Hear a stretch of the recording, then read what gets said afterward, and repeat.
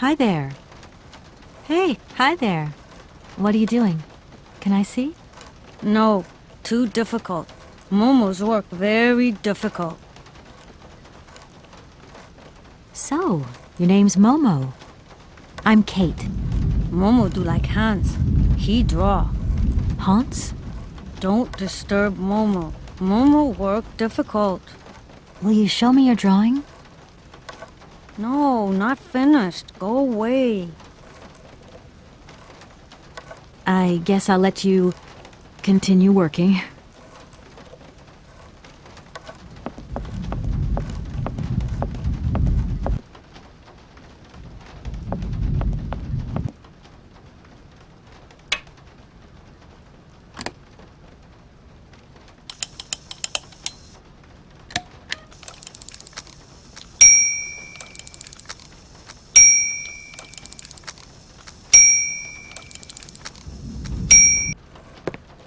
Okay, I'm coming.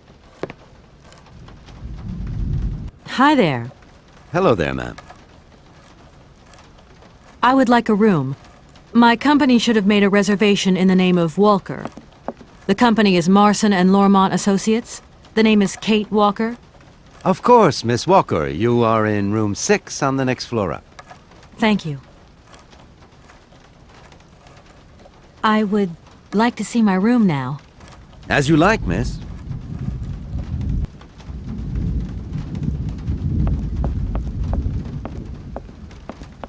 I really don't have the strength to take this suitcase any further. I wonder who can help me.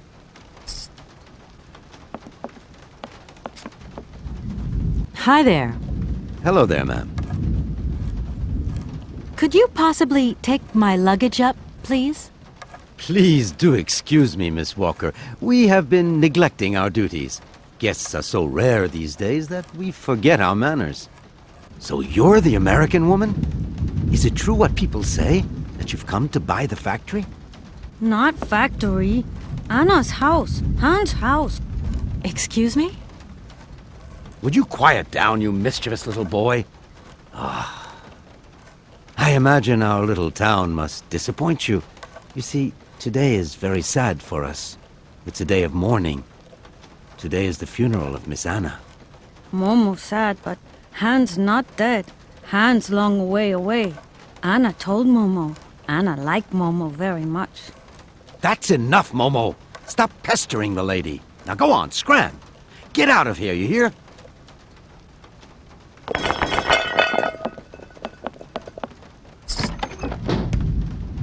What was I saying? Oh, yes, Miss Anna. Such a great loss for Valladolid, it really is. Because now that she's dead, the factory'll close. But you're here to stop that happening, aren't you? Our future is in your hands, Miss Walker. What? Anna Vorarlberg is dead?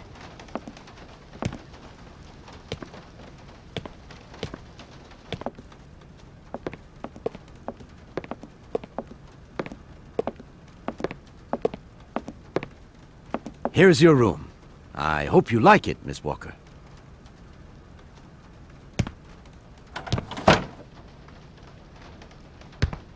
I'll leave you to rest for the time being. You must have a lot of work to do. You know, the takeover of the factory is very good news for us here. It would make us very happy to see life return to our valley. If only you had seen Valladolid before. It was delightful. People came from all over the world to buy Vorarlberg automatons. Ah, somebody has left you some mail, I see. Remember, if you need anything at all, we're not far away, Miss Walker.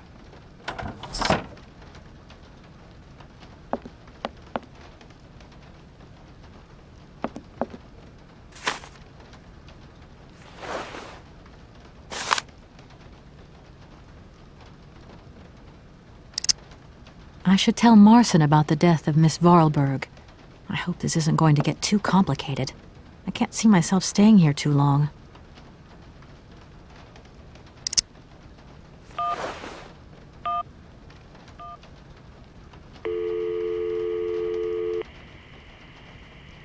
Marson and Lormont, how can I help you? Can you put me through to Mr. Marson, please? It's Kate Walker. Hold the line, please.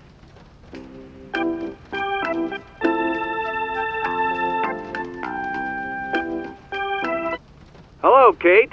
So tell me, how's the case going? I've just got to Valladolid, and there's a slight problem, Mr. Marson, I'm afraid. Mrs. Vorarlberg is dead. Ah, that's most unfortunate. But I seem to remember we made provisions for just such a sad eventuality, and we know that there was no heir. Yes, that's right, but... So where's the problem, Kate? Contact the notary right away. I'll get my secretary to fax you his address and an introduction letter from the firm. Very good, Mr. Marson. Right, I gotta go, Kate. Keep me up to date, okay? I just...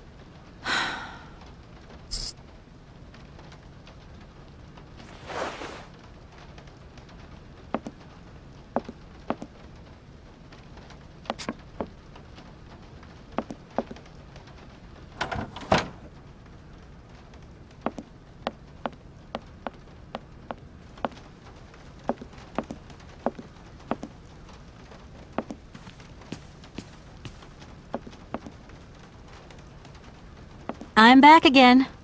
Miss Walker? I think I'm going to need your help again. Are you leaving already, Miss Walker? Should we bring down your luggage? No, I'm not leaving yet. It's just that... We would love to help, but just think what would happen if the telephone rang, or if a fax arrived, or if a customer came through the door. We don't have 5 minutes rest here. I'm sorry. Oh, it's okay, no biggie. The young boy who was here earlier talked about, Hans? Who is Hans? Momo was talking about Hans Vorarlberg, Anna's younger brother. But he died a long time ago. Nobody here even met him.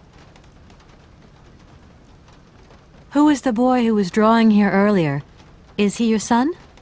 Heaven forbid, no, not at all. He's not a bad boy, no. Momo is just a little simple, that's all. What is his connection with Anna Vorarlberg?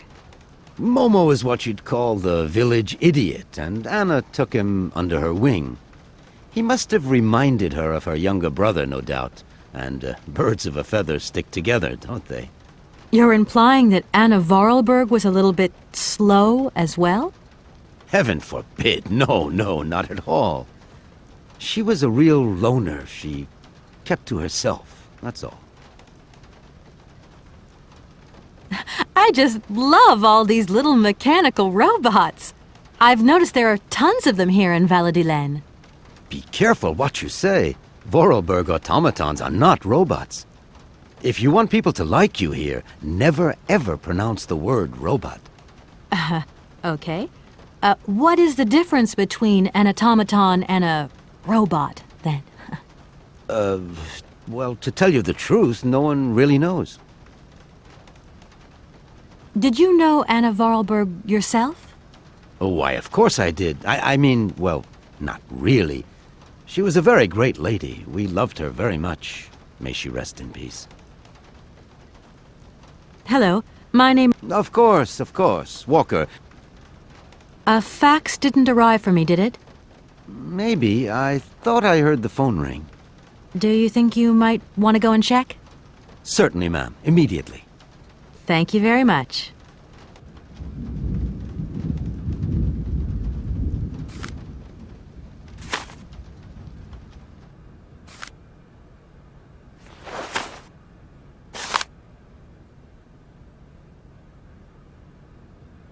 Thank you. At your service.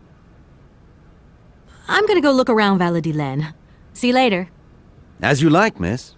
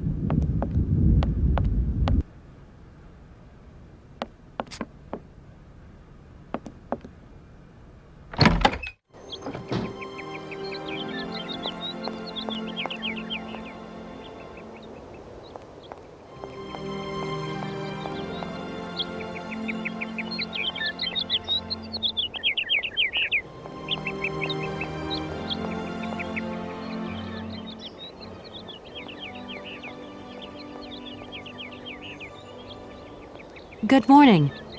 Are you open? Can I buy something from your bakery? No, afraid not. Not possible. We're closed. I can wait a while. You can wait, but we're closed all day. Day of mourning. I'm sorry. Please accept my condolences. Don't worry about it. Because of Madame Vorarlberg's death, all the shops are closed. Mayor's decision. Try tomorrow.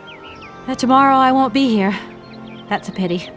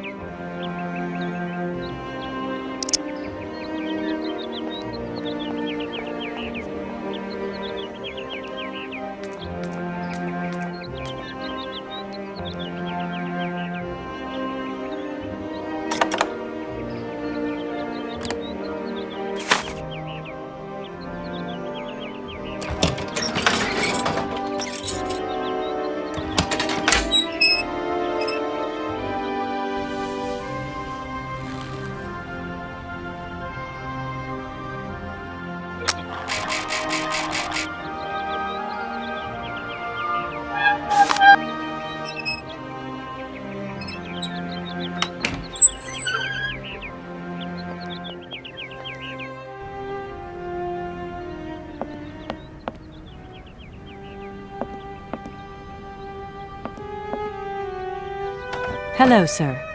Miss Walker, I presume. Have you had a good journey? Everything went very smoothly. Thank you. Do take a seat, Miss Walker, please.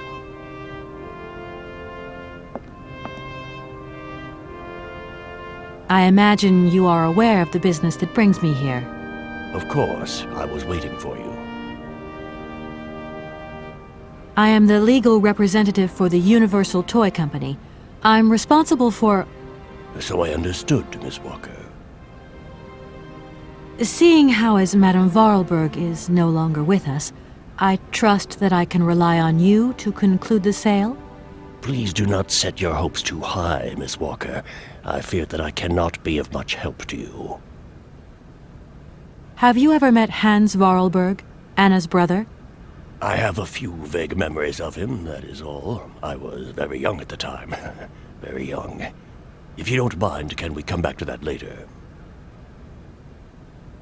At the tavern, I met a young boy by the name of Momo. I was informed that he is mentally disabled. Whatever his condition, he told me about a man called Hans. He's apparently Madame Vorarlberg's brother. Moreover, it appears that Hans is not actually dead. What do you think of that? Let us take one thing at a time, Miss Walker. You will receive all the information you need in due course, you can be sure of that. That is a magnificent automaton you have at your entrance. I'm very proud of it. And since my health problems, it has become absolutely indispensable for me. Yes, indispensable. It was Anna Vorarlberg who had the idea. She provided many houses with this kind of machinery. You don't find it suspicious that Madame Vorarlberg left us so suddenly? Her death took us by surprise. She still seemed to have so much life left in her. I would have loved to have met her. Anna Vorarlberg was not only one of my most faithful clients, she was also a very dear friend. Miss Walker, I am afraid that the sale of the Vorarlberg factory is not as straightforward as it first seemed. Whoa there. Everything was agreed. We'd obtained Anna Vorarlberg's consent, and her death does absolutely nothing to invalidate that. Now, I have to be back in New York the day after tomorrow, Maître Alfotaire. My client and I are impatient to seal this deal. I understand only too well, Miss Walker. There is an heir, Miss Walker. Excuse me, an heir? But Madame Vorarlberg never married, as far as I know. And in my last conversation with her, she absolutely never mentioned this detail. Miss Walker, believe me, I was more surprised than you are. Anna Vorarlberg sent me a letter 2 days before she died. Understand, Miss Walker, that had I known about this earlier, I would have informed you. I shall read you the document in my possession.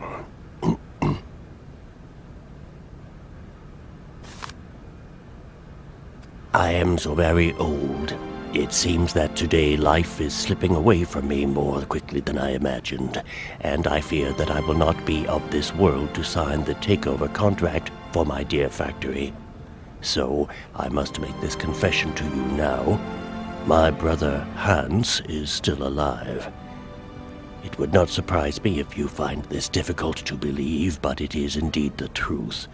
You must remember his death, his funeral, too. Even though you were very young at the time, it was but a sordid charade dreamt up by our father. To him, the very idea that his only son should wish to leave Baladillen and abandon the family business was unbearable. When Hans left, he preferred to think him dead and make everybody else believe this too. He obliged me to bear this terrible secret as well. I repeat that Hans is still alive, so when I die, it is he who becomes the sole and rightful heir of our factory. Okay, I see. If Hans Vorarlberg is not dead after all, then I just have to sign the contracts with him. I suppose you've already contacted him? Where can I reach him? The second half of the letter informs us that Hans Vorarlberg is somewhere in Syberia. I will leave the document in your hands to read at your leisure.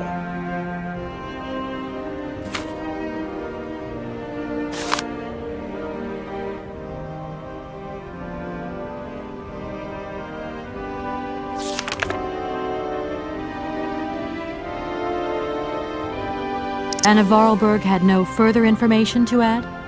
Unfortunately not, Miss Walker. I have told you as much as I know.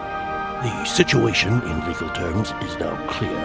If you want to conclude this sale, you have to find Hans Vorarlberg. Apparently, there is a body lying in the town cemetery. There also seems to be some ghost wandering around Syberia.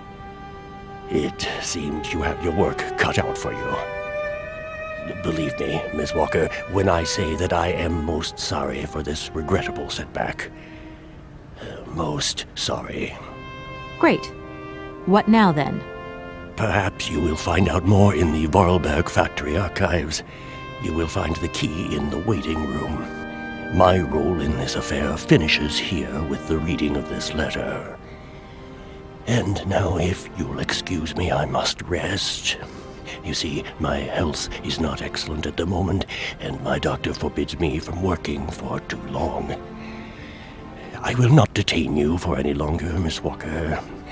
Do not forget to close the door as you go out. Goodbye, sir.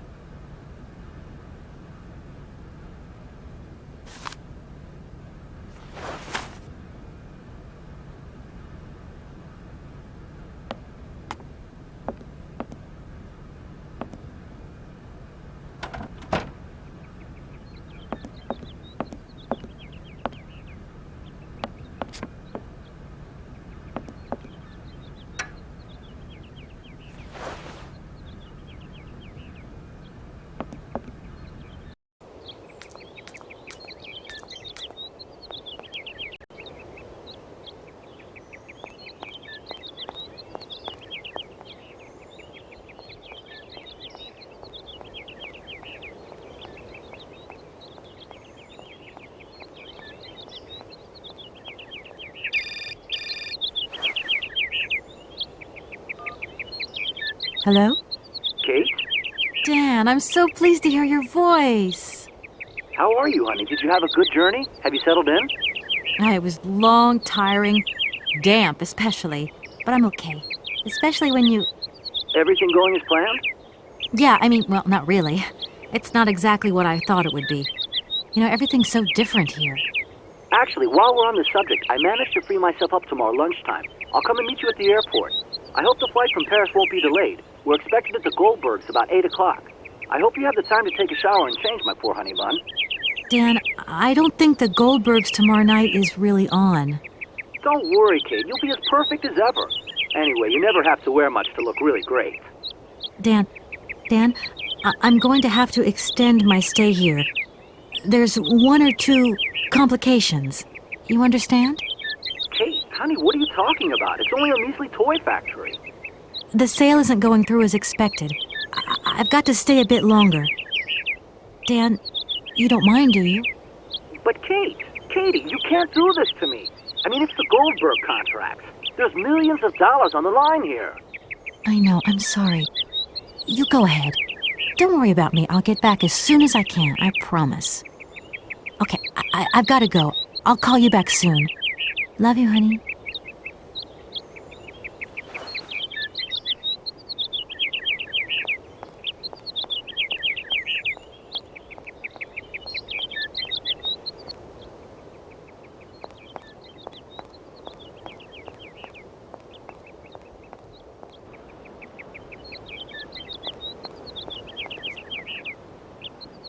Good morning. Good morning. What a pleasure to meet such a lovely young lady honoring our aging streets. Please sit yourself down next to me so we can enjoy the air together. It would be a pleasure, but I'm afraid I don't have the time. Some other time, maybe. I hope so, miss. I remember when these streets were full of vibrant life. In those days, there was a charming encounter to be had round every corner. Our good little town of Valladolid is not what it used to be. It looks like things have changed a bit around here. Our children have all left the valley. They need to earn a living, don't they? Can't really blame them. You have to move with the times, don't you? And it's not at the Vorarlberg factory that they'll find jobs. Being excluded from the world is not an easy burden to bear, believe you me, miss. But it's such a pretty little village. I can tell you're not from these parts. I hope you enjoy the pleasures that we still have to offer. Good day to you.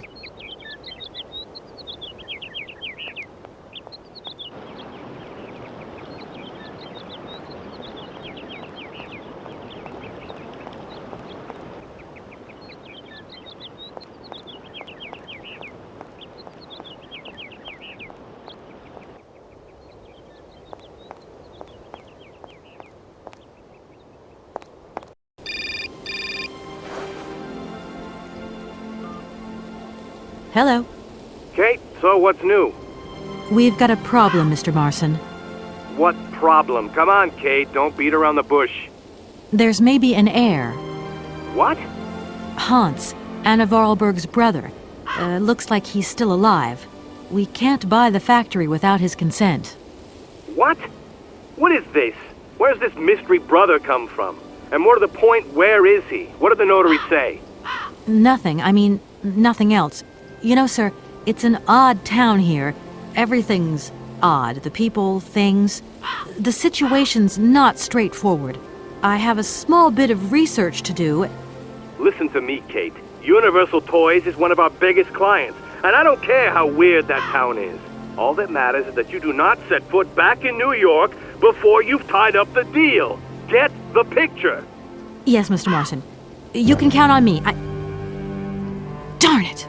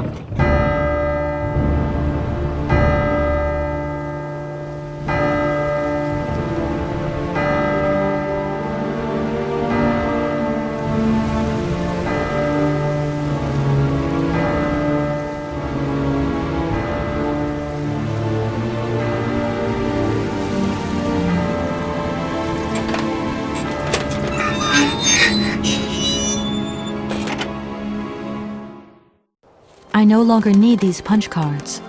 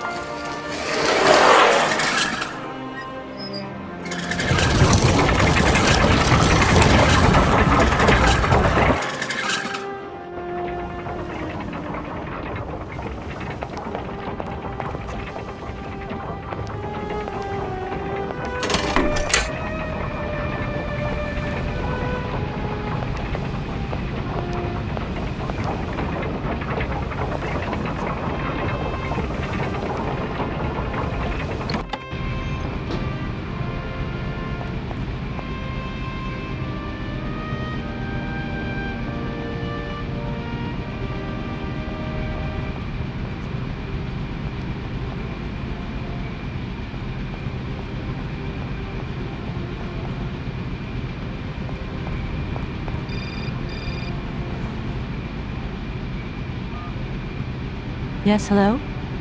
Kate, what happened to you, my poor munchkin? I've been trying to contact you for hours.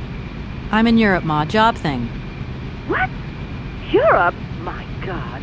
Oh, I've got such happy memories of Europe. Some of them even involve your father, but that's enough of that. Tell me, where are you? Paris? London? Venice? Valladolid. Yeah, I know, it's a bit out in the boonies. What in the world are you doing out there? You know, business. I've got to see through the takeover of some old family business that's got a few debts.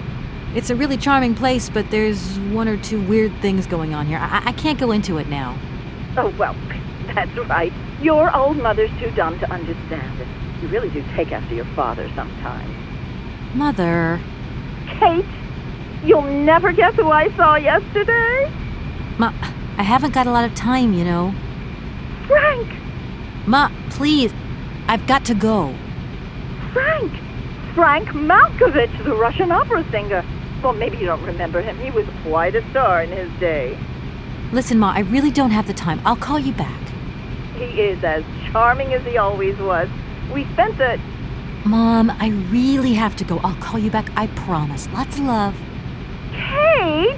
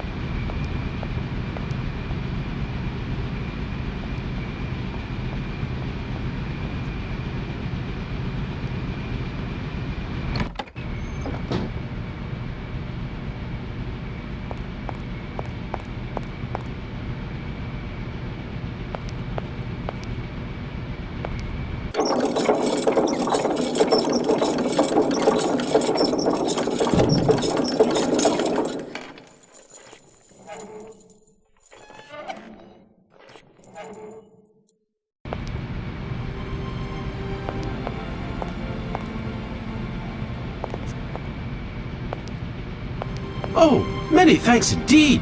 I am most embarrassed for you to see me like this. I lack a certain completion. You see, nobody here found the time to polish off the finishing touches. Honestly, these days, we really have lost the art of good workmanship. Yeah, maybe. With whom do I have the honor of speaking? Could you please state your identity, articulating clearly? My name is Kate. Kate Walker. Allow me to introduce myself. I am Model XZ2000. My common name is Oscar. I represent the technological zenith of this factory's production. I have been designed to drive a locomotive. A touch messy, but an essential task. Have you logged my first and last name? Perfectly. Kate Walker. Pleased to meet you. Me too, Model XZ2000. Please, all my friends call me Oscar. This fad for cryptic names is such a bore. Could you imagine being called by your passport number? I suppose not, Mr. Oscar. Sir. When you are complete and totally functional, can you help me gather information about Hans Vorarlberg? I'm afraid I can't, Kate Walker. Duty calls. Once I've recovered my feet, I have to see to my post on the train. It's waiting for its engineer. Does the name Hans Vorarlberg mean something to you? Of course, he created me. But I'm sorry to say that I am yet to meet my maker. Have you any idea where he might be right now? No, Kate Walker, but I am sure I would experience great metaphysical satisfaction in his presence. You said you were a train engineer? What train would that be? But Kate Walker, you have not seen the magnificent train waiting at the station? And where is that train going, Mr. Oscar? The train is going far away. Very, very far away indeed. Are you taking any passengers? My duty is to drive the train. Above all, to avoid delays. An engineer prides himself on punctuality. I will agree with you, though, Kate Walker, that a train without passengers is hardly a train at all. You haven't answered my question. For further details, please consult Anna Vorarlberg. Do you know Momo? No, Kate Walker. You are a very strange robot. Automaton, if you please. I'm sorry, I didn't mean to offend you. Automatons have an additional soul auxiliary, you understand? I think so. Has it been a long time since you last saw Anna Vorarlberg? 72 hours, 32 minutes, and 20 seconds to be precise. This regrettable absence explains the delay in my production process. Anna Vorarlberg is dead, Mr. Oscar. What do you mean by the notion of death, Kate Walker? Broken. Disactivated. Worn out. Damaged. Unplugged. Oh, that really is most bothersome. I'd rather counted on finishing my production. Can I be of use to you? Why, you certainly can. I absolutely must have my feet. My hands are Model XZ2003. My feet are Model XZ2005_B. Be careful. The Model XZ2005_A has evidenced some rather embarrassing performance failures. Like bugs? Automatons do not have bugs, Kate Walker. They simply display functional idiosyncrasies. I'm sorry, I didn't know. What do I have to do to get you a pair of feet? Use the assembly line to construct them. You will need a production punch card, on which is recorded my body design data. Here is my own punch card. Okay, I'll give it a go. Thank you, Kate Walker.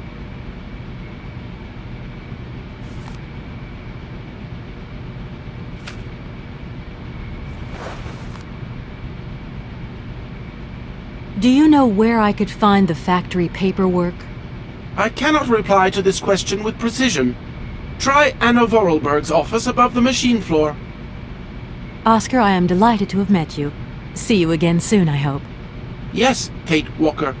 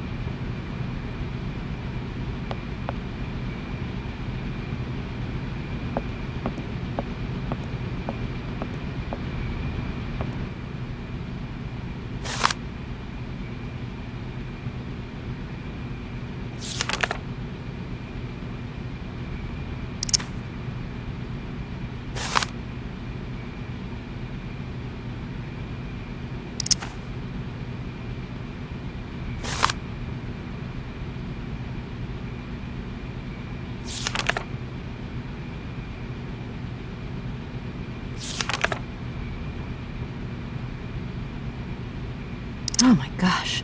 Invoices, invoices, more invoices. I never knew the factory was in such a bad way financially. These last 2 years must have been very hard for Anna Vorarlberg.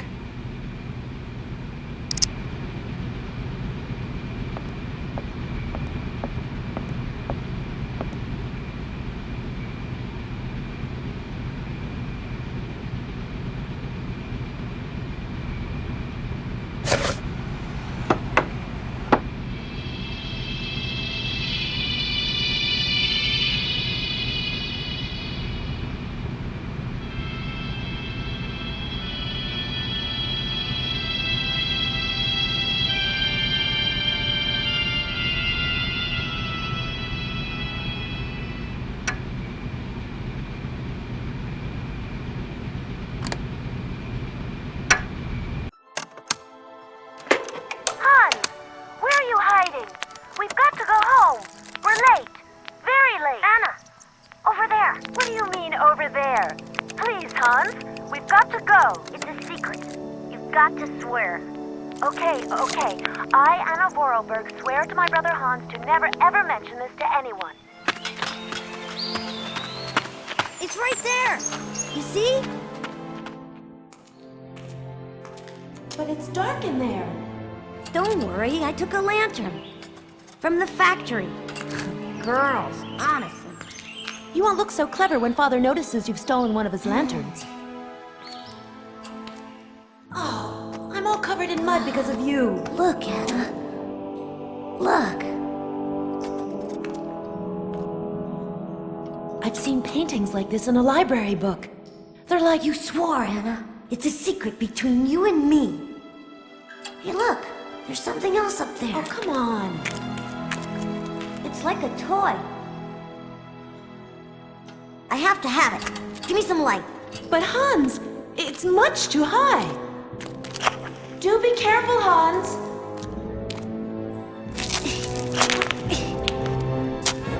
Hans, be careful!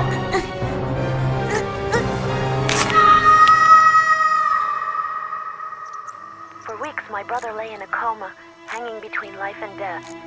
And then one morning he opened his eyes, but I knew he would never be the same again.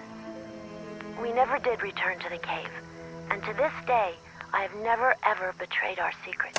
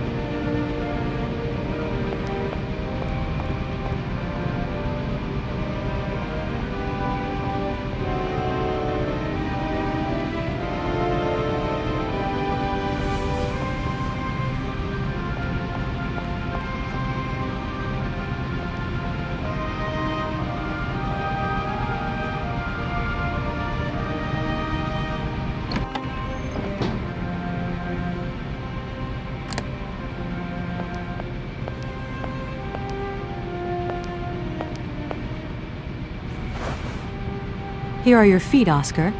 I hope they fit. Kate Walker, I see you managed to produce 2 XZ2005_B models.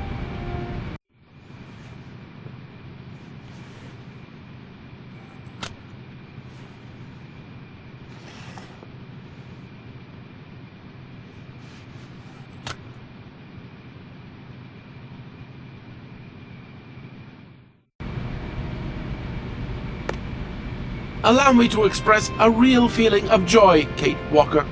They really suit you. Comfy? Very. You are very kind, Kate Walker. I am sorry to have to leave you. Where are you going? I must find my train. Its departure is imminent.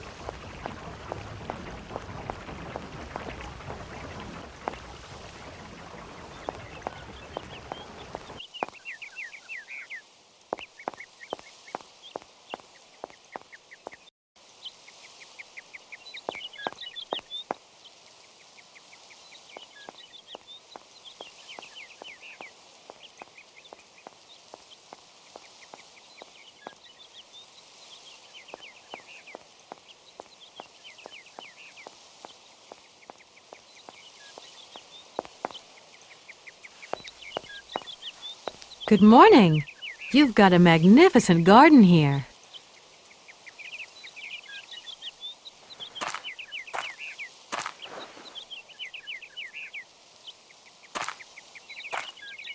Oh, please don't talk about it. Since my gardener automaton broke down, there are weeds everywhere. You can't imagine how much work it takes me. I don't know whether I'm coming or going. We're not used to doing without our robot help here in Veladiland. But everybody says that we're going to have to get used to it.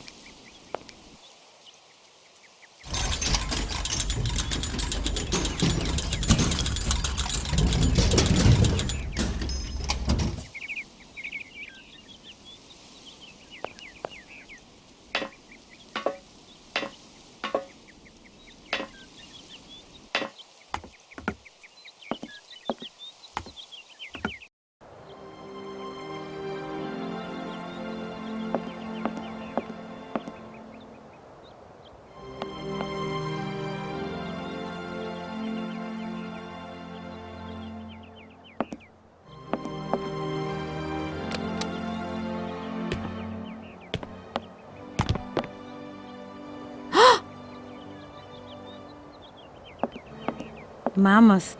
You draw mammoths for Momo? Ah, Momo, it's you. You scared me.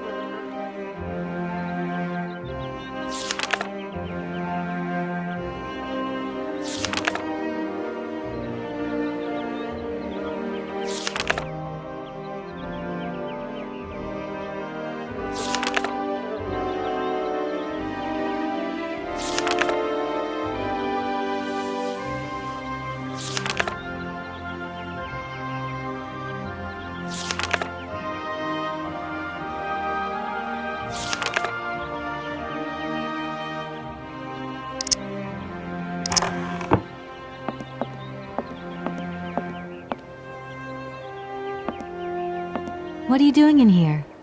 Momo want Mama's picture, like Hans' picture. Sorry, I haven't got a picture of a mammoth with me. Take paper and pencil and draw mammoth for Momo. You don't give up easily, do you?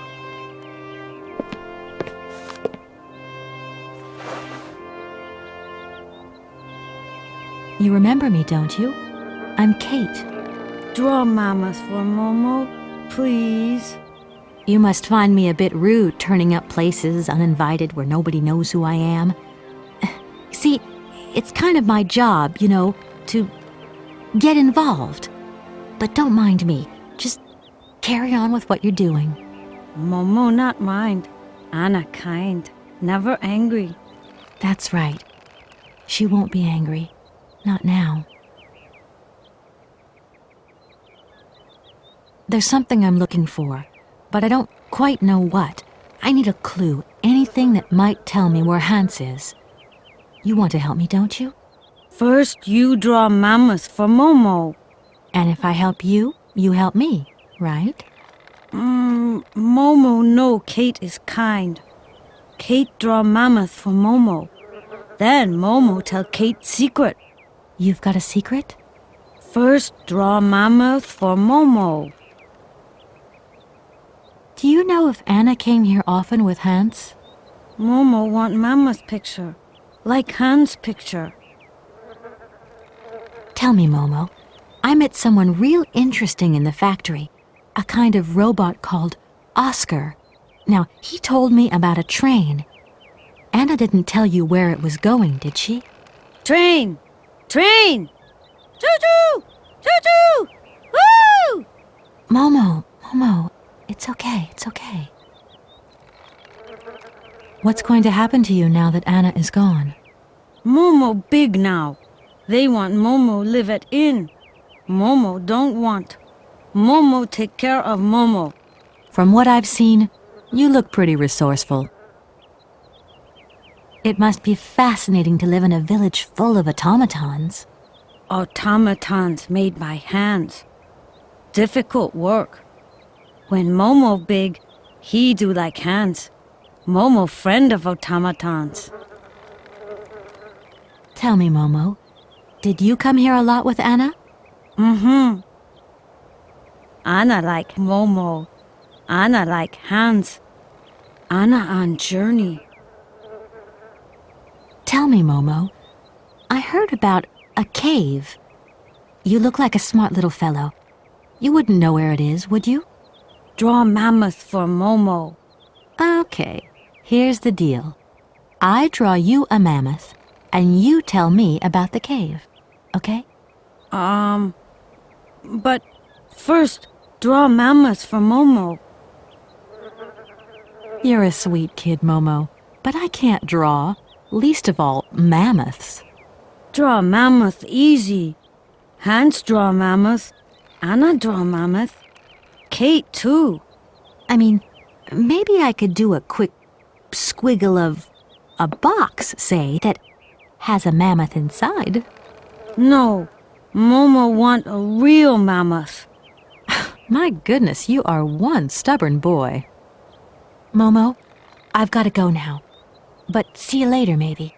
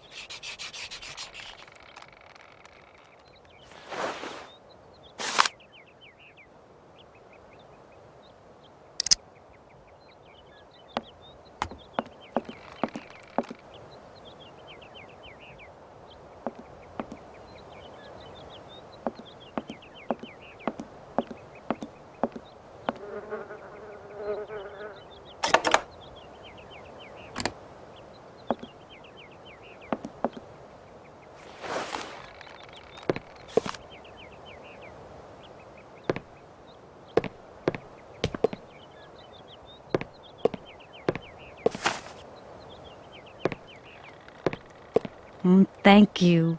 Momo happy. Now follow Momo. Momo show his secret to Kate.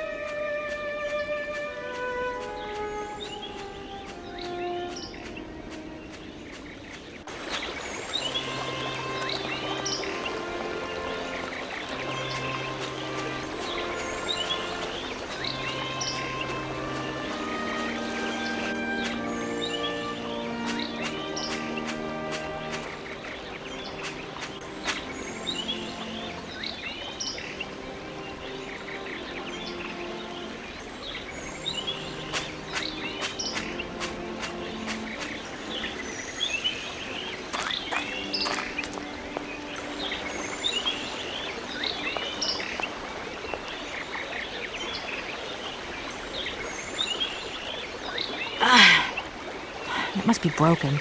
I've got to get a helping hand here.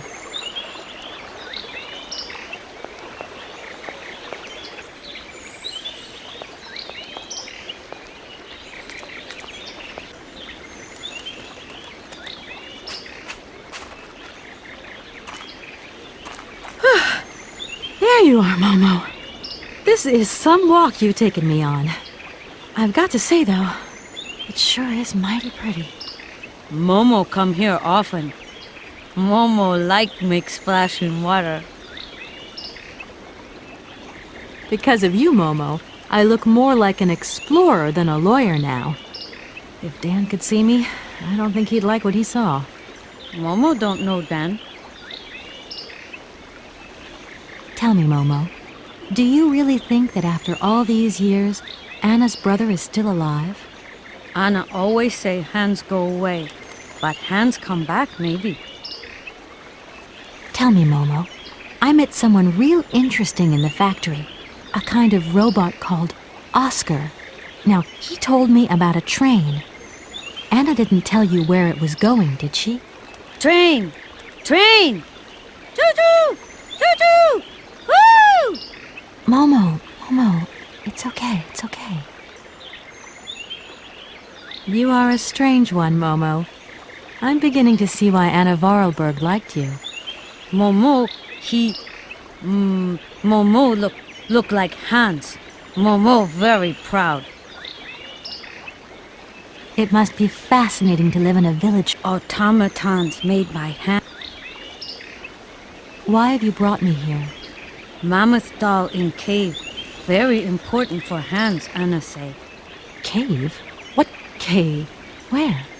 Momo not liar. Can you help me, please? What do?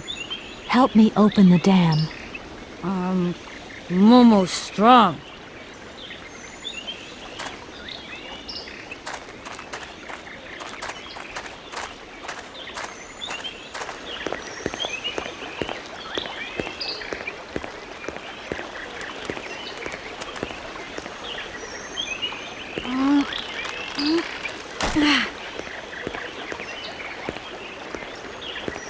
Oops.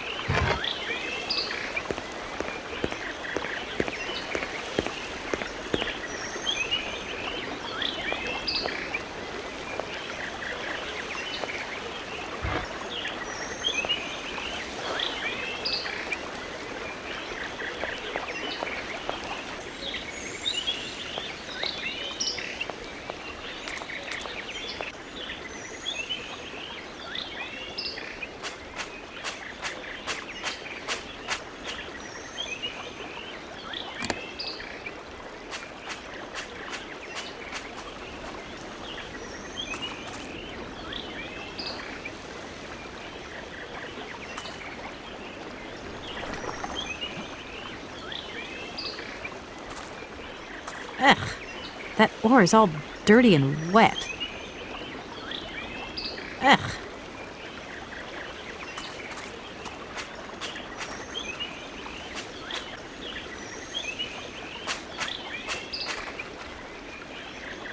Momo, I've got something else I want to ask you. Momo listening. I've moved the ore nearer. Be a good boy and carry it for me? Momo say yes.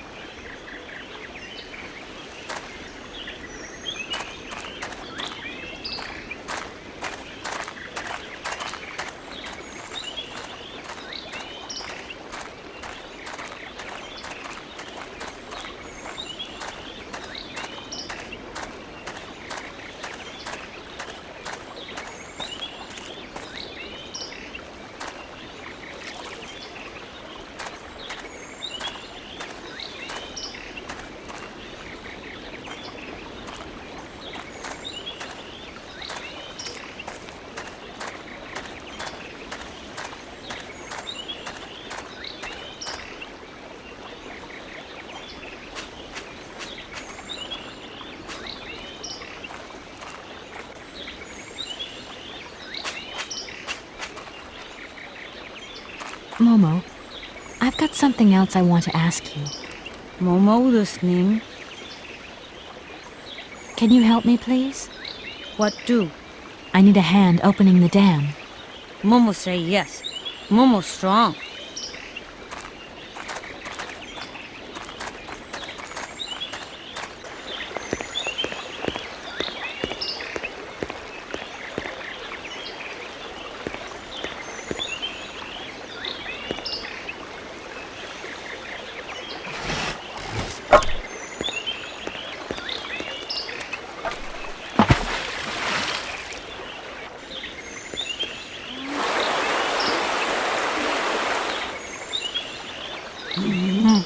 Momo very strong. Thank you, Momo.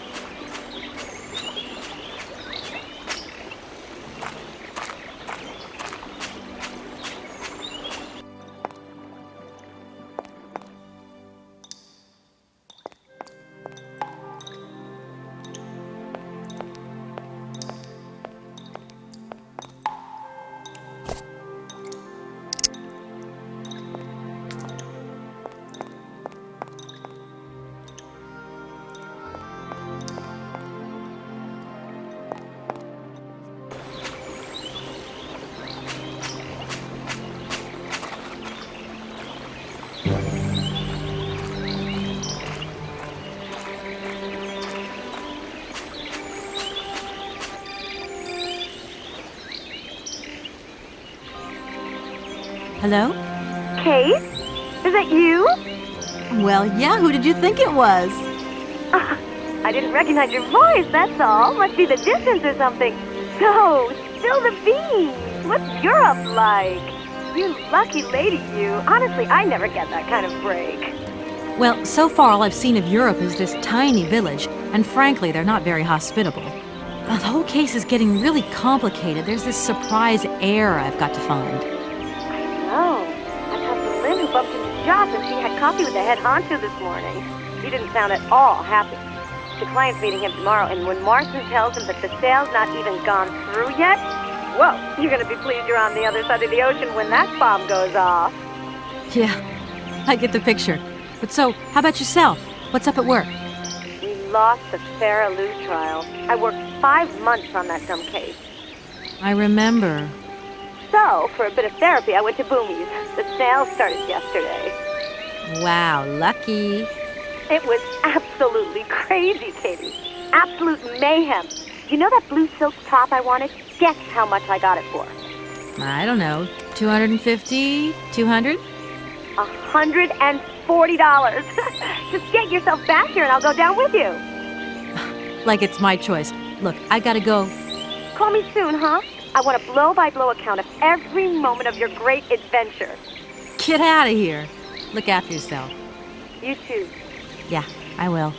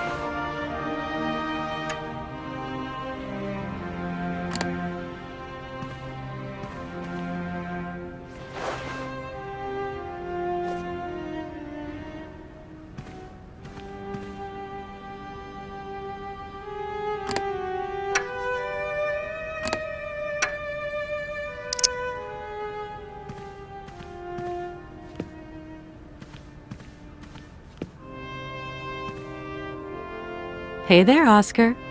My functions do not permit me familiarity, Kate Walker. Even if you are my first and only passenger. Me? Your passenger? Yes, you, Kate Walker. Is it not for that reason you completed my production process? If you say so. Oscar, you know you could just call me Kate. It would be so much nicer, especially as we're going on such a long journey together. I am sorry, Kate Walker, but I have already logged your name. I cannot modify this data, and my functions do not permit me familiarity, Kate Walker. Well, I hope your functions permit you to learn the difference between being familiar and quite simply nice. Oscar, if you were in my shoes right now, what would you do? My reasoning mechanism does not permit me to manage problems outside the mandate of my own functioning. I can't wait to meet Hans Vorarlberg. What about you? I would find the experience inordinately gratifying. And I won't forget to congratulate him on the success of his incredible automaton. Why, thank you, Kate Walker. This train is amazing. I'm going to travel like a princess. I am happy that you like it, Kate Walker. This train has been designed to optimize passenger comfort. Are you the only automaton on the train, Oscar? I have been designed to attend to all tasks relating to the smooth functioning of the train and the comfort of its passengers. Okay, Oscar. I don't doubt your talents for a second. Poor Madame Vorarlberg. I'm sure she would have loved to come along. This train was designed for only one passenger, Kate Walker. So, it's like I've taken her seat. I have decided to come along for the ride, Oscar. Ready when you are. Your ticket, please? My ticket? What are you talking about? The rules clearly state, Kate Walker, every passenger of this train must possess a ticket. Okay. And where do I get hold of a ticket? Only the ticket vendor may issue tickets. You are in luck. The ticket office must be open now. You should go there immediately.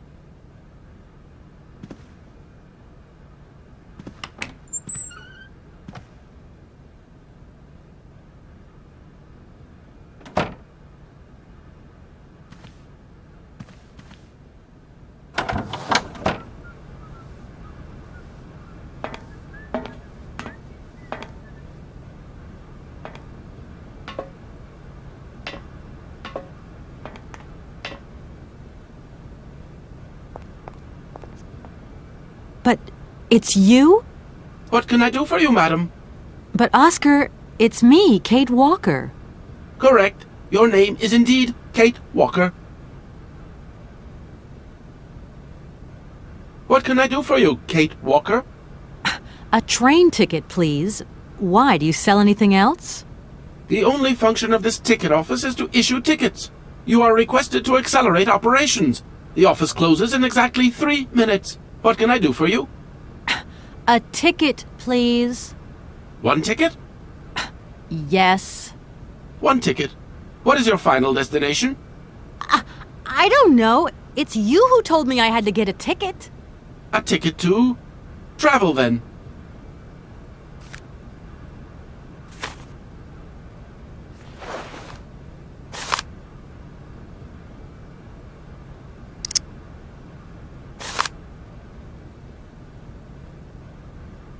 There you are. Do not lose it. This office is not entitled to produce duplicates. This advice also applies to the accompanying documentation. What's that? The authorization for the release of the train. The ticket officer may ask you for it at any time. But I mean, you are the... Attention! The exact moment has arrived to close this office.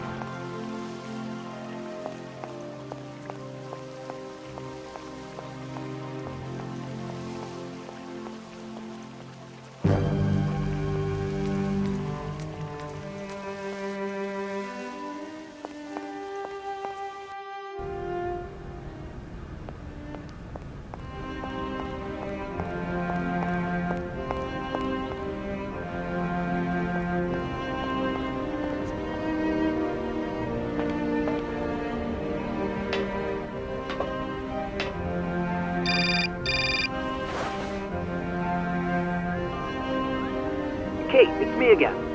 Dan, I was gonna call you. Yeah. Are you mad at me?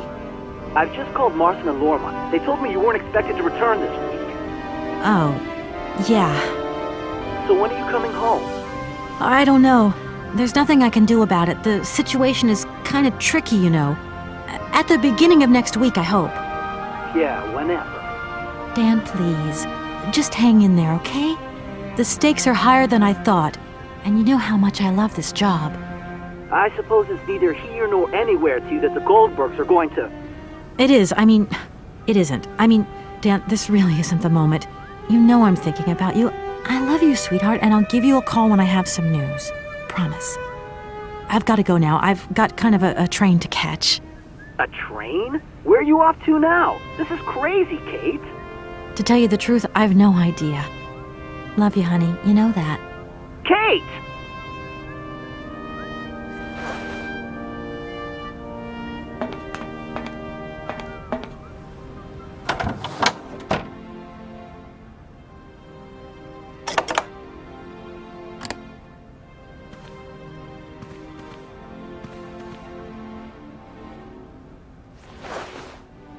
Here.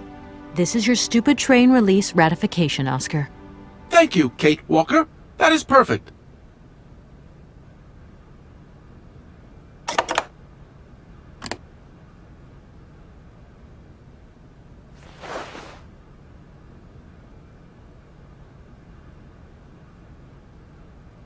Right. Everything is in order then. The train is finally ready to leave. I am most terribly embarrassed. Such ignorance on my part is inadmissible. I hope you still have confidence in my abilities, Kate Walker. Please return to your seat and we can leave. Finally.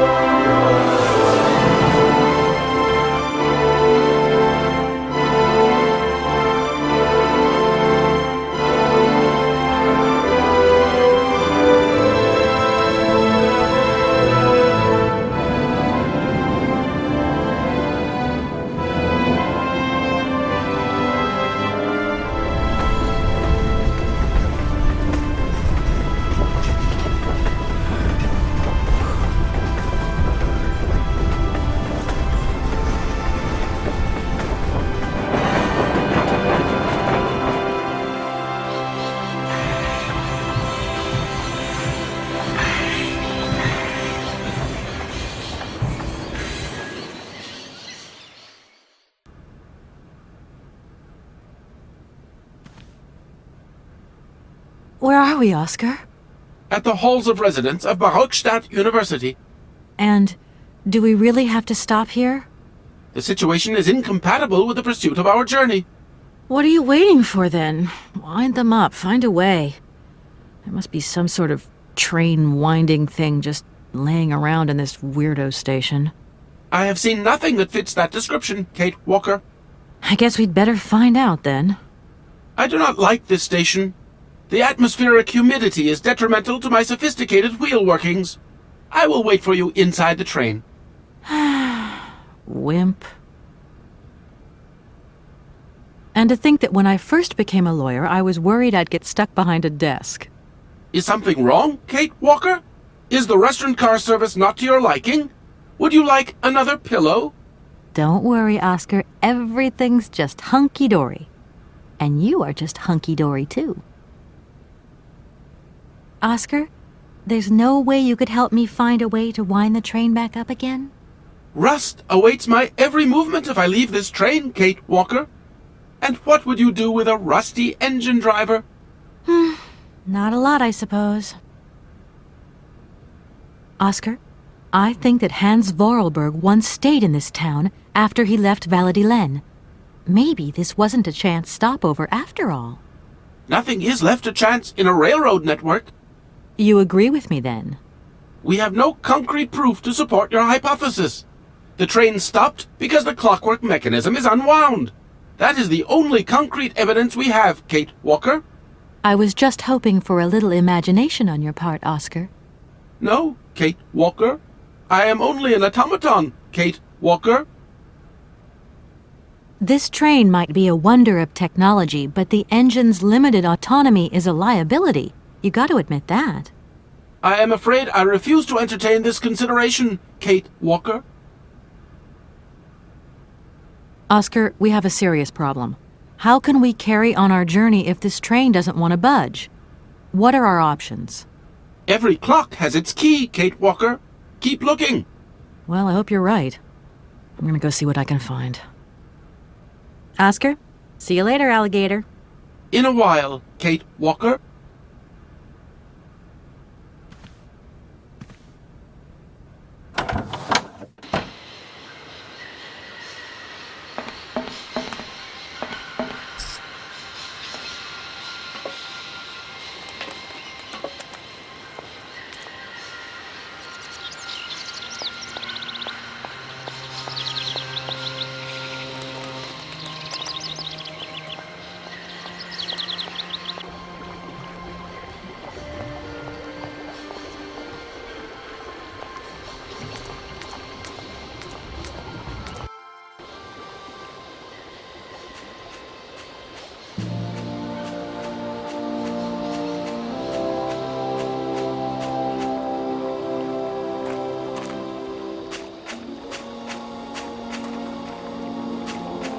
That thing looks like the winding machine I used in the Valladolid station. I've got to find a way of getting the train up here.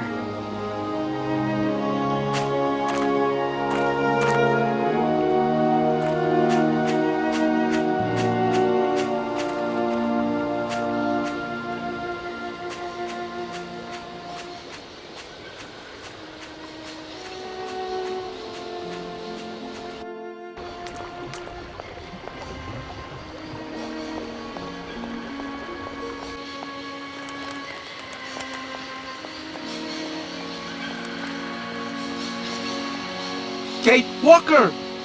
Kate Walker! Come over here, please! I have something to say to you!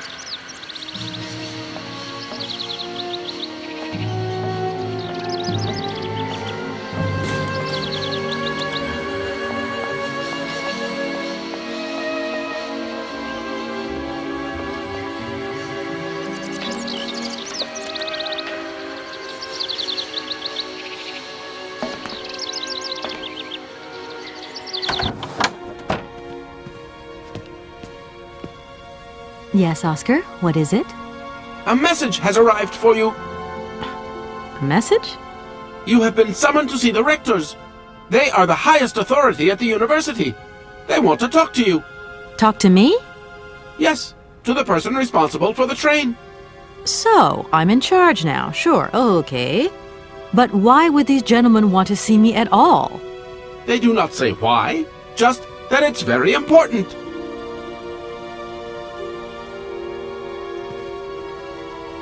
Everything okay, Oscar? Yes, Kate Walker. I am awaiting your instructions. You should take a look around the station, Oscar. It's amazing. Greenhouses that are all lit up, exotic trees, and thousands of birds of all different colors. I am obliged to avoid exposing my wheelwork to corrosive bird excreta. I shall remain inside to monitor the locomotive. Of course. Well, too bad for you. Oscar, see you later, alligator. In a while, Kate Walker.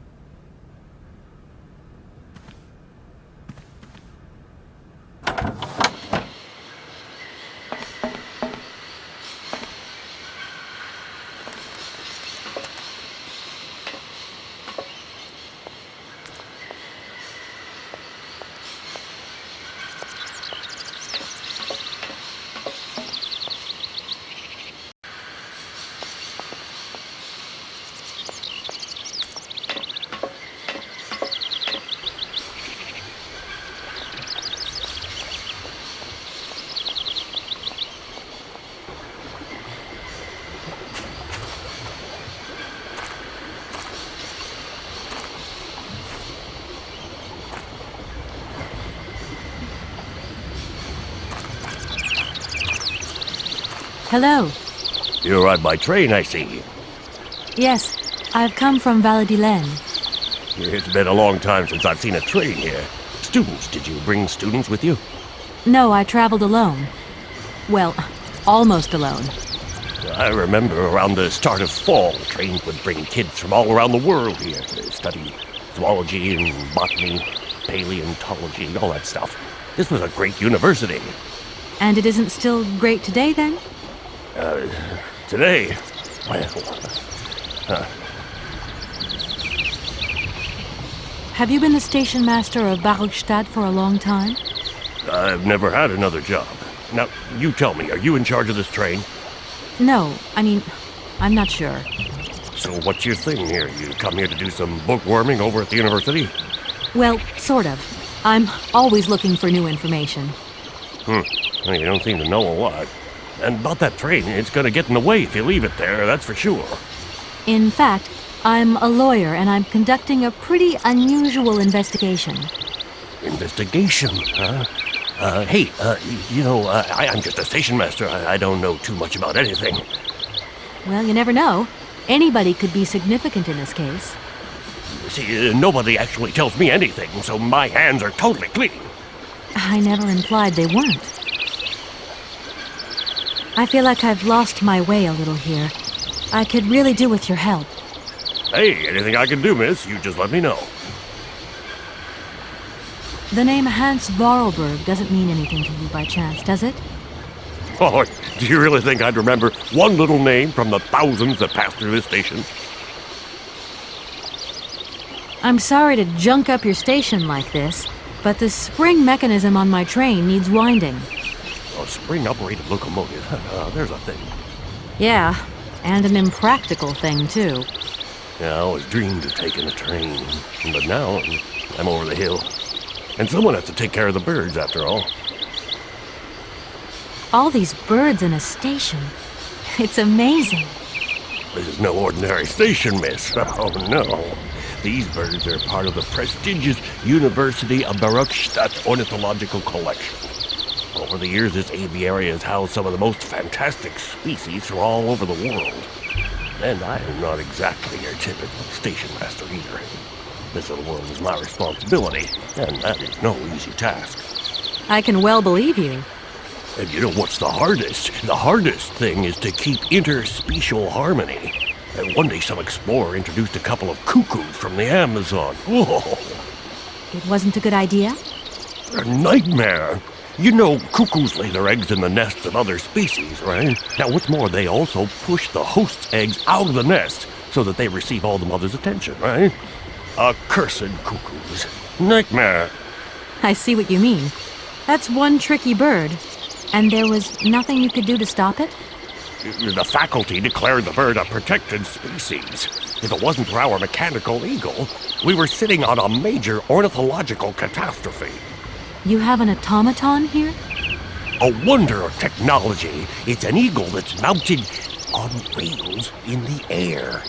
It passes through and it swoops down to collect parasite eggs. But heck, the dang eagle's been out of order for several years. Impossible to collect the eggs myself. Why not? I can't climb up the gangway. I fell off it several months back and I still have a pain in my spine. Not to mention the vertigo I've been getting. I only have to look up in the air. Whoa. You poor soul. That must be very hard. Worst thing is, cuckoo eggs piling up in the nests. Soon the rectors are gonna notice. There's trouble in store, big trouble. I'm worried. Yep, worried.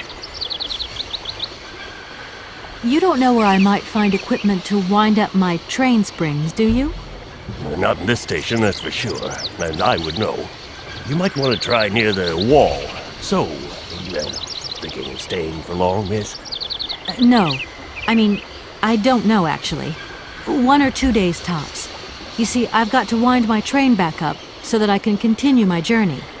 It's just, if you stay here too long, I might get in trouble. The train should stop, then leave again. That's the rule. Besides, your machine's disturbing the birds. Maybe you could take me up to this wall?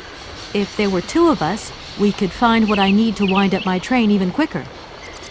Miss, forgive me, I gotta stick by the rules. You know, I have to man the station. I don't want to get into trouble with my superiors at the university. You understand? I won't disturb you any longer, Mr. Station Master. Welcome to Barrockstadt, miss.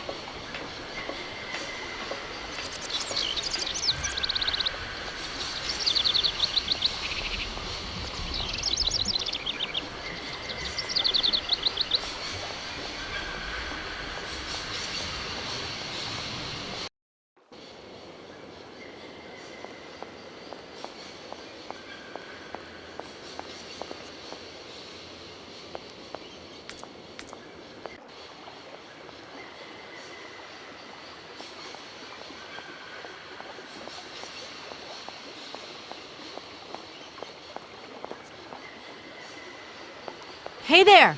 On the boat! Guten Tag, schöne Mademoiselle! My husband say, hello, young lady. You want to talk to us?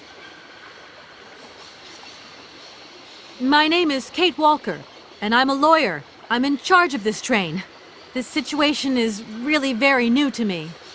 Lawyer, good job. Earn lot of money. A lot? A lot? No, I wouldn't go that far.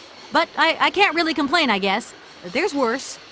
Lawyer always ask a lot of money. Can we change the subject, please? I really don't want to go down this road. I have a little problem with my train. It's kind of broken. I've absolutely got to get it out of the station. Do you think you could tow it over to the wall with your barge? Lock closed. Barge blocked. But if the locks were open, would it be okay to tow my train then? Por qué no? More money for that werk.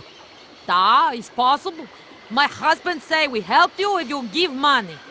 Right. And how much do you want? Cinquante. He want $150. $150? I don't have that much. No money, no barge. Let me offer you 75. Nay, $125. Out of the question. $100 and not a dime more. Correct. You have barge for $100. Great. Now, don't move. I'll be back as quick as possible with the money.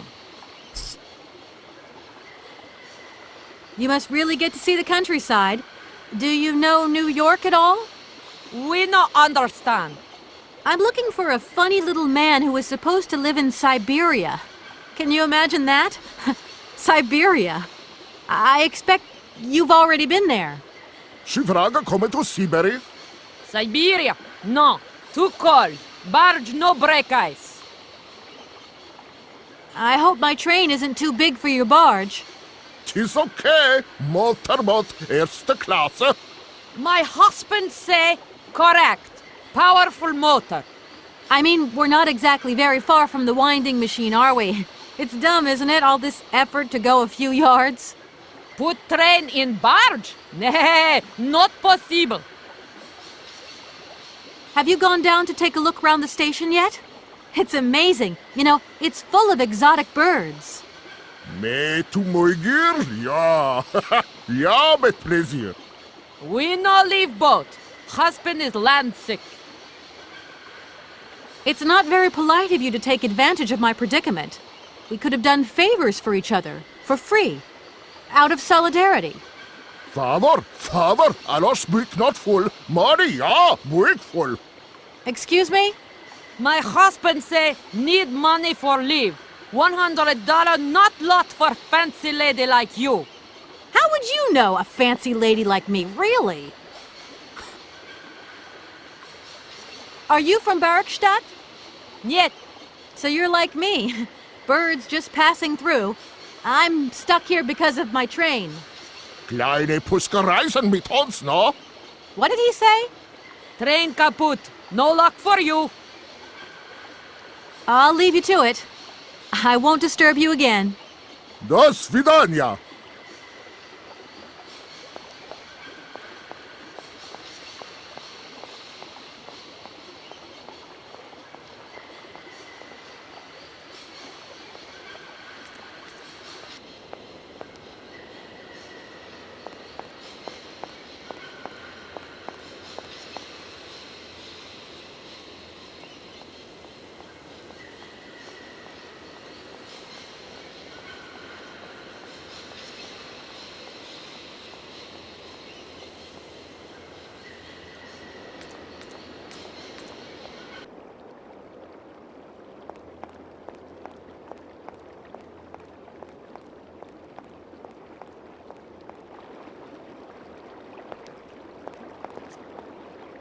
Hello. Hey, baby, you party? You sure looking mighty fine. Love those big round eyes. Just who do you think you are? Hey, spunky. I'd like that in a lady. Okay, I'm hooked. Come on, Zol. I'll let you buy me that coffee. I don't remember ever asking. Hey, don't play hard to get. I know you like it big time. Listen, kid. Go back home and play with your toy cars and forget you ever saw me.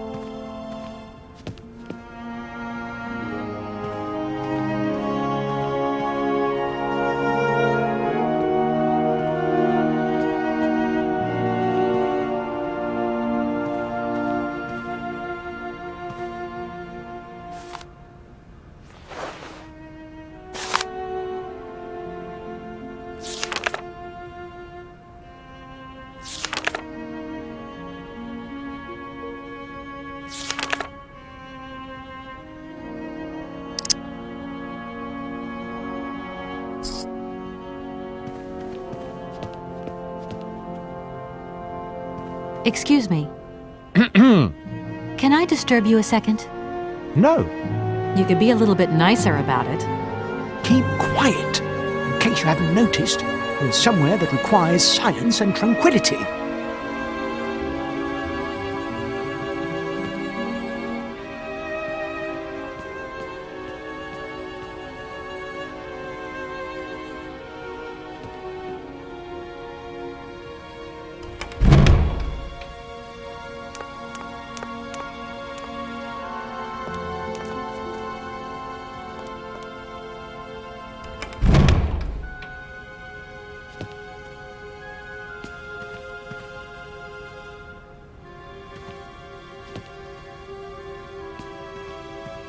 Good day to you, gentlemen.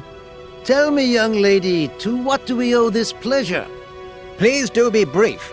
We do not have very much time on our hands. As rectors of this university, we have serious matters to attend to and our time is precious. I have heard you wish to meet the owner of the train that is currently in your station. May I know the reason for your summons? We are surprised that your train has not yet left, miss. The situation is most regrettable. The rules do clearly state that trains are meant to come and go and not remain stationary at a platform. Trains should first stop, then subsequently leave. That is the rule. We agree then, dear colleagues, that what we're dealing with is deviant behavior. This matter really is cause for concern. It's a clockwork train, you see? So it needs winding up again? Unfortunately, there is no equipment in the station to do this. A clockwork train? That's strange. How very quaint. You mean it's some sort of mechanical toy? You are causing a hindrance to us, miss. I am very hopeful that I will find what I need along the wall. The wall? Miss, that really is not a suitable place for you to go. Especially for a young lady. You see, miss, we freely admit that every day we praise the existence of that particular edifice. We owe the integrity of our dear university and the fine education it provides to the wall. It protects us from harm and invasion from the unknown. May God protect us from what is beyond those ramparts, miss. Please believe me. I don't have any choice. I must continue my journey. Such a decision is a correct one since it's in line with regulations.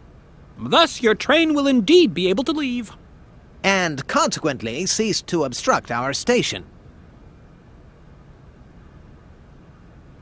I haven't introduced myself.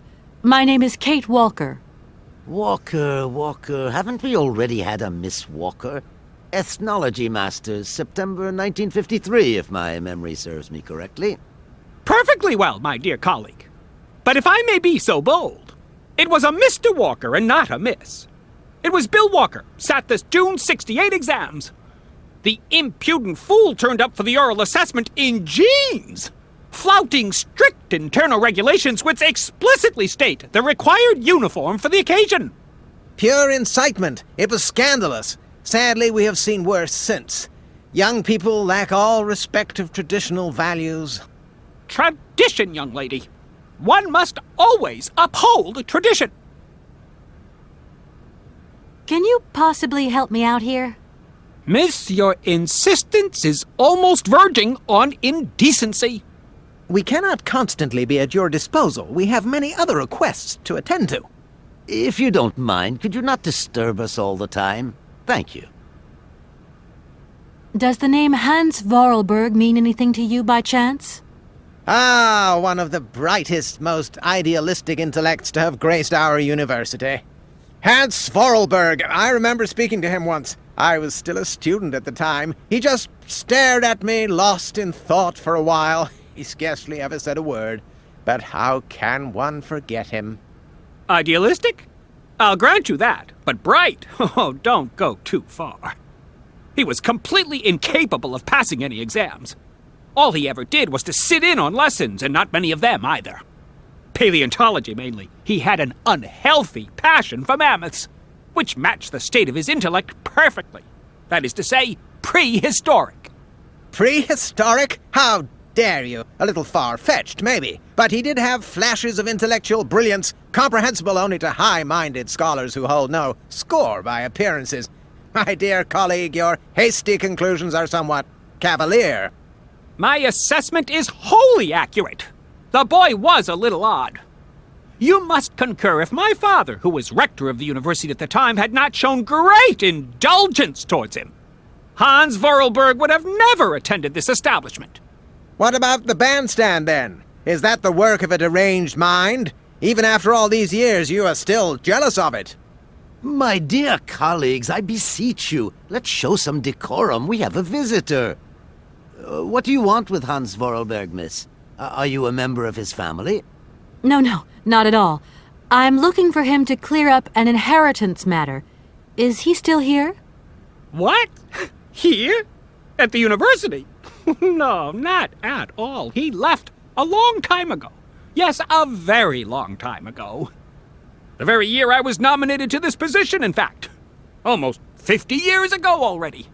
The poor soul moved on once he learned all he needed to know about mammoths. Ah, this establishment was never quite the same after his departure, it must be said. You mean to say it was never as bad? All that oddball brought to this university was his misplaced fantasies.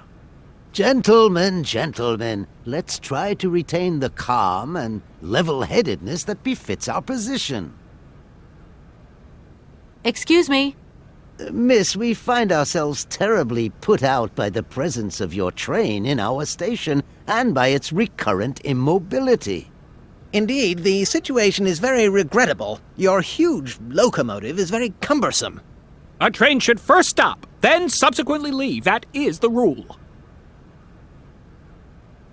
That idea of the station aviary is really very original. It's the pride of our university. One of the specialties taught here is zoology, you see, and more particularly, ornithology. Proper study and instruction should not be limited to books. Observation of living matter is indissociable from theoretical questions. It contains some very rare specimens that have been brought back from faraway, exotic countries, especially for our university, by the world's most intrepid explorers. Do you remember Alexander Valenbois and his peculiar bird? Absolutely. His gift produced some very embarrassing long-term consequences. A poison chalice indeed. It must be said the situation could have been much worse, however. Oh, yes, it could have been terribly problematic. You wouldn't know if there is any Forest Sauvignon here in Barrackstadt, would you? Absolutely. When he says absolutely, he means, of course, absolutely none. What we mean, of course, is that we are absolutely positive there is no Forest Sauvignon here in Barrackstadt. Really? Are you sure? Because I read in a book that Barrackstadt possesses a number of plants. I wouldn't mind getting a hold of some if possible. Out of the question, miss. The assistant rector means to say that our priority is for you to remove your train from our station. Your research will have to wait until your next stop. Yes, that's right. Your train must leave the station immediately, so please refrain from wasting our time in needless visitations. Don't forget the regulations, miss. Don't forget them. Trains should first stop, then subsequently leave. And quickly! You see, I didn't actually intend to stop here, but the springs of my train gave up, you see? No, not really. You mean to say you're not a student? You have arrived a little late in the term, miss. Enrollment for this year has already terminated. But as rectors of this university, and therefore representatives of its highest authority, we could bend the rules a little, if you like. You don't understand. I'm a lawyer from New York. Or rather, Valladolid, more precisely. My client wants to buy out an old mechanical toy factory, but its heir isn't actually dead and is living somewhere in Syberia. I've got to get to him to sign the sales contract. You see? Not really. This is a most peculiar tale. A kerfuffle of the highest order. We have an excellent law school, if you should ever change your mind. Some sailors have agreed to tow the train, but I don't have enough money to pay them. I was wondering if you could help me out. For a while. I could work for the money. Please wait, miss. We have certain confibulations to attend to. That is right. We must confibulate between ourselves. A collegiate decision must be taken. I hope that we are not indisposing you in any way. Why not? If it helps us get rid of that train. My word, that is a fine idea. What do you have in mind, gentlemen? When you arrived here, you must have noticed a splendid bandstand which honors the main university courtyard. A unique piece of mechanical craftsmanship which no longer works, alas. Why, yes, we have very moving memories of its melodies. We're prepared to offer you a financial reward if you can set it working again. With pleasure. What do I have to do? Unfortunately, my dear, time and rust have taken their toll on this university, and our automatons no longer have a spring in their step. You are going to have to be resourceful. To tell you the truth, there are a number of complex mechanisms here in Barrackstadt, and it would appear that we have unfortunately lost their operating instructions. Your train, however, is an extremely ingenious invention, so you should be no stranger to complex mechanisms, should you? We are therefore counting on your ingenuity, miss. I hope that I can show myself worthy of your faith in me, gentlemen. Well, my dear colleagues, one more university matter nicely tied up. Here we are, busy chatting, and look at the clock. It's tea time. Already? My word, doesn't time fly by? Thank you for a charming visit, miss. And thank you, gentlemen.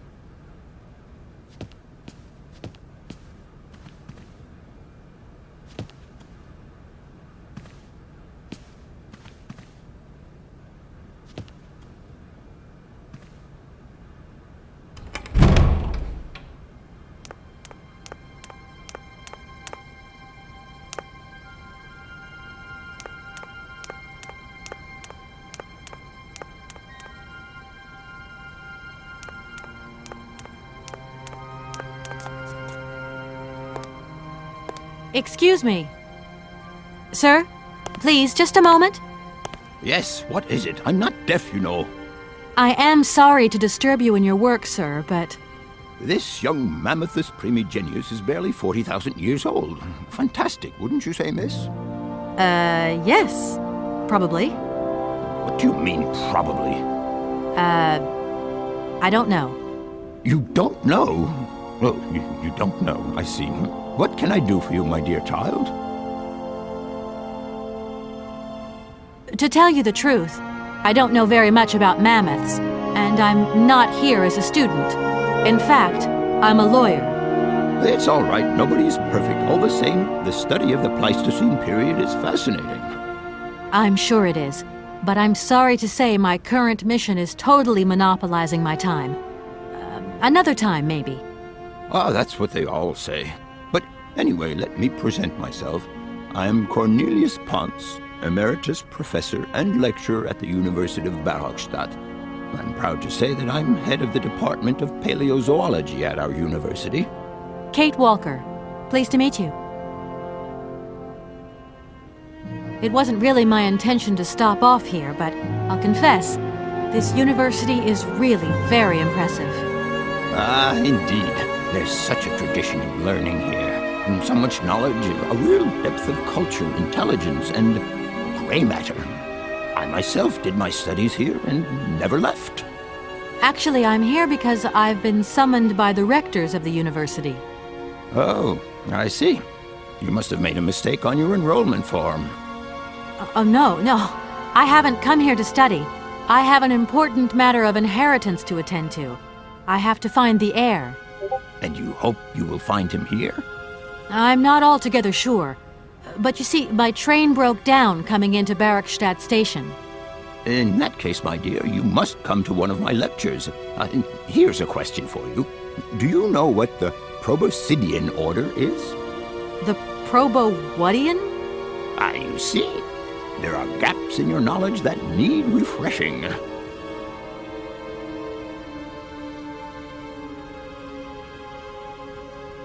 I feel I've lost my way a little here. I could really do with your help. Oh, my dear child, you've chosen your moment. I absolutely must finish off my lecture for this afternoon. It's a lecture about mammoths? Oh, yes and no. More specifically, it is about their migration. Do excuse me, I need to concentrate. To tell you the truth, I'm looking for Mr. Hans Vorarlberg.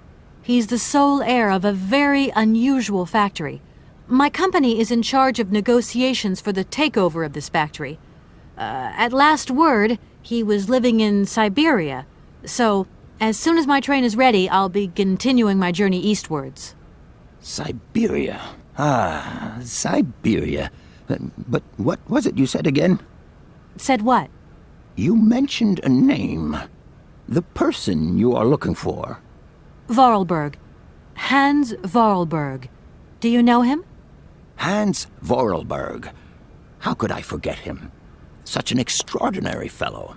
So inventive. We shared a passion for mammoths, you know, and we bonded over this passion. Without it, I confess, I would have had little to do with an odd, ageless retard like Hans.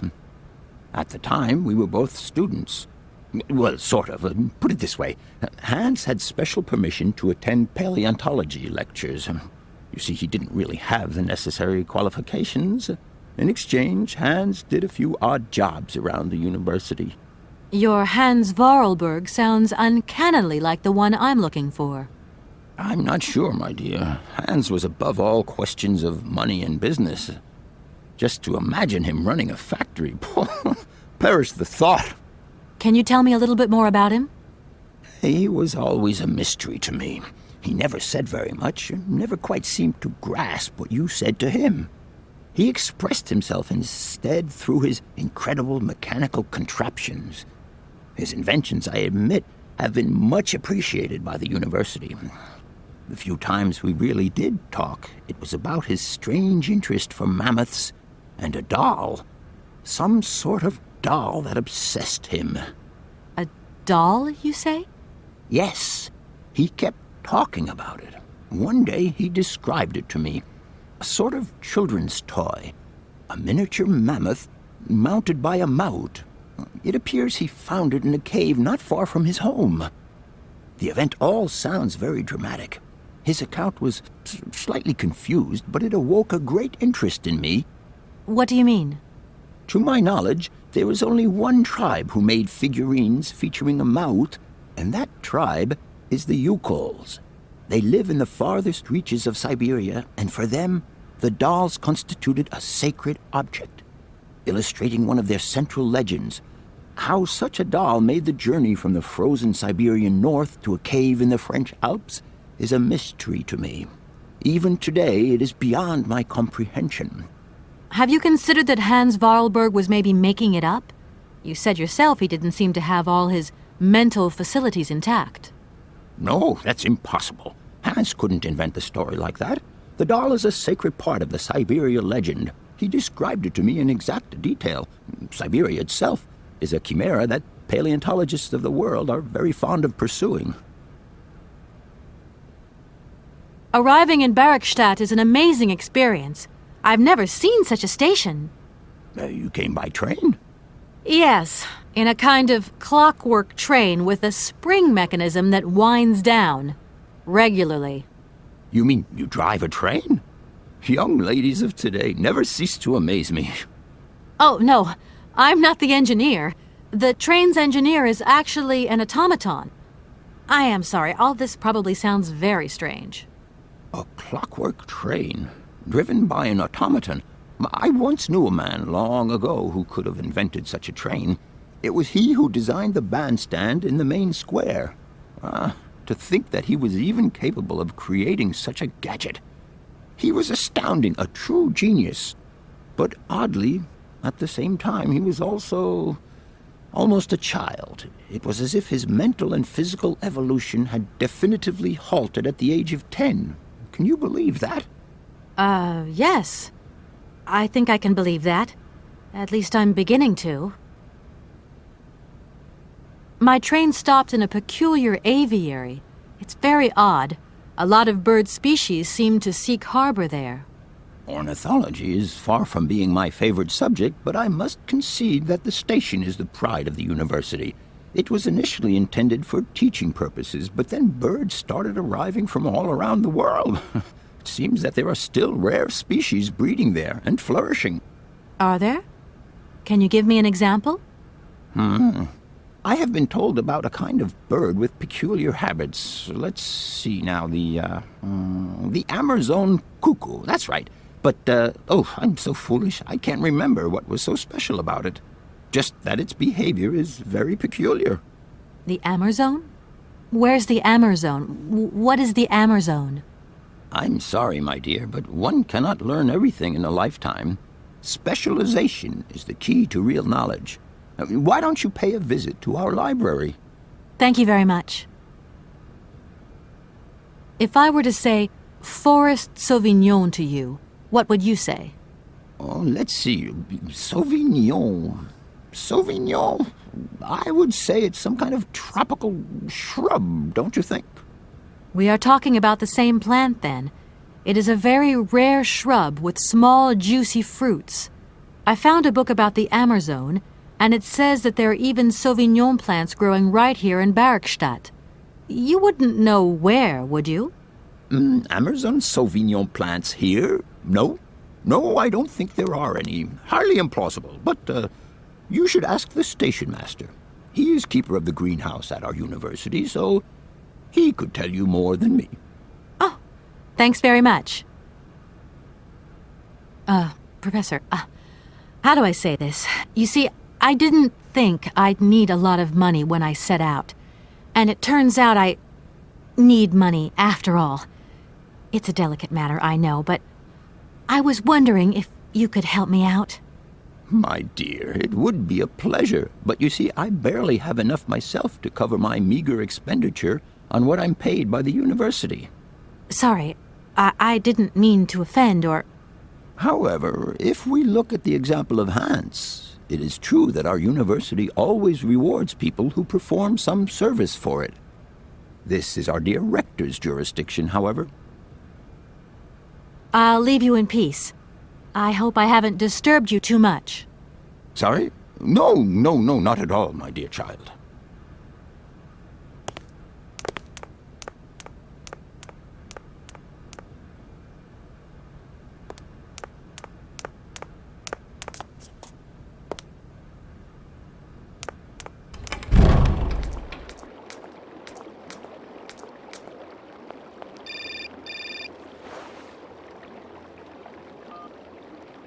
Hello? So, you got him then, this air? Ah, it's you, Mr. Marson. Good day, and how are you, sir? I'll feel a whole lot better when this whole business is over and the sales contract is signed. Where the hell are you? I'm in Bergstadt. Bollocks what? What in God's name are you doing there? It's a magnificent university town. It would appear Hans Vorarlberg once passed by here several years ago.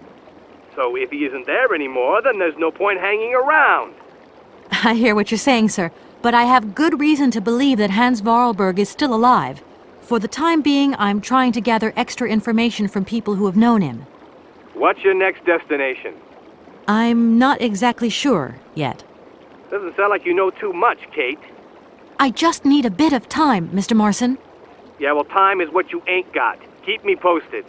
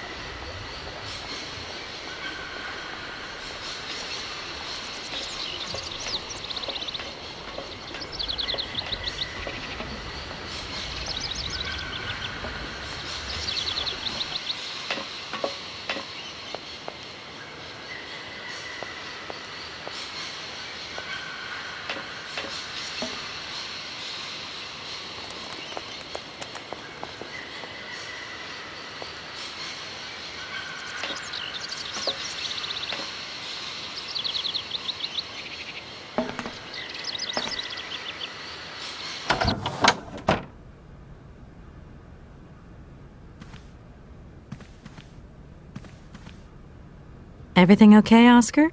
Yes, Kate Walker. I am awaiting your instructions. You don't know where I might find any Amazon Forest Sauvignon, do you? No, Kate Walker. Oscar, the sailors have agreed to tow the train, but they want to get paid for it. I suppose you have some petty cash on board to cover traveling costs?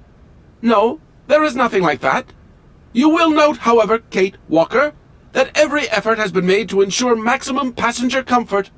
Okie dokie. I'll have to sort this one out by myself, then. Oscar, see you later, alligator. In a while, Kate Walker.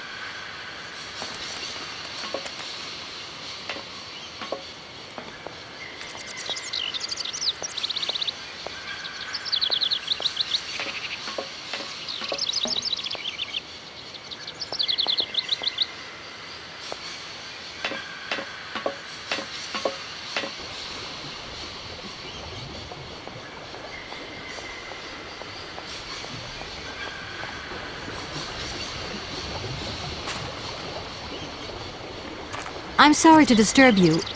What can I do for you, miss? The sailors on the barge reckon they could help me tow my train out of here, but they're asking for money. You couldn't possibly help me out with a few dollars, could you? I would be very grateful. Miss, really? I'm surprised at you. Asking for money from a total stranger. Oh. Right. I need cash. I need it to get my train out of your station, because my train is getting in your way, disturbing your birds, and upsetting your bosses. Look, lady, I'm only a station master. I got my problems, and you got yours. Where might I find some forest Sauvignon plants, please? No place round here, that's for sure. I don't know what you're talking about. That stuff's from the Amazon. You know, for someone who knows nothing about the plant, you seem pretty well informed about which mysterious faraway country it comes from. Oh, Amazon, Peru, Papua New Guinea, it's all the same to me. Gotta go. Gotta work. Wait, don't go. You know what? I don't think he was being totally straight with me.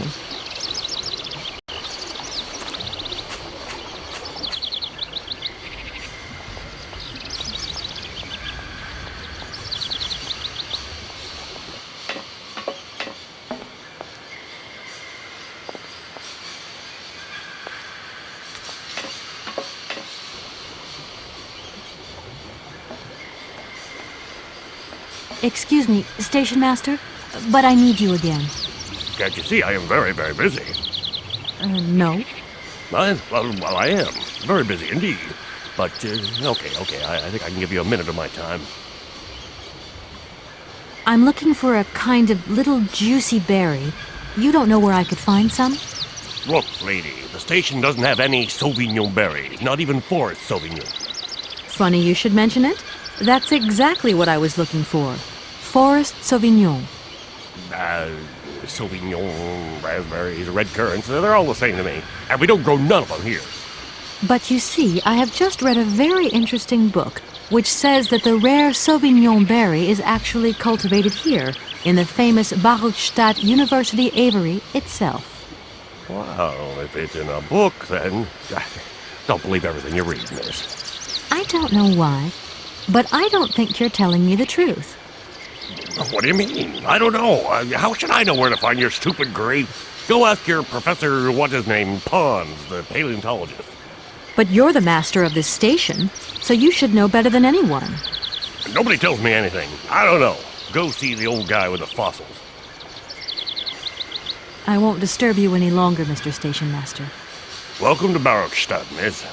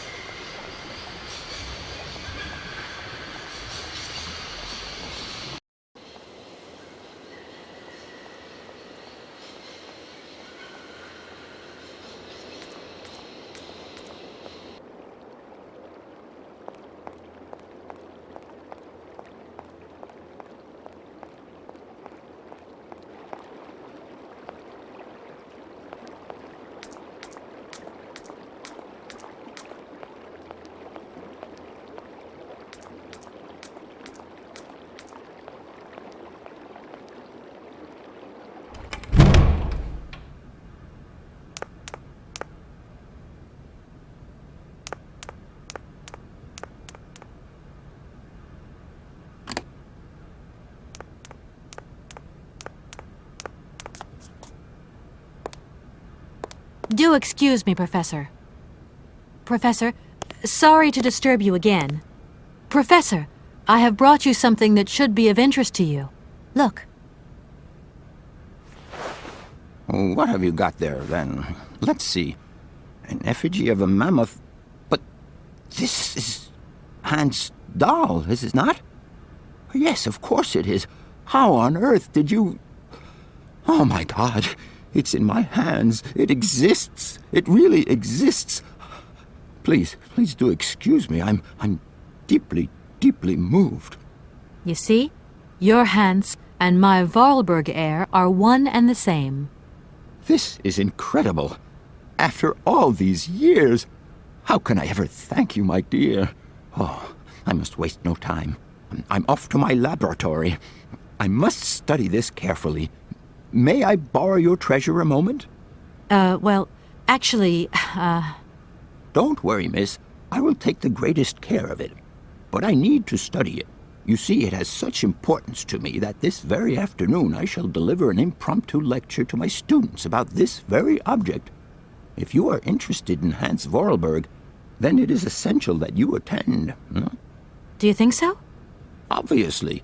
Give me your telephone number and I will call you the moment my lecture begins.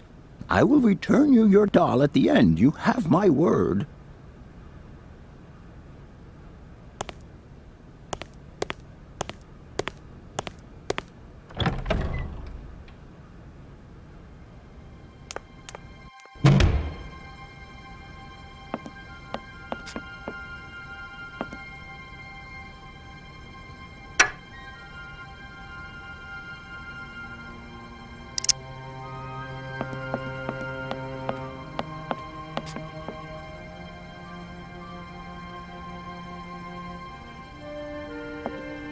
What is it you want to know, miss? You wouldn't know where the forest Sauvignon plants are kept in Barkstadt, would you? Why do you think there are Sauvignon plants here? I read about it in a book at the library. Try going to see the station master. If such a shrub exists, he will have a better idea than anyone. It's actually he who sent me to you. I thought it a little strange, but he definitely said ask the paleontologist. You're the only one here, aren't you? Yes, indeed. What a strange way to behave. Well, I think he must have made a mistake, that's all. Nobody tells me anything here, and maybe you should ask the rectors. After all, they are in charge of the university.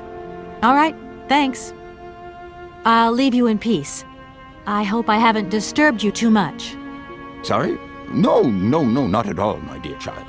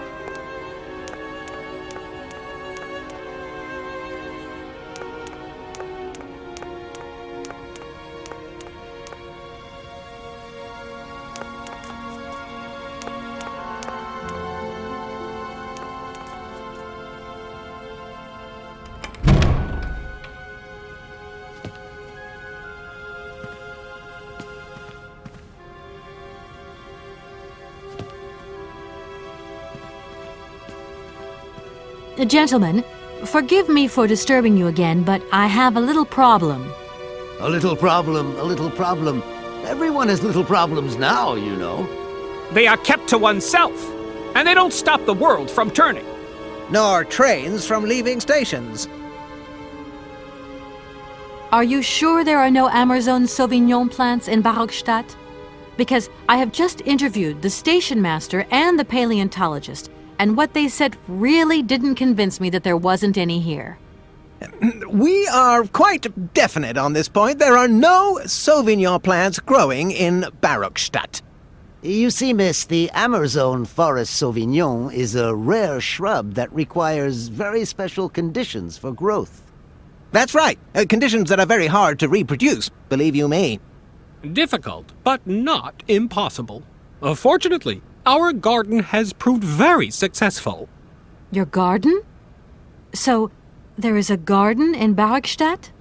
Oh, the garden. Well, if there was one, it would be only a little garden hidden behind the station. But our station master would be very proud of it.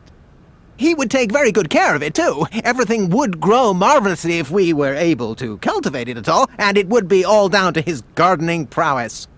And we would be proud as punch. And we wouldn't forget the role the paleontologist might play in this. What's the paleontologist got to do with it all? Without him and without his laboratory, how would we make the wine, do you think? And it would be good wine indeed, my dear colleagues, would it not? Oh, yes, a delightful balm to soothe away our long hours of toil and our heavy responsibilities. We would wait impatiently every year for the arrival of the year's produce. So, if I have understood you correctly, there are indeed Sauvignon plants in Barockstadt. They are cultivated in a garden behind the station, then turned into wine by the paleontologist's loving care, and finally, the pleasure of tasting is yours. If I'm not very much mistaken, gentlemen, you have a minor racket operating here. Miss, you do go jumping to some hasty conclusions. We never said that. That's not what we said at all. We were talking in the conditional. You know, with ifs and woulds. So, what would happen if I had such a hunch? You would have to keep it to yourself, of course. Yes, if you would be so kind as to keep it a secret. It would only be a small local concern producing barely a few bottles every year. That's right. Nothing so grandiose as a business. Otherwise, we'd be liable to be fined. So we can count on your discretion, can't we? Don't worry, I have no intention at all of getting messed up in anything. Here we are, busy chatting, and look at the clock. It's tea time. Already? My word, doesn't time fly by? Thank you for a charming visit, miss. And thank you, gentlemen.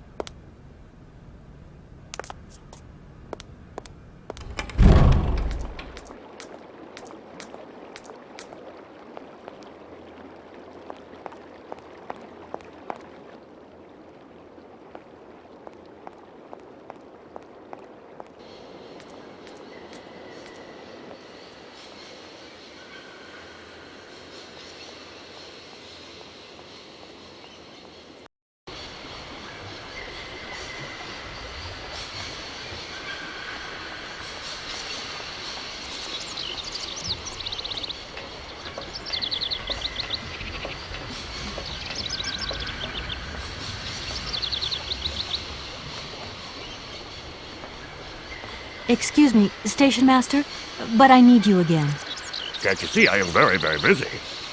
No. Well, I am. Very busy indeed. But, okay, I think I can give you a minute of my time. You have been playing with me, haven't you? You knew very well there were forest Sauvignon berries in the station garden. No, not at all. I've never seen your Sauvignon thing. You don't have to lie to me. I know all about it. You and the rectors are in cahoots, and the professor's lab has been turned into a distillery. You've all got a nice little smuggling racket on the side. Smuggling racket? Hey, lady, you're going a bit far there. It's just a little on-the-side thing we got going, that's all. It's just for ourselves. Hey, honest. You should be ashamed of yourselves. Aren't you worried about the reputation of this fine university? The authorities should be informed of this. But we haven't done anything wrong. It's not a crime. Can you open the gate to the garden, please? Sure. No problemo. Right away, miss.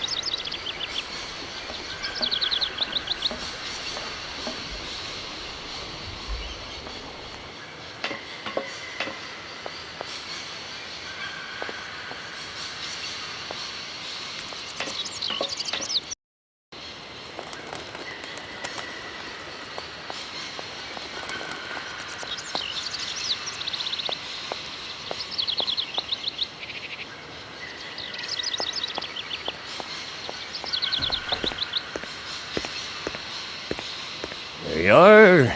Please feel free to visit the garden. That's your way. And there was just one thing. I'm not a liar. Not really. Just mum's the word. there is the reputation of the university to think about, and I have superiors, and I have to do what I can. I understand. Don't you worry. Oh, thank you, miss.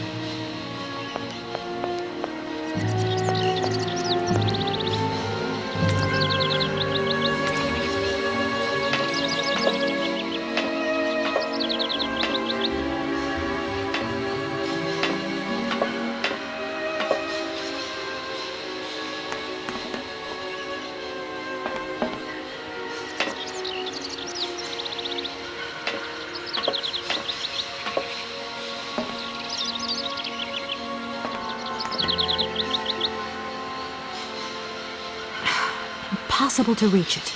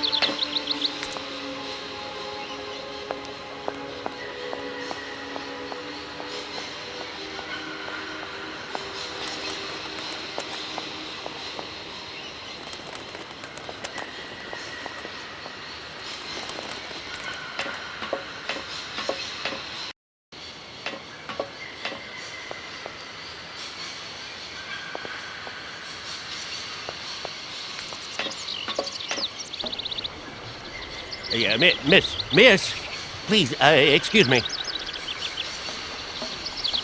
Yes? You know, I want to apologize for our little misunderstanding. I brought you a bottle of wine. Markstadt Sauvignon. Very good year. Let me know what you think. I'm very touched. Thank you. Good luck on your journey, lady. Thank you.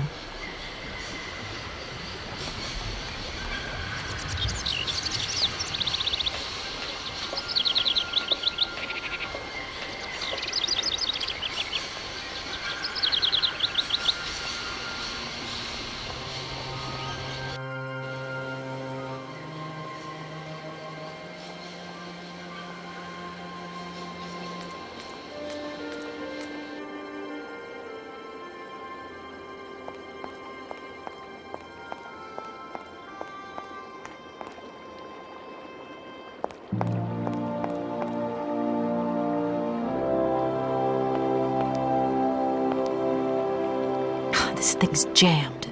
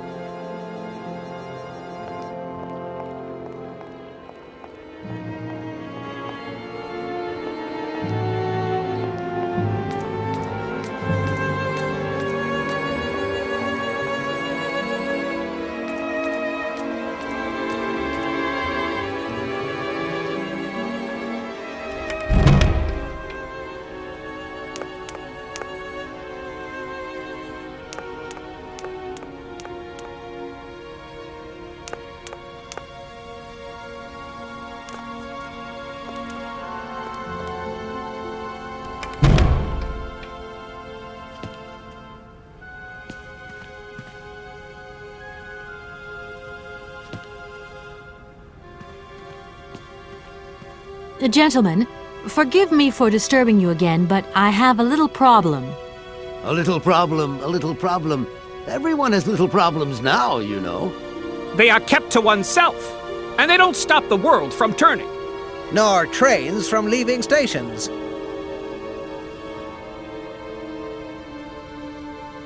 Could I possibly leave the train? Out of the question! Gentlemen, I have managed to repair your university bandstand. The bandstand is playing again? This is marvelous news. We are really very grateful indeed. Yes, very grateful indeed. We will look back on your visit with much fondness in our hearts. And now let us in turn honor our word. How much is it you need, miss? $100, if it's not too much to ask. We agree to grant you the aforementioned sum, miss. You may now leave with your train.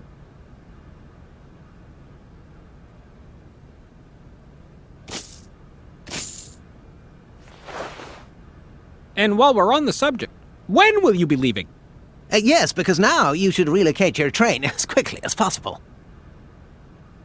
Here we are, busy chatting, and look at the clock. It's tea time. Already? My word, doesn't time fly by? Thank you for a charming visit, miss. And thank you, gentlemen.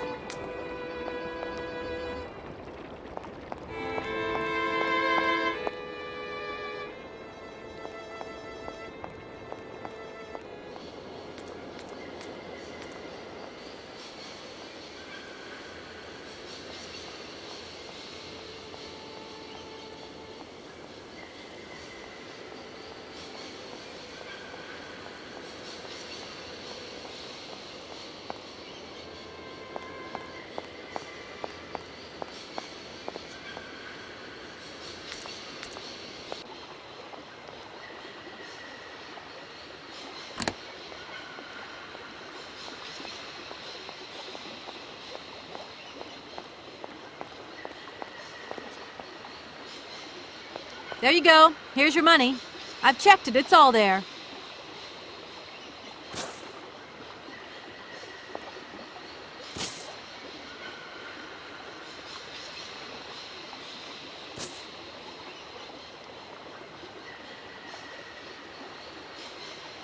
Ah, thank you. Not difficult get dollar. See? You are a real businesswoman. I'm not the only one around here. We pleased to do deal with you.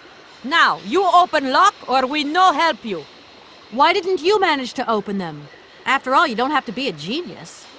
Ma vor wat pensinos esto? Di kleine madam. No se sei mar alles non comprendo en allora kaput en andere bordel. Zirs war moi. On boom telefonieren kaput. My husband say instructions complicated. No understand manual. My husband angry. Very angry. Oh, now telephone broke. Kaput. Now that is annoying. What are you going to do next? We wait repairman. Well, I don't have the time to wait. I'll have to go have a look. There must be some way of releasing the opening mechanism. Take key. Sailor always need key for lock.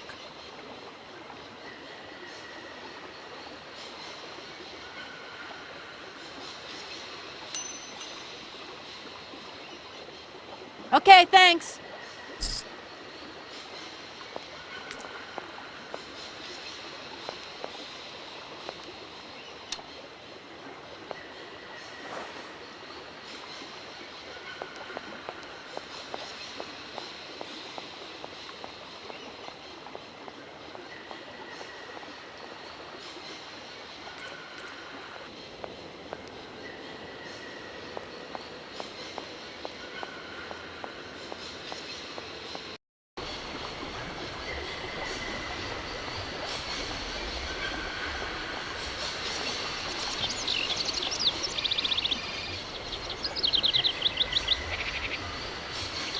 Hello?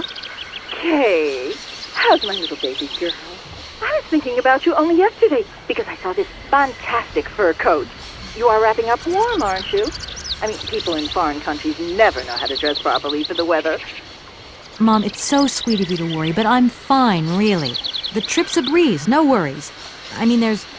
Well, when are you coming back? Frank is dying to meet you. Frank? Oh, yeah, your singer. You two seeing each other then? Oh, you'll never guess the surprise he gave me yesterday. No, I suppose I won't. Frank invited me to a big charity show organized by, someone or another. Anyway, they got him singing a couple of old numbers from his repertoire, and in the end, he asked me to go up on stage with him. Can you imagine me, your mother, on stage in front of thousands of people? Wow, I would have loved to have been there. Not too emotional, I hope. Oh, too emotional by far, especially as I hadn't even been to the hairdresser. Well, I didn't even have the proper dress on. But Frank promised me he'd see to that next time. Oh, he's such a cutie, and he's got the sweetest little... I'm sure he has, Mom. It would be so good if you could join us one day. Let's see, when is his next gala? I'm so forgetful these days. I swear I'd lose my head if it weren't in the clouds. You just watch out, my girl. Them years will catch up with you much quicker than you think. I'll look out for them, Ma. Nice to hear your voice. Lots of love. Well, to you too, my little munchkin.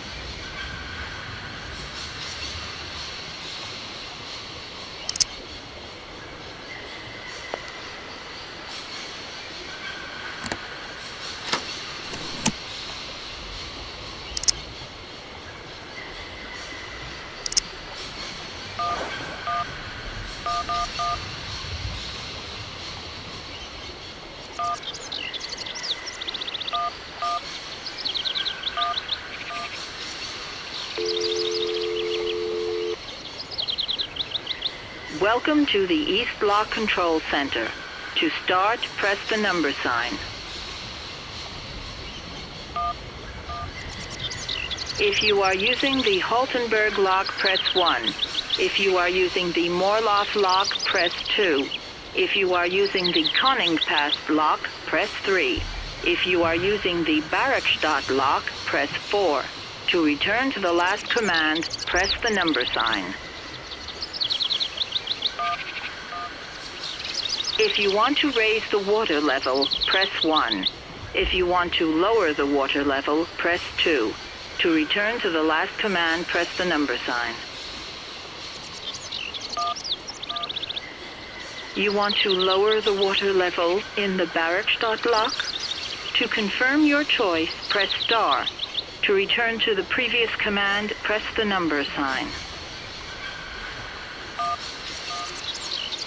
Your request has been logged. Unfortunately, our regional technician is currently on holiday, and no replacement is available. We will reply to your request within 48 hours. In case of an emergency, please operate the lock system manually. We apologize for delays to our service.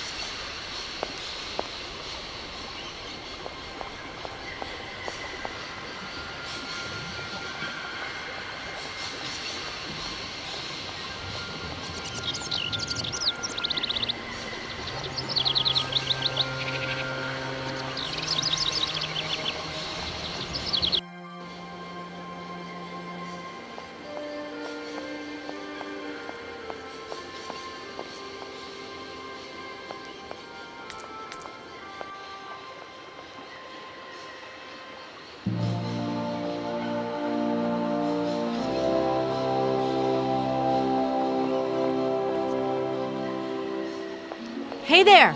On the boat! Guten Tag, schöne Mademoiselle! My husband say, hello, young lady. You want to talk to us? Right, I've got it. I know now how the locks work. So guide your boat into the lock, and I'll take care of the mechanism. Gottverdummt! Das ist eine echte Ladies. Alle trois, range alle Dingen and obligados de dame. Ach, set content on route again. What did your husband say? You, hurry up. We hurry to travel again. Okay. We'll meet each other on the other side. By my train, okay?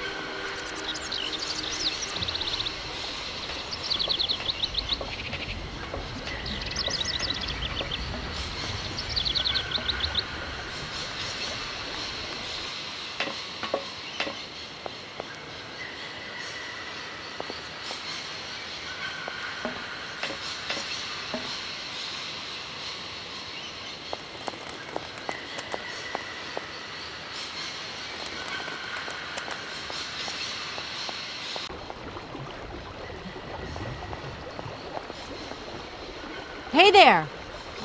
On the boat! Da, barge on other side. You still need us? What do we do now to tie my train to the barge?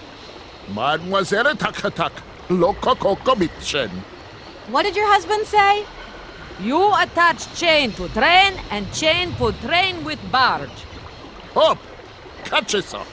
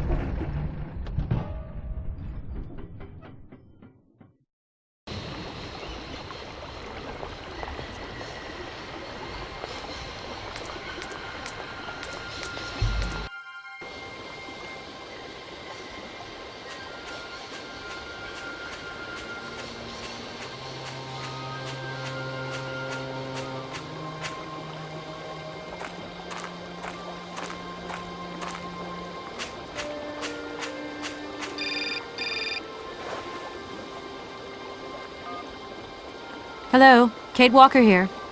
Miss Walker, this is Professor Ponce. I'm about to start my lecture on the Yukols at any moment.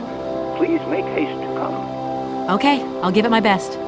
Excellent. We'll be in the main lecture hall. See you soon.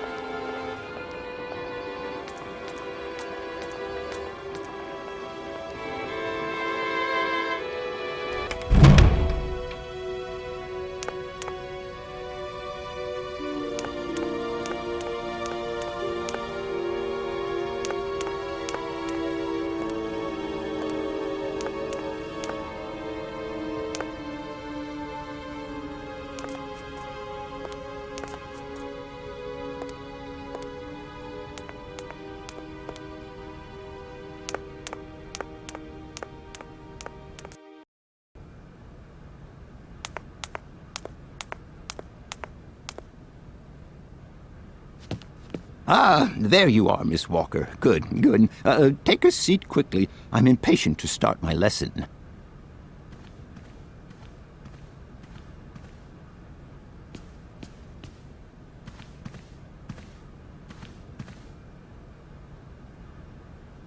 My young friends, a very exciting discovery, unimaginable up until only a few hours ago, has come into my hands and has finally allowed me to complete my study on the mysterious Yukol people.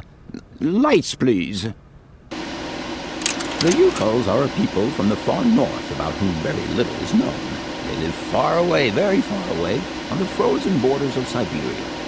This distance and the climatic conditions of the region, which are unfavorable to human existence, have limited the size of the Yukol population and kept it out of reach of the scientific world. The handful of slides that follow are actually the only documentation we have in our possession. It was a Russian explorer who made these drawings and took these photographs 100 or so years ago. Today, we owe what we know about the Yukol people and their culture to him. We know that the origins of the Yukols date back to the last Ice Age. Curiously, evidence of their presence has been found in Western Europe, and more precisely in the prehistoric caves at the heart of the Alps. This people, it seems, undertook a long migration over centuries towards the far north of the globe. The reasons for this migration are due to the importance of the mammoth in their craft, trade, and culture. They used them for transportation and as beasts of burden. The mammoth brought them meat, skins, fat, and ivory. Man and animal lived in symbiosis. There's no doubt about it. Mammoths started to drift away from the region due to changing climatic conditions, and the Yukols followed them to the north, to the edges of Syberia. Prehistoric cave drawings, identified as Yukol in origin, first led me to the extraordinary hypothesis that the Yukols had managed to domesticate the mammoth. They are, to the best of our knowledge, the only prehistoric people to represent a man riding a mammoth. To today, because of this genuine mammoth skin effigy, identified by myself as an authentic Neolithic object, I can confirm this hypothesis. Yukol forebears managed to tame mammoths. Prehistoric man uses little imagination. He draws what he sees and represents scenes from real life. This familiar day-to-day object is actually a children's toy. As we have seen, Yukol existence was inextricably linked to that of the mammoth. They used its skin for clothing and to make the roofs and walls of their houses. They used the tusks to build the frameworks of their homes, as well as weapons, tools, and jewelry. Curiously, the disappearance of the mammoth 12,000 years ago had no immediate effect on the Yukol's way of life. It seemed that for a long time after, the people maintained their strong bond with the mammoth through the centuries. As incredible as it may seem, the Yukol people have continued right up until the start of this century to feed themselves on mammoth meat and to use the skin for clothing and shelter. Their ivory craftwork industry is still flourishing. It would appear that to preserve ancestral customs, the Yukols learned how to exploit through the centuries the large number of frozen mammoth carcasses that were perfectly preserved in the ice of the Siberian tundra. They have been able to live mainly off this enormous freezer stock for almost 30 centuries. As plausible as this explanation may seem, it seems it is not enough for the scientific community who, I will confess, is greatly perplexed by the question.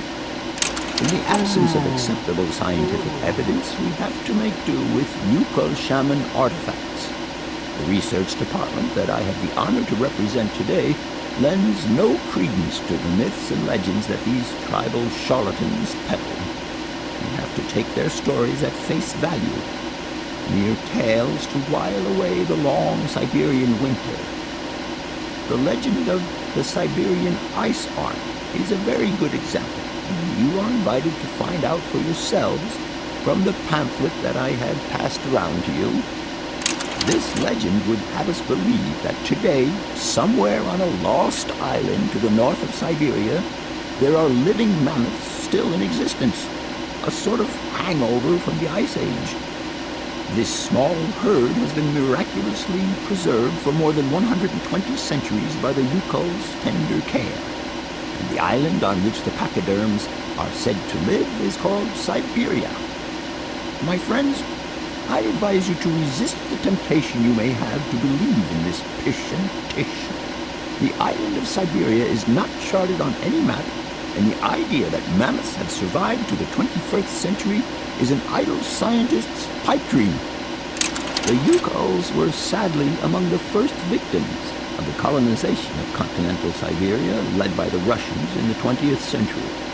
The kolkhoz and sovkhoz systems, as well as the exploitation, disdain, and humiliation people had to suffer, marked a definitive break in the Yukol's traditional lifestyle.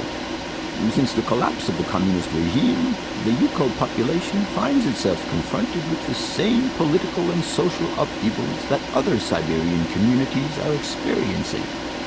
There are two consequences to arise from this. Some Yukols have lost their tribal identity and have integrated into the Russian population. Others, however, have sought long and hard to re-establish links with their ancestral culture that was lost under the Soviet regime. Now, at the start of the 21st century, the last true surviving Yukols have gone to live on the vast territories of their ancestors. Nobody knows today where they live or how they survive. Their very existence would be a matter for speculation if they did not turn up periodically at the tundra's most isolated fur trading posts to exchange mammoth tusks for essential items. There ends my lecture for today. Thank you for being among us today, Miss Walker.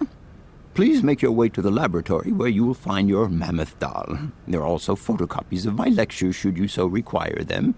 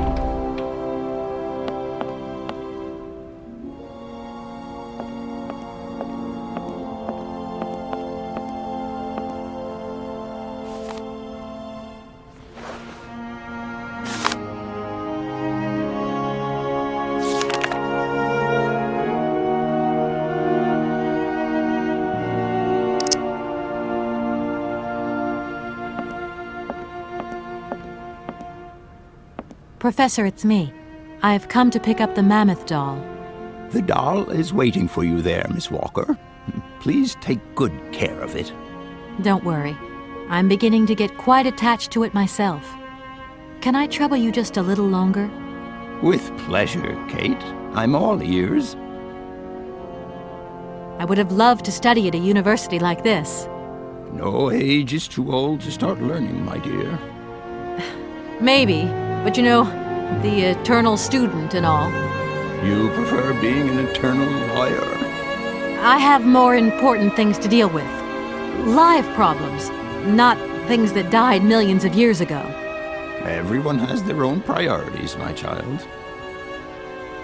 I must congratulate you for your lecture. You were right. The subject is absolutely fascinating.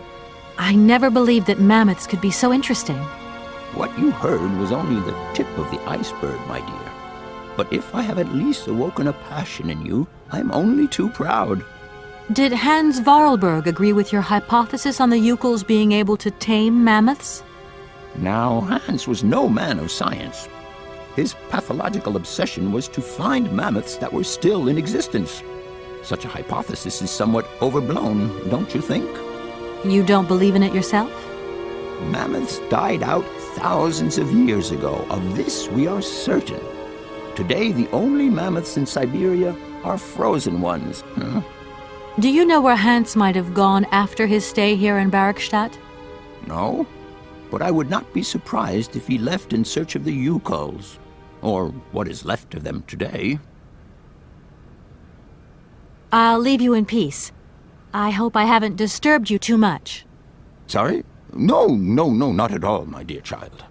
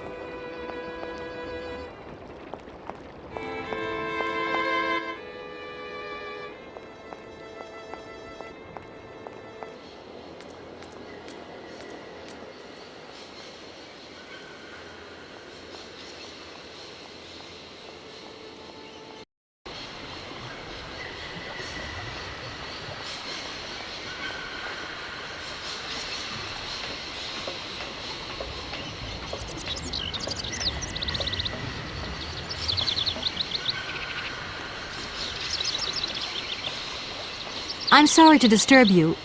What can I do for you, miss? I've got it. I found a winding machine. Down over there, along the track. A winding machine? I knew that strange gizmo had something to do with trains. How does it work then? I was going to ask you the same question. Miss, I only feed the birds and water the plants.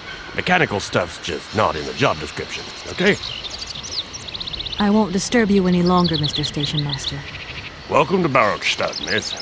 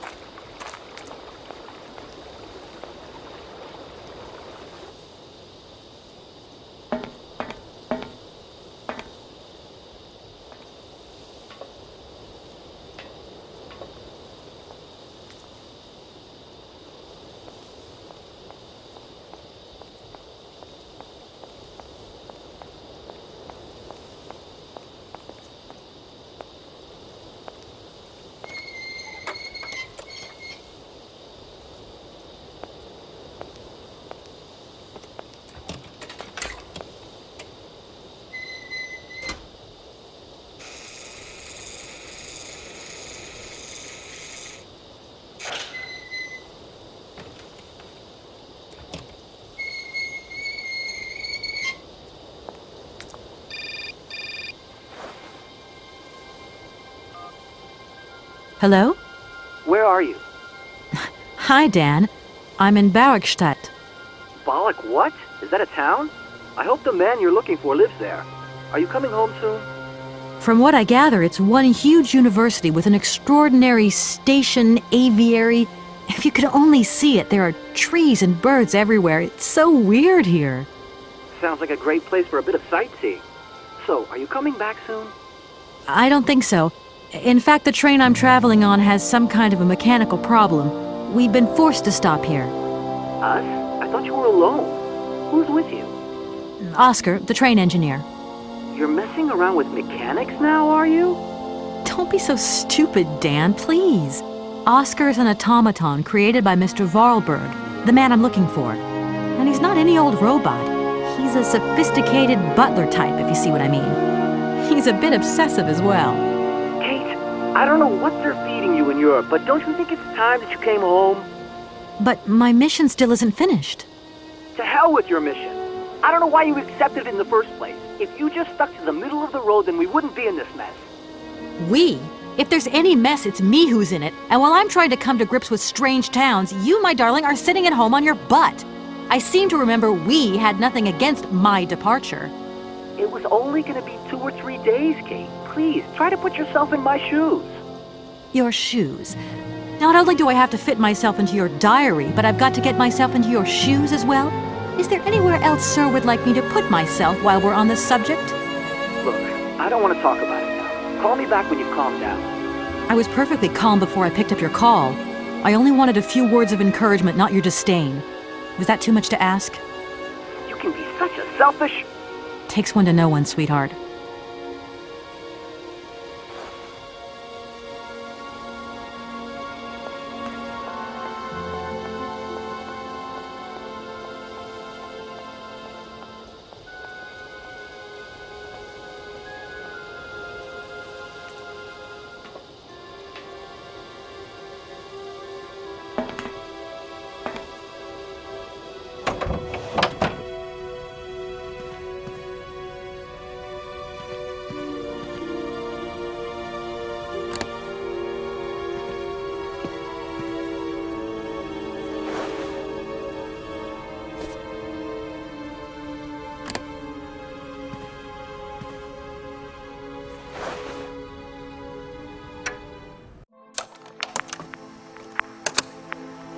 Hans, I have some very sad news. Our father is dead. He passed away peacefully last Sunday in his sleep. I feel so lonely now. Father had been but a shadow of himself since your departure. I had to take care of everything for him. Housework, factory paperwork, the workforce, clients, everything. And now, today, well, I really don't know who or what I'm fighting for. Times are so hard, and this terrible war is destroying everything. Nobody cares for our automatons anymore. I just think about you returning. And when you do return, I will have turned this factory into a palace worthy of your genius. Please take care of yourself. I love you so much, Anna.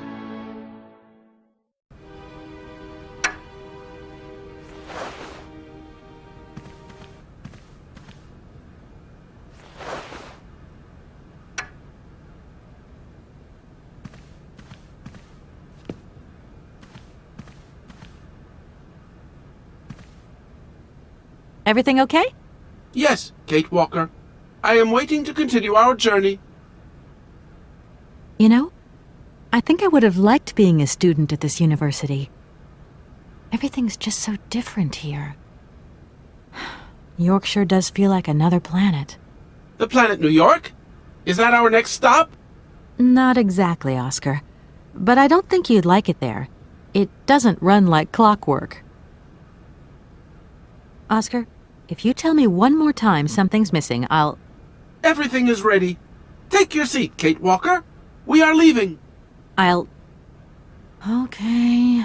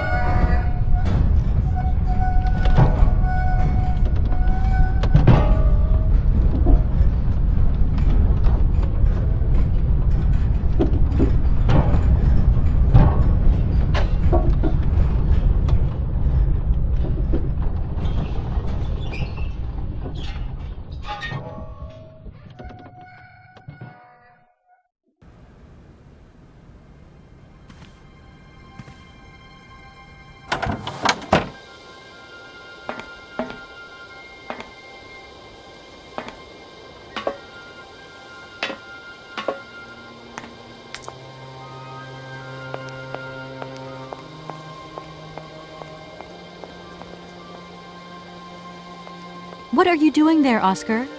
It is imperative that we comply with railroad and customs regulations, Kate Walker. Oscar, don't you think we could drop the trifling details once and for all? We need an exit visa to get beyond the wall, Kate Walker. And you wouldn't know where I could get one of them from, would you? There is usually some form of authority stationed at a guard post that is strategically positioned to issue such a visa.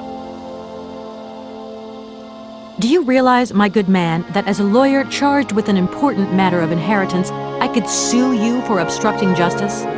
Kate Walker, we still need an exit visa in any case. I don't suppose you can help me get this visa then? Your non-supposition is correct, Kate Walker.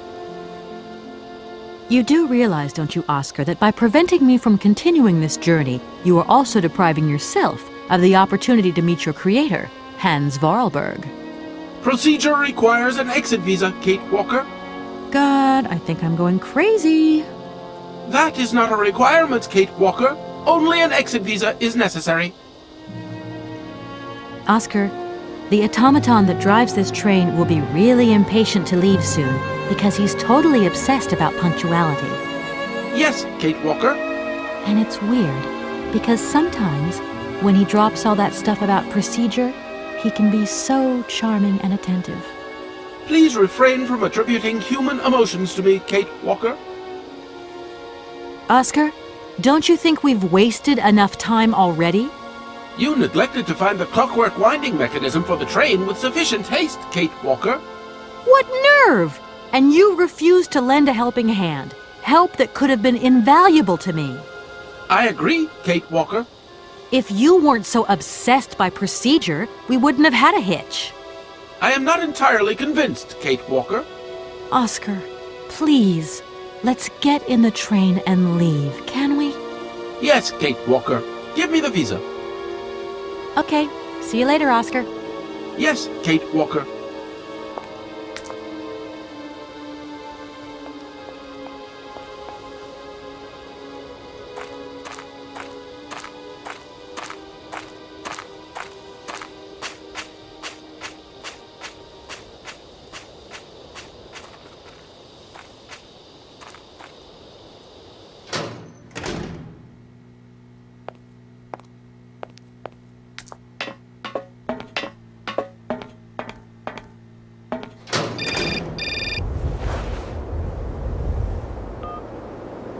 Hello? Kate! Oh, is that you? What's going on? Well, I finally got the mechanical train wound, and I hope it's going to take me to Hans Vorarlberg. I had to sort things out with a couple of weirdo sailors, and they probably ripped me off. But now I'm blocked behind this massive wall. You should see it, it's huge! I'm not talking about that. I want to know what's going on with Dan. What do you mean? I bumped into him at Maggie's do, and he said you'd argued. That's a bit over the top. Things got a bit heated the last time we called, that's all. No need to go overboard. I don't mean to be Miss Melodramatic, but he didn't seem in such great shape. He had his down-in-the-dumps head on. Like Dan has a down-in-the-dumps head. Well, yeah, when that shock of hair flops over his forehead, and his eyes mist up, and his eyebrows kind of creased together. I'd never noticed. Maybe I did go a bit too far, but he's got such a goody two-shoes image of me that sometimes I just lose it. And this case is taking up a lot of headspace. I was just looking for a bit of compassion. Well, you sure got mine. So, what's going down? Like I said before, I'm kind of getting somewhere, but it's slow. This Hans Vorarlberg guy is getting more and more fascinating by the day. Okay, well, anyway, it doesn't sound like you're bored. Not like back here in the office. Every day is boredom day. It's just no fun without you. When are you coming back? Shouldn't be long, I hope. Look, I've got to go. See you soon. Well, call us again real soon. And be easier on Dan next time, huh? I'll try.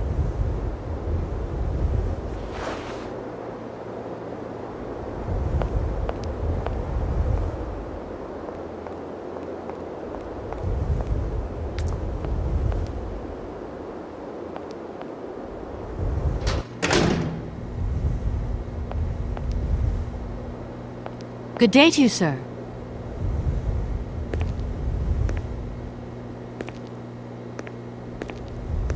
Captain Malatesta, Commander-in-Chief of the Barkstadt border post, at your service, madam. My name is Kate Walker. I've been assigned by my company to find a man who is supposed to be living in Syberia. What a peculiar mission. Taking so many risks for such a futile goal. Captain, to my mind, the military zeal with which you insist on guarding this meaningless wall strikes me as equally futile. I should be offended by your words, miss, but I forgive you, because you are young and unaware of the very real dangers lurking in store for us.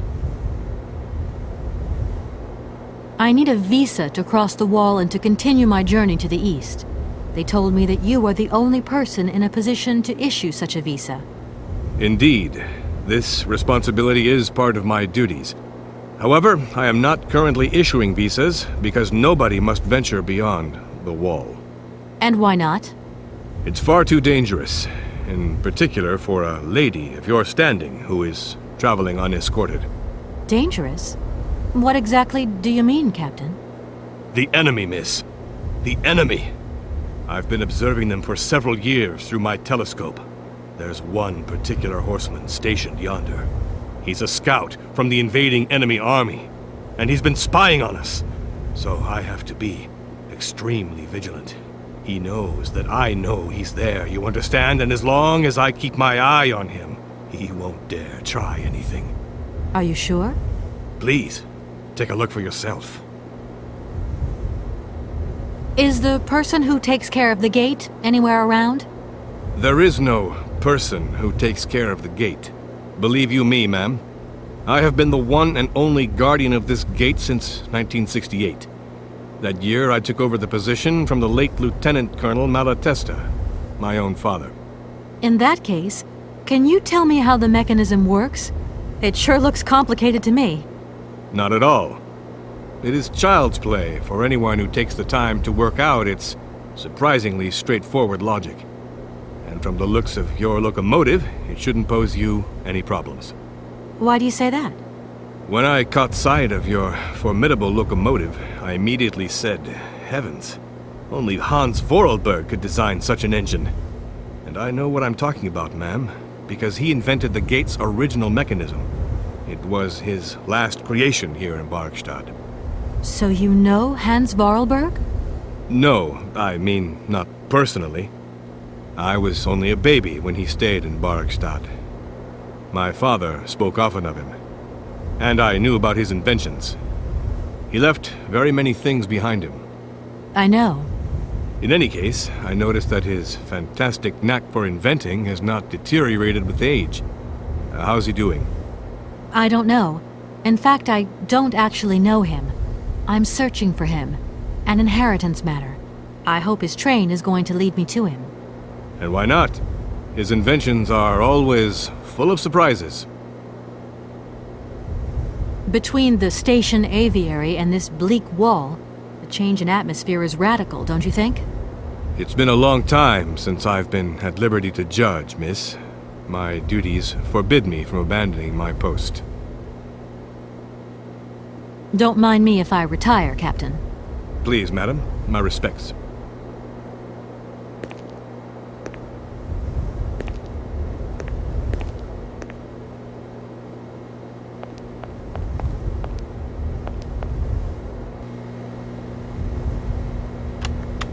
How strange. I can't see a Cossack horseman at all. There's just a dead tree in the middle of an empty plain. That poor captain must have really bad eyesight.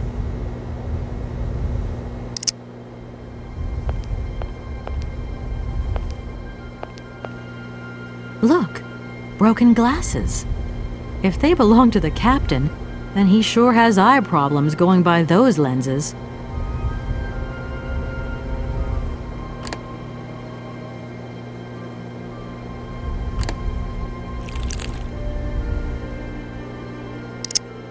Colonel, sir. Captain, miss. But you have the air of a great officer. You flatter me, miss. Unfortunately, I'm afraid that we frontier soldiers are often forgotten by the military administration. There's no justice. I sympathize with you, Captain. Let us forget our worries for a moment and have a little drink together in the name of friendship. It would be my pleasure, miss, but the regulations strictly forbid it. Come on. A little glass of wine never hurt anybody, and nobody need know. Wine, miss? You are putting me in a very delicate situation. Don't deny yourself, Captain. Just a little glass. I assure you, it is excellent. Well, perhaps just a drop.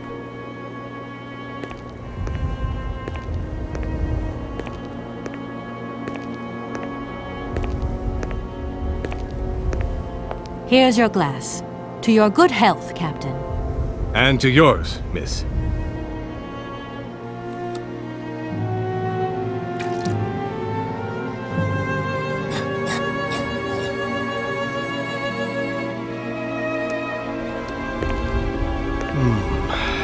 It's been a long time since I've drunk wine in such pleasant company. I admit, it is excellent. Isn't it? You wouldn't think it came from Barrickstadt. It is made from the Amazon forest Sauvignon grape that has been miraculously conserved and cultivated in the station garden. Well, well, well. The university authorities kept that one to themselves. You know, Captain, it is essential that I continue my journey eastwards. Please, don't even think about it. As I've said, it's extremely dangerous. The enemy is spying on us. Perhaps your Cossack horseman isn't quite what you thought. Perhaps it's just a dead tree twisted into a strange shape. You should take another look. You never know. Go on, Captain. Give it a try. So be it. I will make this concession to the fairer sex, miss. But it does seem to be quite ridiculous.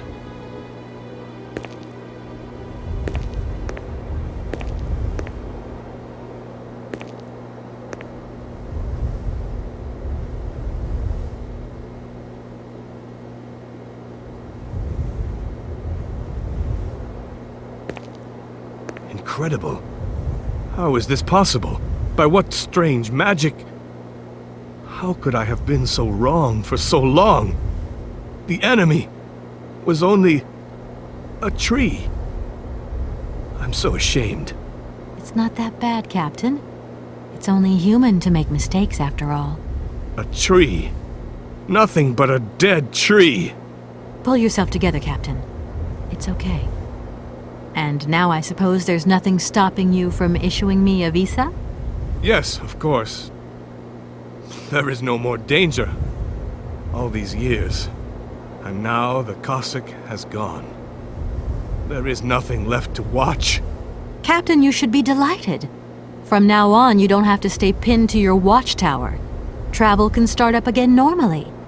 You will be able to resume your regular duties like issuing entrance and exit visas. You are right. I will sign you a visa to cross the wall frontier immediately. 1,000 apologies. Here, miss.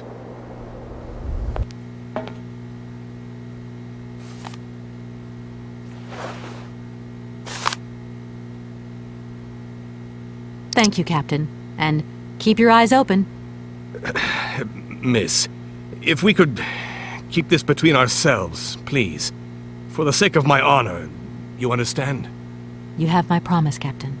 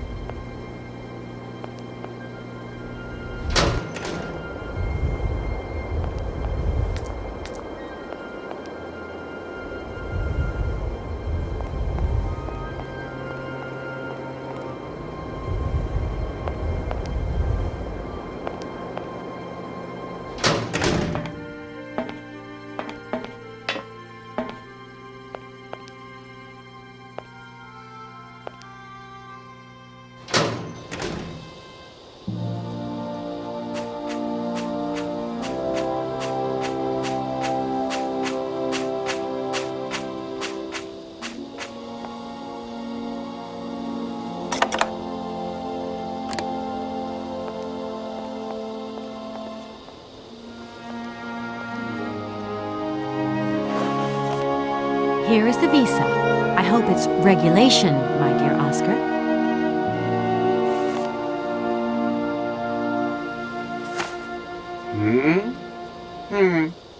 It is regulation.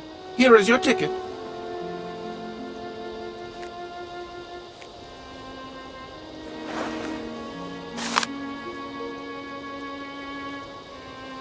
Have a good journey, Kate Walker. So, can we go now? Indeed, we are already very late, Kate Walker.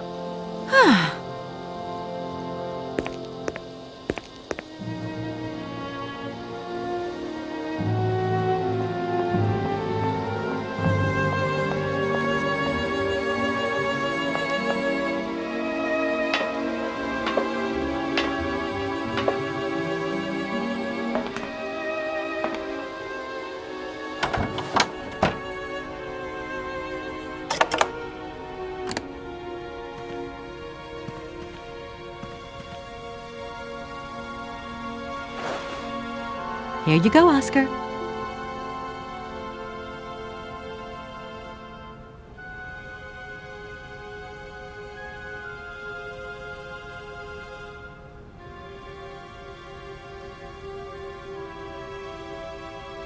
Thank you, Kate Walker. Now, please return to your seat, Kate Walker. Yes, Oscar. Immediately, Oscar.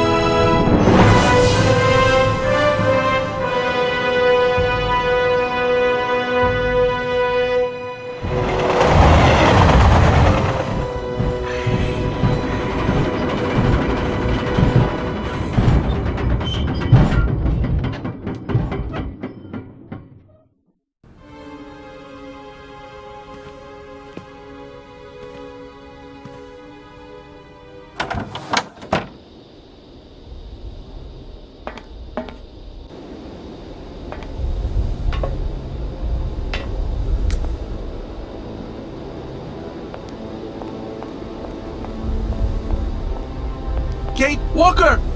Kate Walker! Oscar, what's going on? Why has the train stopped? Where are we? The springs of the train are unwound again, Kate Walker. As for the question pertaining to our geographical location, I really haven't the slightest idea. Well, we'd better get looking for a winding machine, my dear Oscar. I hope that this place actually has one. The air here is so polluted that I could not possibly risk leaving the locomotive. My joints might corrode irreparably. Right. Let's see.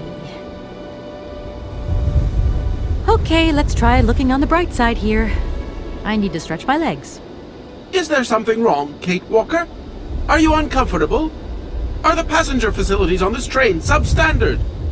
I shall draw up a formal complaint form for you immediately. No, Oscar, everything's fine, I assure you. A little walk will do me good, that's all. Oscar, you couldn't make a little effort for just this once. If we both went looking for the winding machine, the two of us together might find it quicker. You are in all probability correct, Kate Walker. but the high level of heavy metal miasma that pollutes the atmosphere could cause havoc to my wheelwork. Let's hope Hans Vorarlberg once lived here as well. Maybe he planned for his locomotive's unplanned stop and installed a winding machine as well. Otherwise, it's not looking great for the rest of the journey. Do not forget that Hans Vorarlberg is a genius in the true sense of the word. But is he a genius with a sense of forward planning? We will find that out when we find the winding machine. My God, Oscar, what would I do without you? We just keep stopping. When will we ever get to the end of this journey? Simply wind up the spring and we can set off immediately. From your mouth to God's ears. Gosh, it's really gloomy here. I wonder where on earth I'm going to find a winding machine. I have total confidence in you, Kate Walker. You are, after all, a brave and resourceful woman. Yeah, right. See you soon, Oscar.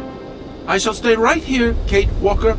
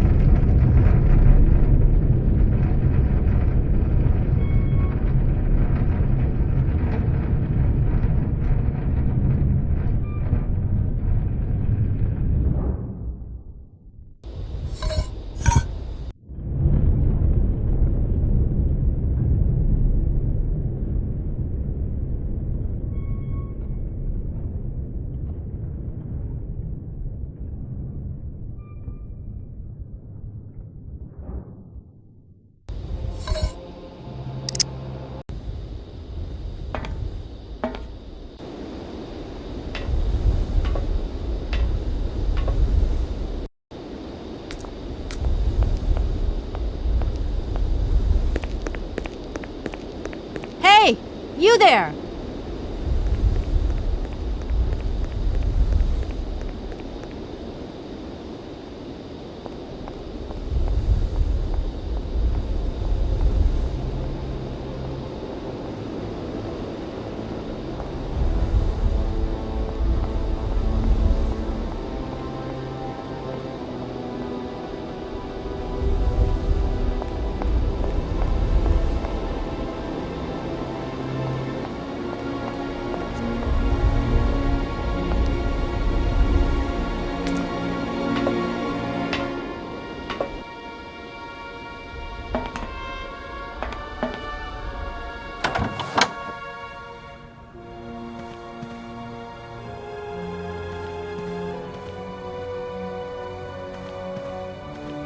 My God, Oscar! Oscar, talk to me!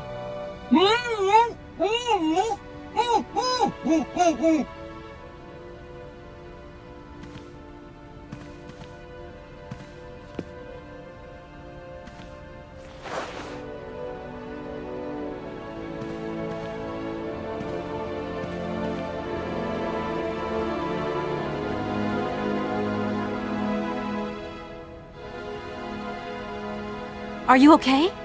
Why, it is absolutely inadmissible, intolerable, and indescribable. I have been attacked. What do you mean you've been attacked? My hands! I no longer have them! They have been stolen! God, you haven't got your hands! But who did this? What's going on here? We can be sure of one thing, Kate Walker. That this heinous crime was committed by a barbarian, a dysfunctional individual whose behavior lacks all finesse. Did you get a look at your attacker?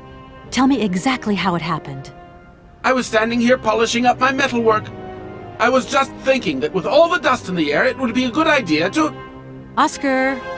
I was very busy, and I suddenly felt two powerful arms grab me from behind and tie me up before I had the chance to defend myself.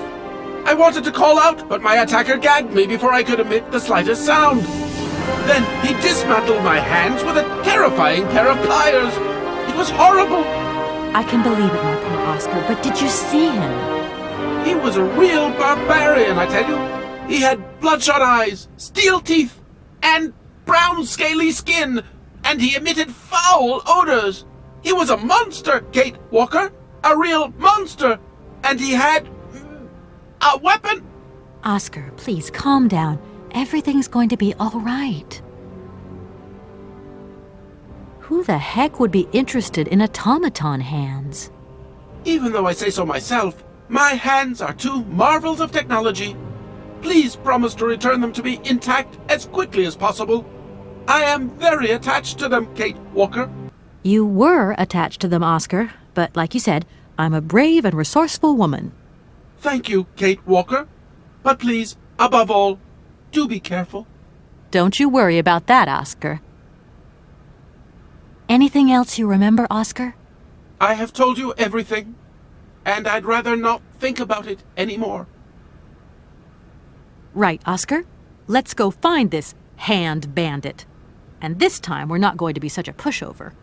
Kate Walker, please do not think that this problem does not concern me. But if it's all the same to you, I would so much prefer to stay here, just to be on the safe side. An engineer never abandons his train, after all. Yeah, sure. Another good reason not to lend a... not to help me out. Kate Walker, even an automaton deserves a little compassion. I have just been savagely assaulted. Oh, I can feel one of my spasms coming on. I am on the verge of a clockwork breakdown. And all you do is accuse me of being selfish. Okay, take a rest, Oscar. You're not much use without your hands anyway. How old do you think your attacker was? How old? Such monsters are ageless. I tell you, my wheelwork froze with fear. I think he must have been an older man. Someone with a soft spot for automatons. An expert who knows how to dismantle a pair of hands with a pair of pliers. I'm afraid I don't quite follow you. And what if it was Hans Vorarlberg himself? Kate Walker, in spite of the respect in which I hold you, permit me to say that such an idea is stupid. Hans Vorarlberg, my attacker. A father would never attack his offspring.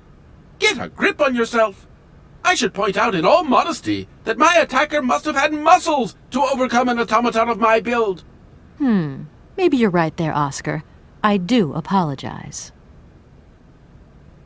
Do you know if your attacker stole anything else? As soon as he'd swiped my hands, he ran away. Well, at least that's one good piece of news. The train's still intact. What do you mean, intact? I am the train engineer. It was designed for me, and I for it. By maiming me in this brutal manner, the barbarian has also mutilated our locomotive. Without me and my hands, we're never going anywhere. Sure, okay. Could you maybe tell me how the train works, then? That is strictly forbidden, Kate Walker. There is only one engineer, and that train engineer is me. I am sure you don't have a license or authorization or even a deputy engineer's permit. Do you really think it's the right moment to get wrapped up in red tape, Oscar? Regulations are regulations, Kate Walker. Right. I'm done. Take care of yourself, Oscar. Good luck, Kate Walker. And don't forget me.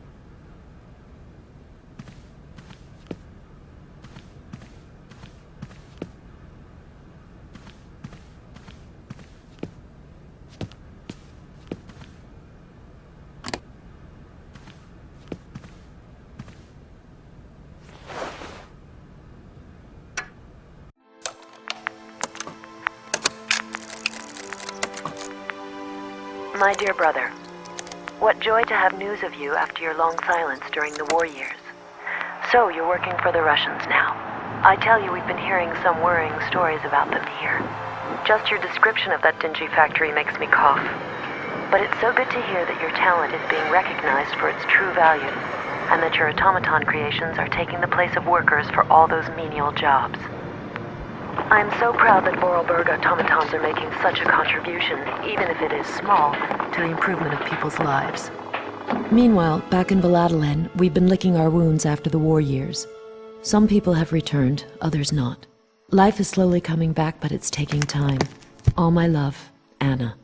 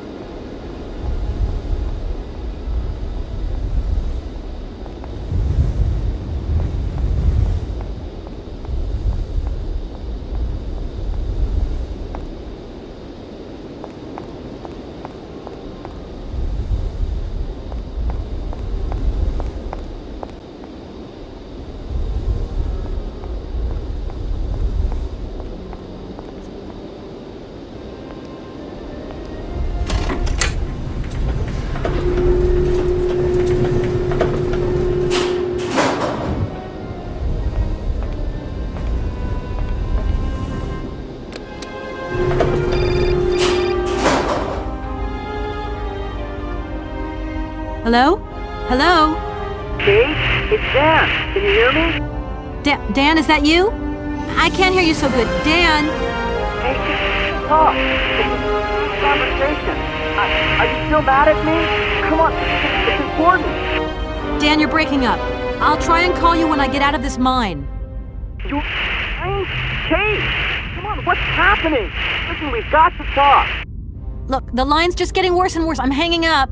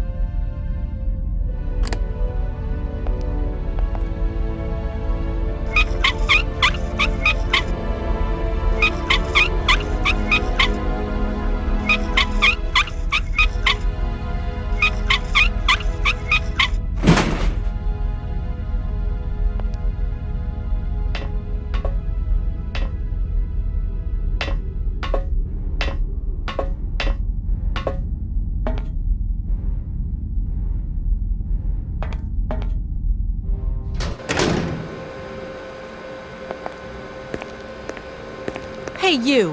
Who are you? Careful, I'm warning you. I'm not afraid of you, okay? What do you want? Why did you do that? There must be some misunderstanding. Because you reckon theft is all about misunderstanding, do you? Give me my hands back. Now!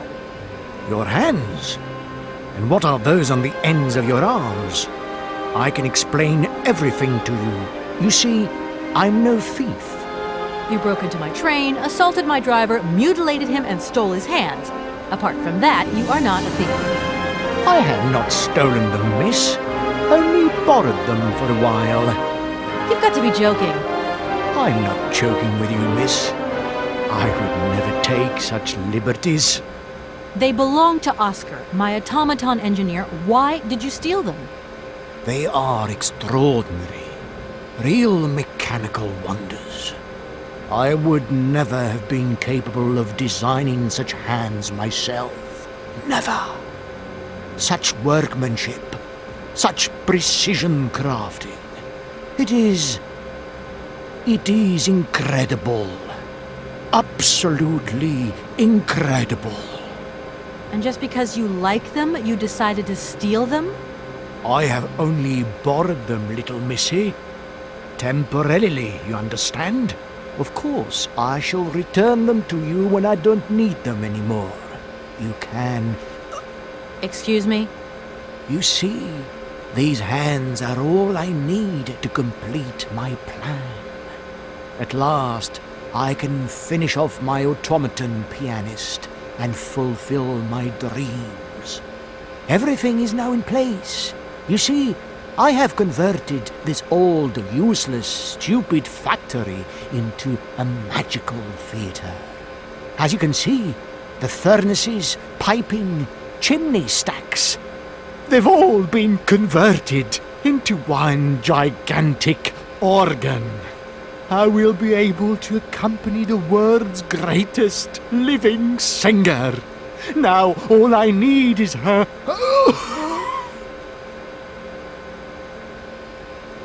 Who are you?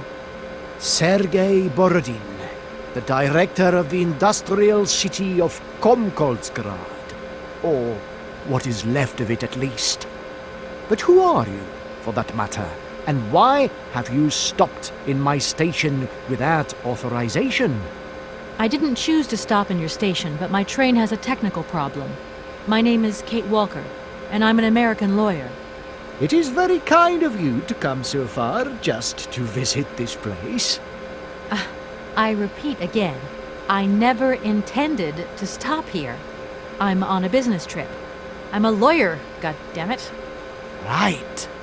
And what brings you here? Like I said, a stupid mechanical hitch. And what if I helped you to make some other hands just for your automaton? Why should life be complicated when I already have what I need? And I very much doubt you are in any position to create such a perfect pair of hands. You mentioned an automaton pianist, didn't you? Where did you find it? I pieced it together myself, my dear. Except for the hands, that is. I admit that I underestimated the intricacy of this part of the design. A pianist's hands are very important, after all.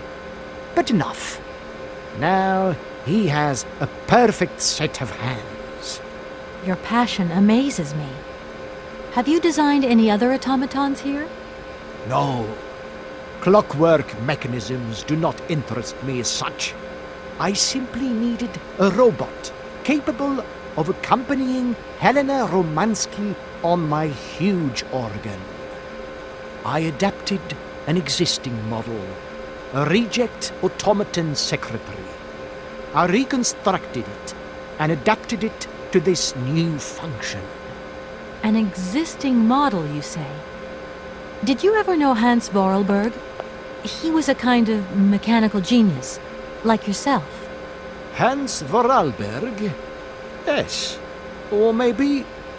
I don't know. No. Sure, I understand. The number of automatons still functioning in this abandoned complex is amazing, though. My dear, one thing is for sure. For many years, I have been totally alone here. If that man ever came to this city, he left long ago. When you stepped on the train, you were trespassing on private property. Everything in this city, sweet lady, belongs to the state. And to all intents and purposes, the state in this city is me. My train is not a part of this factory. And besides, we never would have stopped here in the first place if its engine hadn't needed winding. Well, as long as your train is at this station, it may be requisitioned and used for industrial purposes. Out of the question. And I forbid you to do so. Maybe I won't have to. Perhaps we can maybe come to some kind of agreement, my sweet lady. I hope so. And fast. I'm sorry, I can't make heads or tails out of your story at all. Without my engineer's hands, I'm stuck here, you see? Everything I have designed, all that I have invented, everything is for her. Do you realize? Her. Oh, to hear her sing one more time, here in my factory! But who is she? Who are you talking about? Helena. The one and only Helena Romansky. Her voice is so pure, like an angel. One day she came here to Komkoltsgrad. She sang here, you know, when our industrial city was in its heyday. Oh, so long ago now. It was almost unreal. It was magical. I remember it like it was yesterday. Then, later, a long time later, she saved my soul. She saved my life and gave it meaning. When I was told that the mining program was to be abandoned, that this industrial city was consigned to oblivion, that I, its director, would from then on be nothing but a guardian of these rusting remains of a bygone age, that is when I first formed my plan to bring Helena Romansky back to this factory. But this time, she would sing for me, and me alone. And is she okay about this? Sure. Once she finds out that I have done all this for her, when she realizes how I converted this vast network of pipes and tubes to create one of the most impressive organs ever made, then, you know, this was no small achievement, miss. Once molten iron flowed through here. Now there wafts only beautiful melodies. But then I realized I had to make an automaton pianist. I began to despair that I would never create hands that were intricate enough. But then you arrived. So lucky, don't you think? Yeah, that must have been a happy coincidence for someone around here. So, when will this Madame Romansky come back? When do I get my hands back? I don't know. Maybe someone should look for her. Tell her. Hey, why don't you go? The quicker you bring her back, the sooner you can carry on your business trip. Now, isn't that a good idea? And you promise that once Helena has sung, you will give me back my automaton's hands? I promise, my dear. You have my solemn word. Well, I guess I'm going to have to believe you. Where should I go hunting for this singer, then? I have no idea. But for a woman of the world like yourself, finding her should pose no obstacle. Helena Romansky was a world celebrity, you know. I have collected many objects, souvenirs of her that I keep in a room. A shrine to her glory. It's like her own personal museum in a way. You should take a look.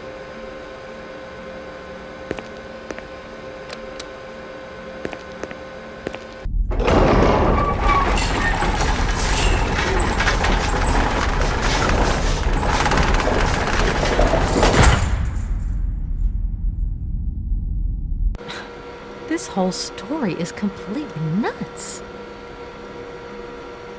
Please excuse me. I have to go now. So be it.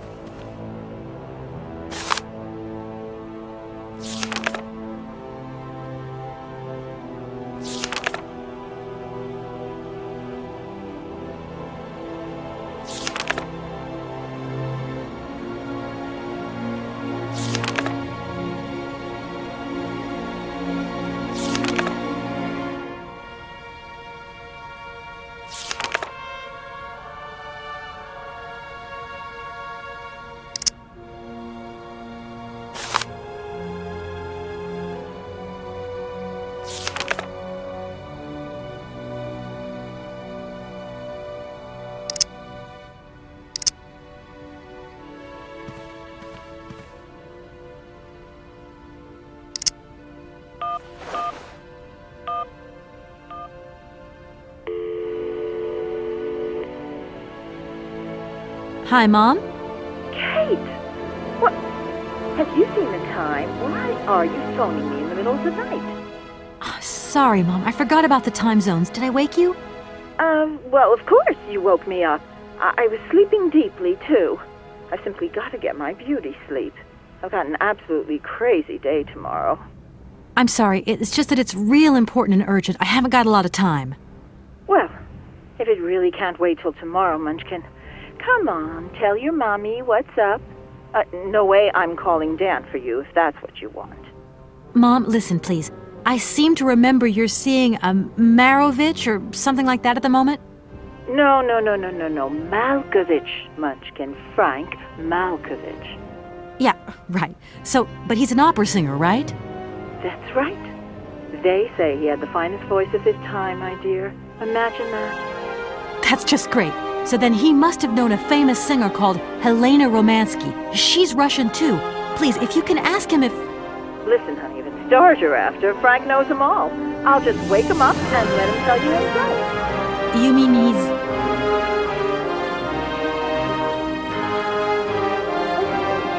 Okay, listen, you're still there. Frank tells me he did hang out with a Romansky once, but it was platonic. You know those singers. She's a great soprano. Great! Does he know where she went? Does she still sing? Where does she live? 1 second, Munchkin. Do you know? Oh. Frank says she was very ill and she withdrew from circulation. Really? Okay. She went to rest in some spa somewhere. He thinks it was called Arlbad, but it was 15 years ago and he's not sure. And well, honey, when Frank wakes up, he always takes a little bit of time to get going, you know. Thanks a bundle, Mom. And Frank, too. You're both fantastic. Love you both. And thanks again. Catch you later.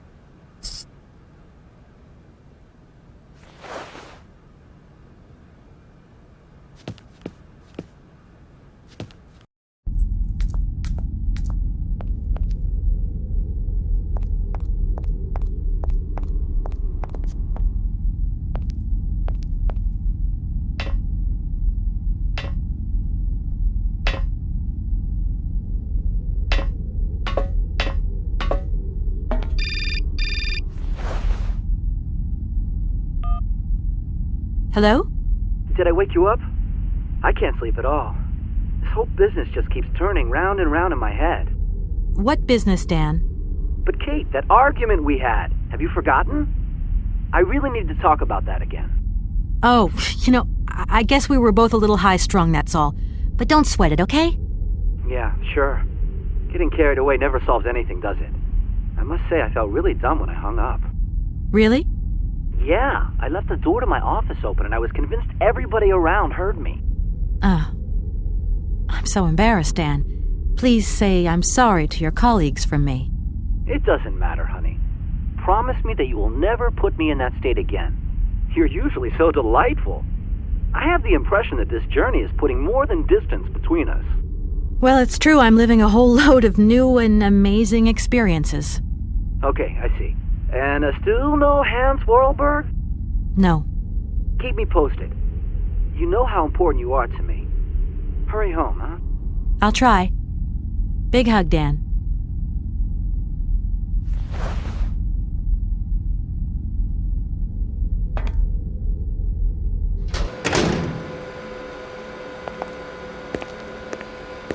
Director?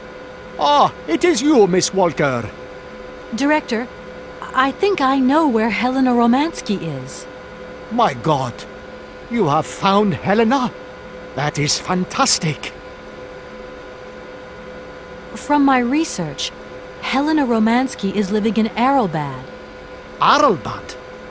Helena Romansky is in Arlbad. You know the town, then? You know where it is? Of course. It was a famous spa resort. In its heyday, Arlbad welcomed all the big wigs of the regime. To be granted a stay there was a real honor. Today, the honor has gone, along with all the generals and colonels, all washed away with the sea. It sounds like a good place if you need to take it easy or convalesce. I think Madame Romansky would be happier here. I think she'll prefer the peace and quiet here, the perfect tranquility of our little town. How can I get to Arrowbad? There is one way that you can. Here in the city, there are no suitable vehicles left. But that drunk old fool living up there, he'll have something. What drunken old fool? You mean you're not alone? What's up there?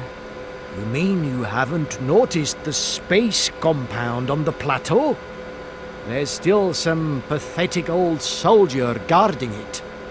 But he's more interested these days in reaching for another bottle than reaching for the stars. And you think this gentleman could have a vehicle for me? I haven't the slightest idea. If you catch him on a good day, then maybe. But good days for him are far and few between. I wish you luck. How do I get up to the space compound, then? There is a monorail that leads up to the Cosmodrome. When you are inside, I will activate the automatic pilot. Okay, I'm going. Wish me luck. I am counting on you, Miss Walker.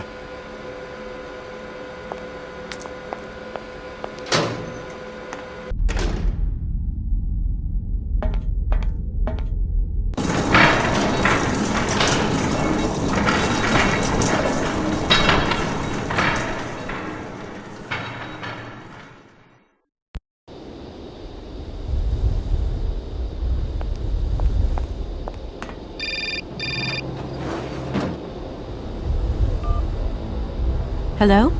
Kate! Oh, that you? How are you? Olivia! Great, just the right person. Look, have you heard of Helena Romansky?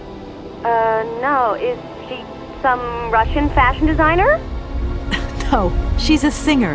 I'm going to be meeting her soon. I've just got to find a way of reaching Arrowbad. Can you imagine how lucky I am? Not really. Well, what relation's this singer got with the toy case? You sure you know what you're up to, Kate? You sound really different, like you're changing or something. Look, it's like this. If I'm going to get to the end of my journey, I've got to link up this singer and the director of the Comkausgrad Industrial City. Don't worry, I know exactly what I'm doing. Why did you say that I've changed? I don't know, just an impression. You sound more sure of yourself, like stronger, more confident. And that's a problem? There you go. Just takes one word and you're up on your high horse. I'm beginning to see Dan's point of view. It's getting harder and harder to back you up all the time. What does that mean? Well, it means that I had a drink or two with Dan, because he wants to talk. He feels a bit lonely, you see? And what's he been telling you? Nothing. He just has the impression you're slipping away from him. He can't see where you're coming from anymore. Like, we went to the movies the other day, and he said that you would have loved the film, but I told him that... You mean you're dating my fiancé? No, not dating, Kate. Just propping him up while you're away. All in a good cause. I can keep an eye on him for you at the same time. What would I do without you? Oh, you're jealous. Well, that's a good sign. That means you want him. Now, that he'll be pleased to hear. You seeing each other again soon? Tomorrow night. He invited me to dinner at the Goldbergs. You don't mind, do you, Kate? No worries. Look, I've got to go, Olivia. Take care.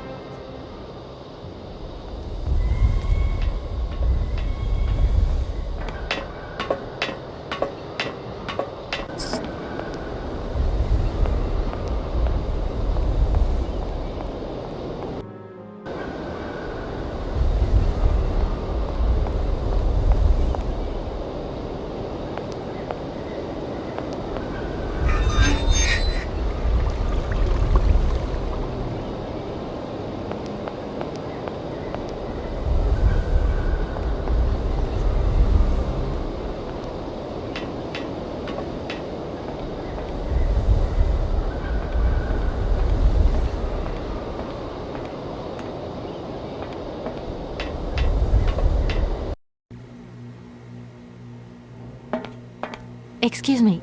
Sir, sorry to disturb you, but yoo-hoo! Can you hear me? 3, 2, 1, contact! And we have liftoff! Oh, holy mother. A dame. A pretty dame on the launch pad. Please, no need to worry, sir. Just do stay calm. I just want some information. Watch what you're doing, sweetheart.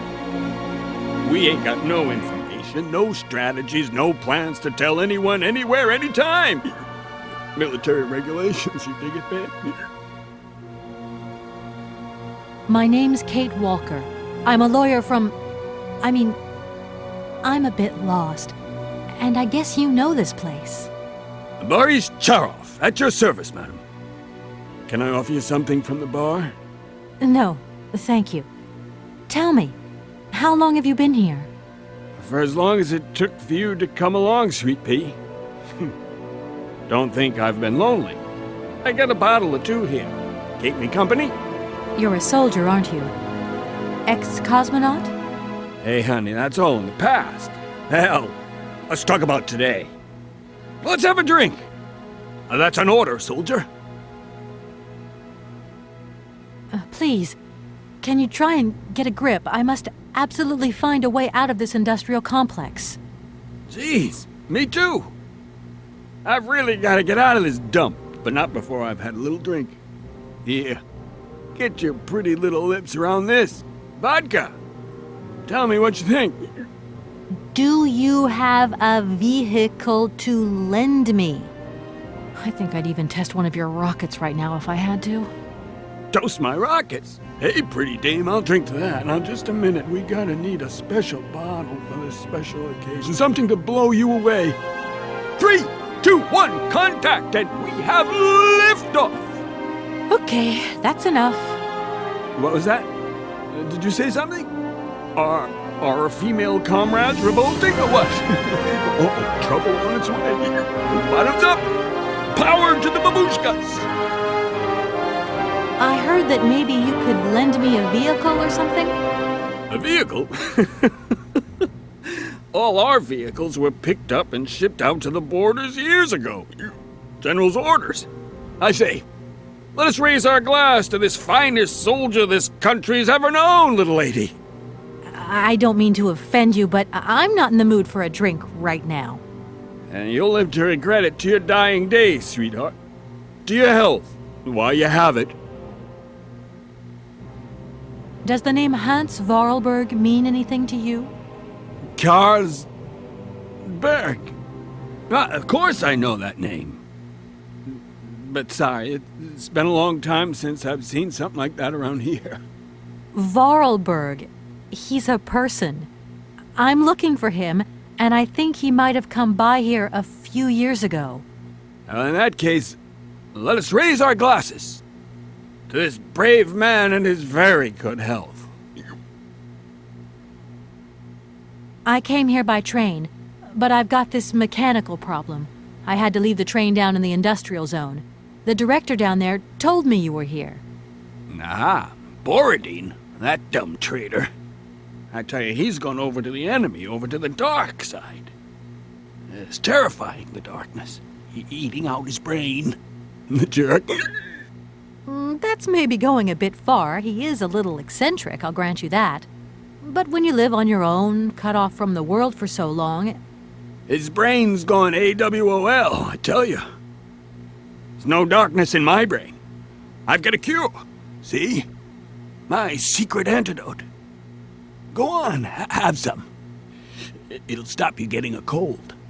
I don't think I'm in a high-risk category, but thanks anyway. So many birds nesting around here. What attracts them all here like that? Dumb birds. But at least a bird don't get bored, does it? See? They can fly. Them birds, geez, they can fly. Sounds like you're jealous of them. Well, maybe you're just right there. 'Cause sometimes I like to let Soyuz loose and watch them circle for hours on end. The birds, they crap themselves when they see him coming. Don't stop them coming back, though. Soyuz? Soyuz, ma'am. A silver angel. A savior who cleans our cosmodrome of them dirty rats with dirty wings. I need to get to Arrowbad, and quick. You go ahead, soldier. I'll stay here and keep you covered. I got the supplies here. Gotta keep an eye on them. Tricky job, too, you know. All these bottles. I was going to... Forget it, it doesn't matter. He's too drunk to help anyone anyway. I am not drunk. I have drunk. A little.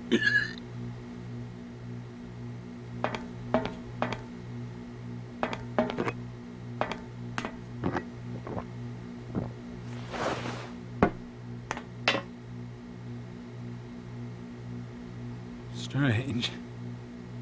Sure, I left a bottle or two around here. I gotta get some air. Wall's getting pretty tight. We'll think about that blast off later, huh? Are you okay, Colonel? Are you sure you're all right?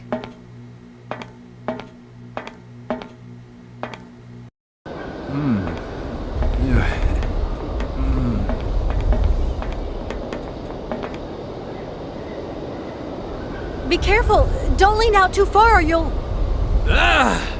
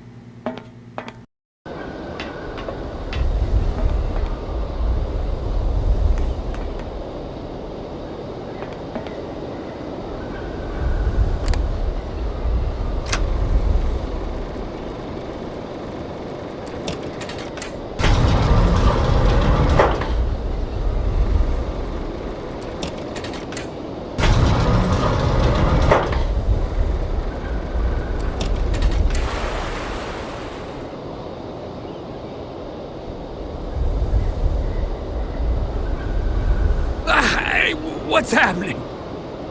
That's water you got there. Stop it! Now! You want me to drown?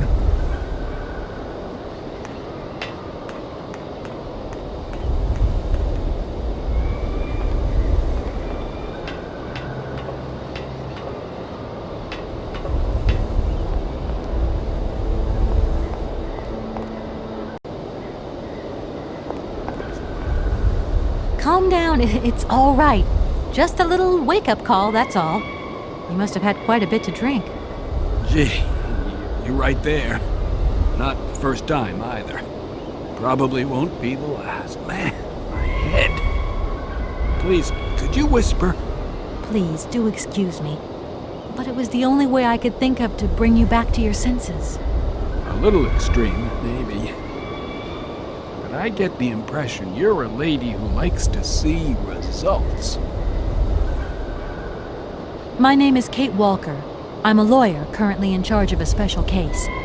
I'll spare you the details, but I've landed here, you see, unintentionally. It is indeed an honor to welcome you here to the Cosmodrome, ma'am. My name is Colonel Boris Sharoff. I'm a Red Army test pilot reject. And now I babysit the Komkalsgrad Space Complex. This is an amazing complex. Shame it's a little run down. What do you expect? Space race is yesterday's news. That's the way it is. News one minute, history the next. There aren't many vehicles on this base. When they decided to close the Cosmodrome, they towed all the useful equipment away. It doesn't matter. I'll find some other way. If I can help you, please, just ask. I'm looking for someone. Hans Vorarlberg, and I think he came by here about 20 years ago? Hans? You want to know if I know Hans? But of course. He invented one of the most incredible flying machines of the Cosmodrome. Christmas, good old Hans. Even after that dumb and dirty trick he played on me. What I wouldn't give to see him again. What do you mean? What did he do to you? Hans Vorarlberg and his famous flying wing. See, he invented this kind of spring-loaded launcher, capable of projecting a weird rocket into the stratosphere. It was red revolutionary hot, and I was going to be its first test pilot. Holy cow, what a job. And then several days before the launch, Hans disappears into thin air like that. Poof! The test program? Well, it's abandoned. Just disappeared like that? Without saying where he was going? You see, he wanted to hit the stars, but not bombs, if you get my drift.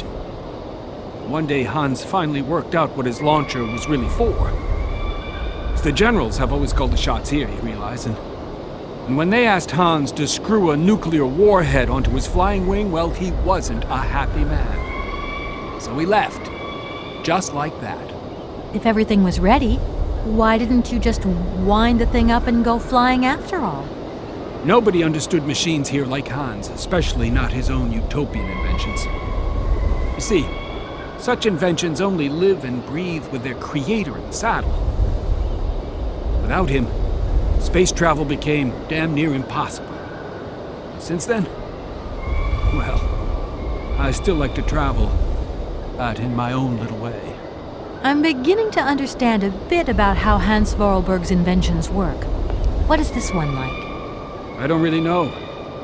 As you can see, I'm a soldier, ma'am. Nothing more, nothing less. I'm not a goddamn aerospace engineer.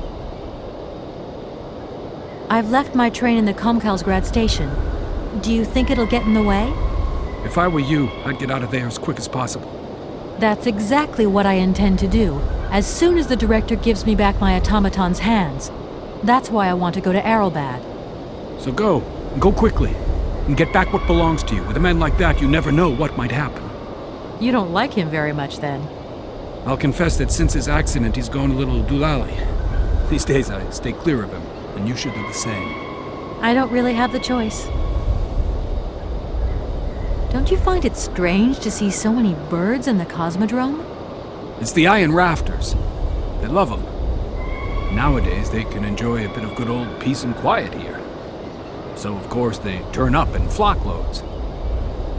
Sometimes I set Soyuz onto them. Just like the good old days. Soyuz? Soyuz is the last Golden Eagle left in active service. We had to get the dumb canaries out of the way before takeoff, so what did we do? Set the Eagle on them. And you should see them fly. Soyuz, he's like a cat among the pigeons. Magnificent. Does Arrowbad mean anything to you? Arrowbad. It's been a long time since I heard that name. It's a spa resort, ma'am. Top brass of the regime would go there. As well as convalescing soldiers, tired politicians, profiteers and racketers, the whole caboodle. They'd go live it up, all expenses paid. One privilege I never got. Just 2 steps away from becoming the nation's hero, and no free holiday for me. And where exactly is this place? Further east. We never had to know where exactly. The airship was programmed to take vacationers there. From here. I came here by train, but unfortunately it broke down. I've got to get to Arrowbad immediately. Someone told me you might have a vehicle to lend me. Someone? Who might that someone be? I hope you're not talking about Sergei Borodin. Well, yes, I am. The director of the industrial complex below. Be careful, ma'am. He is not a rational man. He can be mean and very dangerous. He suggested I come and see you, actually. But I get the impression that he doesn't care much for you either. I don't care what he thinks of me. All I say to you is, watch out for him. Thank you so much for helping me. I'm sorry to have woken you up like that. It's been great talking to you, ma'am. I think I'll take 40 wins right now.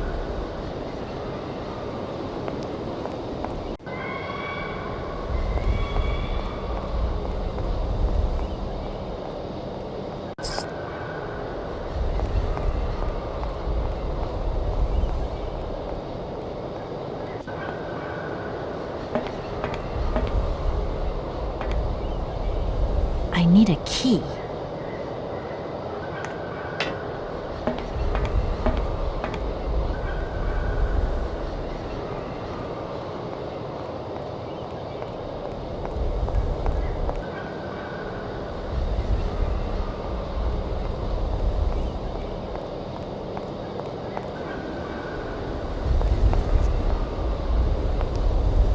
Sir? Sir? My head. Oh, my poor head. I need some quiet. Please, can I have some quiet? Do you think the airship still works? No idea. It has been so long since it was used. And then I've got to learn how to use it, too. You won't have any worries there. It has an automatic pilot. Go visit if you want. Here's the key. Thanks.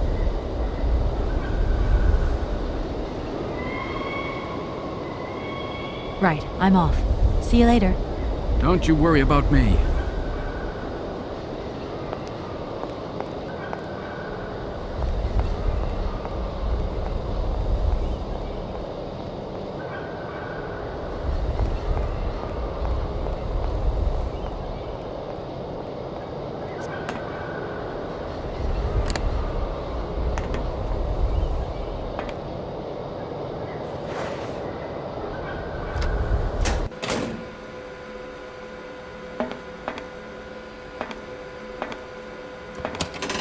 Doesn't look like that works.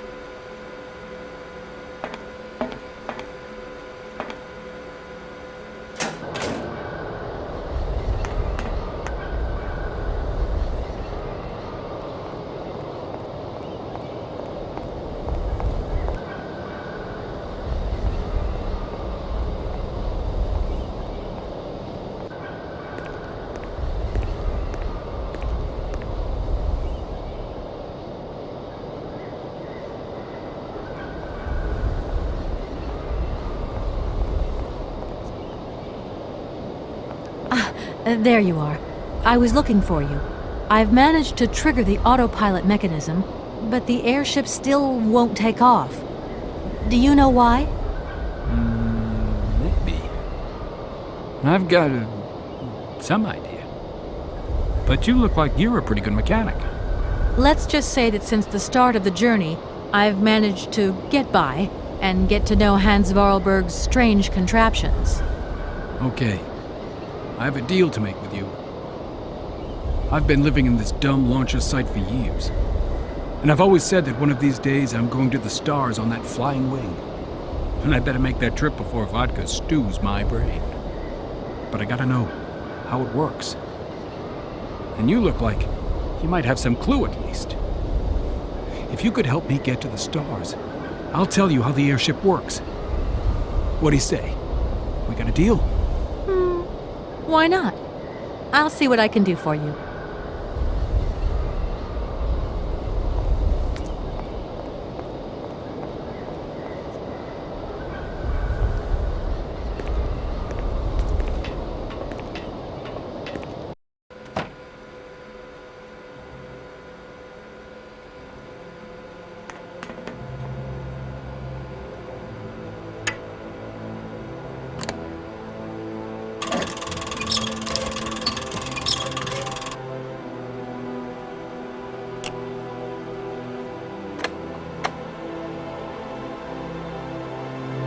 This thing's jammed.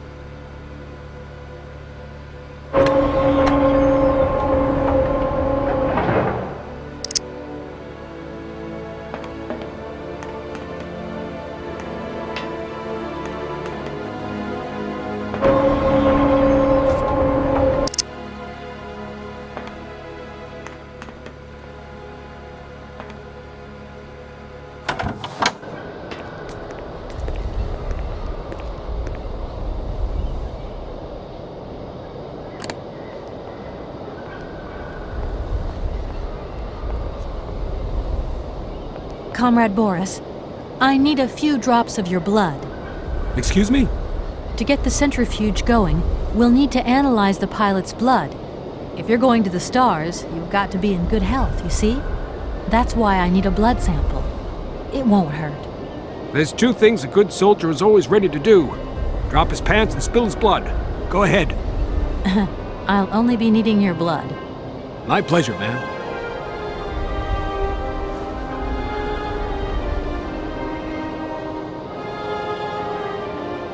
Ow!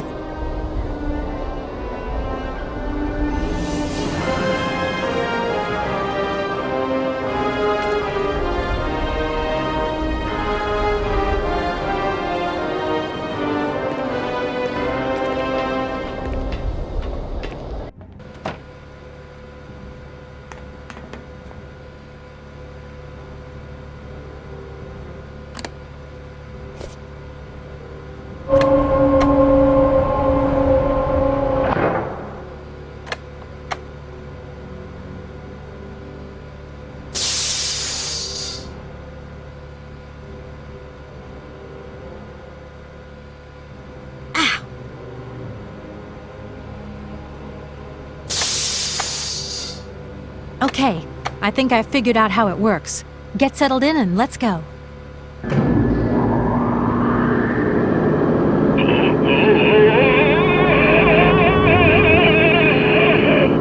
Colonel, are you all right? Never been better. Head's spinning a bit, but I am used to that. I'm a professional pilot.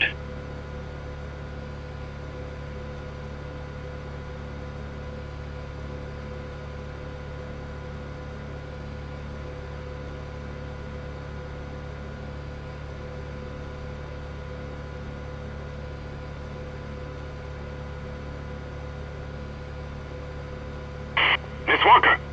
Come in, Miss Walker! Are you receiving me? Clear as smog. Can you speak up? I'm ready. Press the launch button.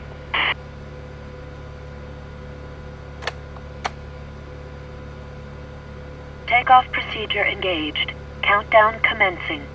Colonel, you've forgotten to tell me the secret of the airship.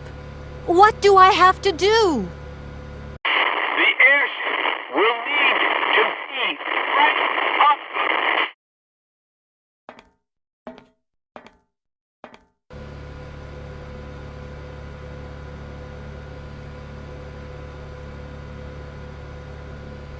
10, 9, 8, 7, 6, 5, 4, 3, 2, 1, 0. We have liftoff.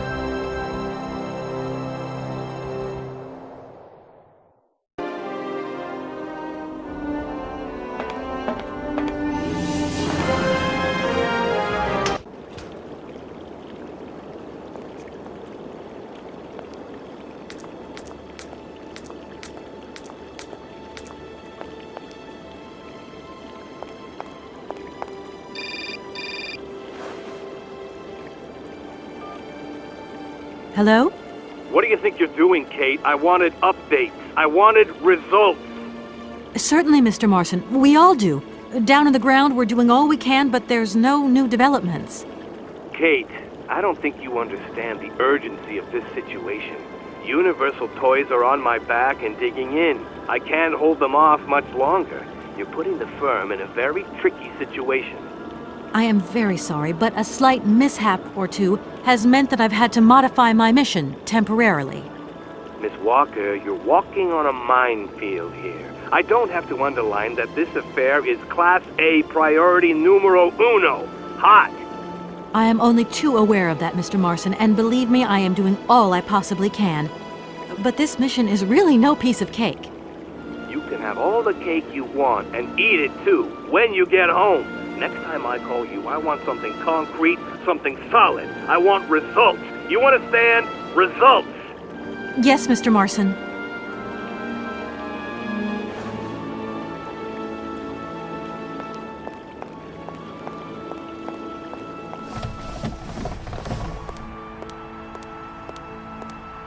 Good morning, sir.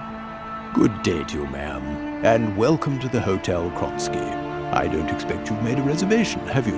Well, no matter. We've got a few rooms left with a sea view. By far the best on offer. Well, actually I wasn't counting on staying in Arrowbad. I see. It's like that then. So, what can I do for you? Let me introduce myself. I'm Kate Walker. I'm a lawyer sent by a major American law firm to take care of a delicate inheritance case. Ah, very pleased to meet you, Miss Walker. Felix Smetana at your service. I'm the receptionist of this establishment. Between you and me and the brick wall, I often play the role of general manager here, too. Ah, these days the place ain't what it used to be. This hotel is truly incredible, though. It's kind of sumptuous in an old-fashioned way. You should see how sumptuous our suites are. For more than a whole century, they have accommodated some of the world's greats. Would you like to take one? No, it's okay, thank you. I'm not staying. I've got to get away. I'm expected. Right. Well, in that case, I don't see what I can do for you. I want to meet someone who lives here. That's very inconvenient. None of my customers said they were expecting someone. You can't just turn up like that. We've got a very strict policy. In this day and age, the hotel ain't too open to, impromptu visits from any Tom, Dick, or Harry. Please, I absolutely must speak with her. It's very important. If it was that important, all you had to do was ring the hotel. People come here to rest, you see, to get away from the world, which ain't turning so good these days. Don't let me keep you. Good day to you, ma'am. Honestly, if I could have called, I would have called, but I couldn't. So please, can you bend the rules just a little, sir? Ma'am, in this hotel, we don't bend nothing for no one. With respect. Sir, I really could use your help. I'm sorry, ma'am, but my helping hand only serves my hotel guests. Well, let me just say that by helping me out, you'd also be helping out one of your very own guests. Ma'am, I'm not to be wound around anyone's little finger. You hear? Could you tell me if a certain Hans Vorarlberg has ever been here? On a spa holiday? Yes, that's it. I'm sorry, but our hotel register is strictly confidential. Come on, please. It's not like it's a state secret you're telling me here. And if I just let you consult our register, what am I going to get out of it? My eternal gratitude? That's just what I was expecting. Adieu, as the French say, madame. Usually I travel on this fantastic mechanical train. Haven't I seen some kind of a station here? Is it possible to arrive here by train, then? Of course it is. What were you suggesting? If I'm not very much mistaken, that's your air balloon I see getting blown to shreds in the hotel garden. Oh, yeah, the airship. That's a bit different. I just borrowed that to make the round-trip journey to Arrowbad. Whatever. You better think about getting it off there, and quick. With that contraption on my lawn, some of my clientele might have a relapse. It's a real shame that there aren't any guests at your hotel. We had our moment of glory, but now it's all in the past. That's all. Doesn't it make you sad? Why should it? Once upon a time I met the greatest of the great. Now I got my memories. Sweet memories. Well, thanks anyway. At your service, ma'am.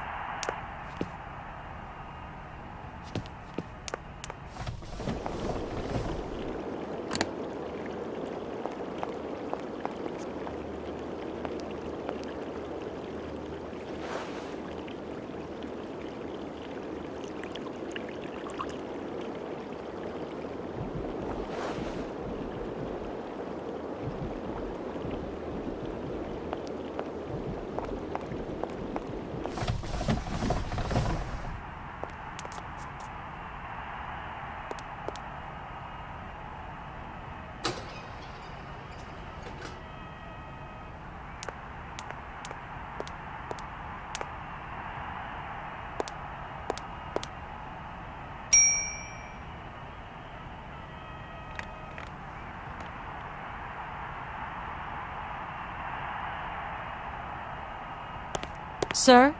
You again? You're beginning to really overstep the mark. I warn you, one more and I'm going to... But what the hell's going on over there? Why is it me gets hell to pay when there's already too much work to do?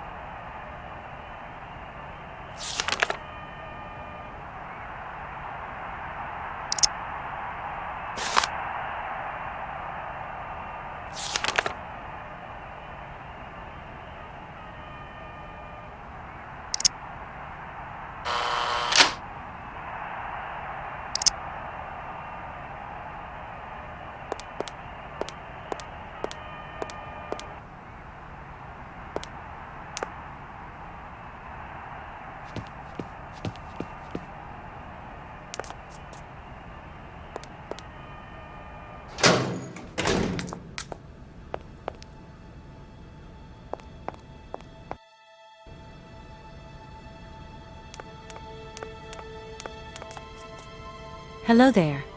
Good afternoon, miss. Are you the hotel barman?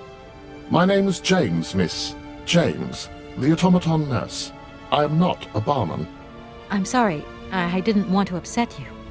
If you don't mind, miss, I would appreciate it if you would just be a little more rigorous in the terms you employ in the future. My name is Kate Walker. Pleased to meet you, miss. You are not here for treatment, are you? No, I'm not. I only want to meet Madame Romansky. I would be delighted to serve you tea when Madame returns from her constitutional. I don't want to impose. Maybe your mistress won't want to take tea with me. Madame likes to complain for the sake of it. Believe me, she loves visits. In that case, thanks for the invitation. I'm looking for Madame Romansky. Do you know where she is? 3:30 to 4:30 p.m., Madame Romansky takes her daily constitutional on the pier. Tea is served at 5 o'clock sharp. Is it possible to go see her? As you wish, but do pay attention to the salt wind. Can you take me to Helena Romansky? Not at this hour, miss. Madame will still be watching the sea at the end of the pier. So? Madam knows perfectly well that during this season I don't go down to the pier. My wheelwork goes dicky under the double corrosive action of the salt and sand winds. Listen, you can hear them sweeping up and down the beach and out to sea. We call it the salt wind here. It'll drive us all crazy one of these days. Come on, just make a little effort. No, I'll stay here and make ready for Madame in case she needs me. She can be so unpredictable, such violent swings of mood. Have you ever heard of a Mr. Vorarlberg? The name is not entirely foreign to me. Really? You know Hans Vorarlberg? That I cannot say, miss. Madam has forbidden me from talking about him and even mentioning his name. Why? Nostalgia, sadness, medication. Call it what you humans will. We never had this conversation, did we, miss? Madam would be very angry to learn that I know, and now you know as well. Don't worry. Mum's the word. Do you know Komkalsgrad? I left my train there with its engineer. You'll never guess what. It's an automaton just like you. There's even a family resemblance.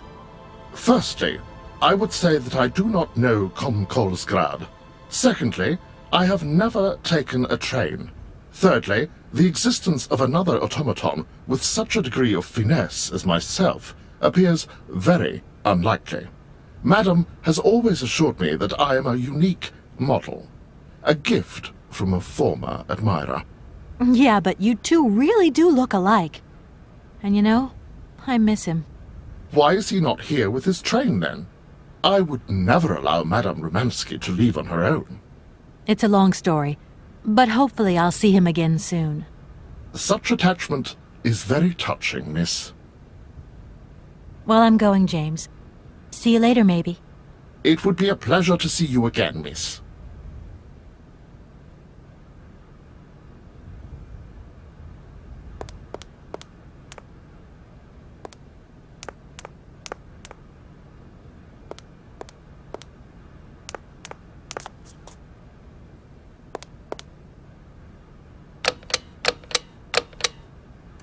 Darn it! That doesn't work. Just as I thought.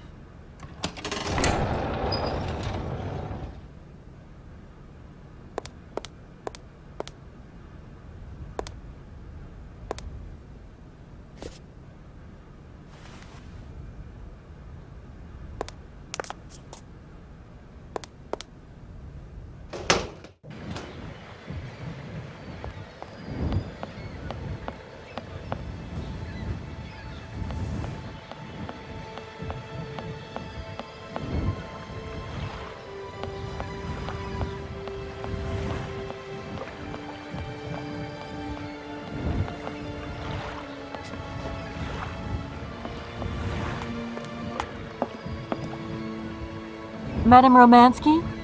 Madame Helena Romansky? Who are you? What do you want? I'm sorry to disturb you, ma'am. My name's Kate Walker. I've come on behalf of Frank Malkovich. Ah, Malkovich, the old son of a gun. Are you one of his relatives? Not exactly. He's a good friend of my mother's. He told me you might be here in Arrowbad. I'm American, a lawyer. To what do I owe your visit? You have come so far. It must be important.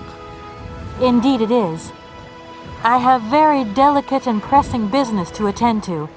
I have just left... Later, my dear, later. I have a slight headache. This hotel mask, they pinch so. I have to go in. Please, could you be so kind as to call my valet? Your valet? Of course.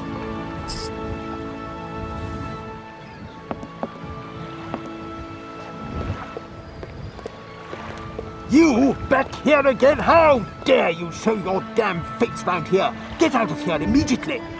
Please. I absolutely must find... Miss Romansky! Oh, yes, I'm sorry. She managed to lie her way in here. Don't matter how vigilant you are, there's always one. But it won't happen again. She'll be out on her ear before you can say, I hope she hasn't upset you too much. Oh, Felix. Stop being such a grizzly bear. This woman is my guest. She's your guest? But that ain't possible. This vandal didn't even know you 3 hours ago. Be quiet, Felix, before you offend someone. Miss Romansky, please. This maniac turned up earlier and tried to wreck the fountain. If it wasn't for the... I said enough, Felix. Please treat Miss Walker with the respect befitting one of my friends. Don't touch and don't swear. Have I made myself clear, Mr. Smetana? Yes, yes, crystal clear, Madam Romansky. Please do accept my humble apologies. Very good, Felix. You may go now.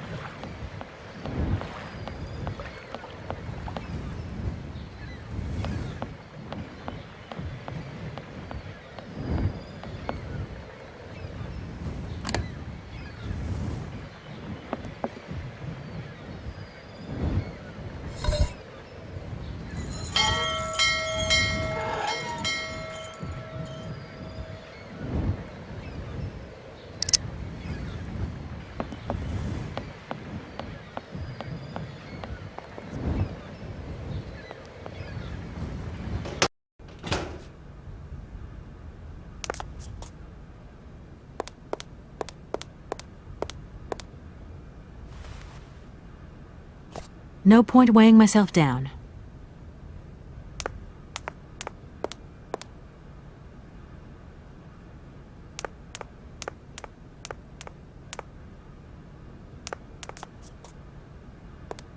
James, what are you waiting for?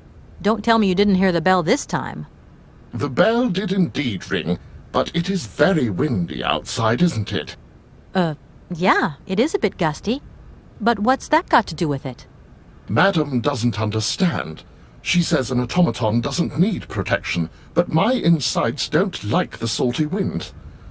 I'm afraid to go out, you know. And if you wore my mask to protect you against the salt, would that help? Oh, most certainly.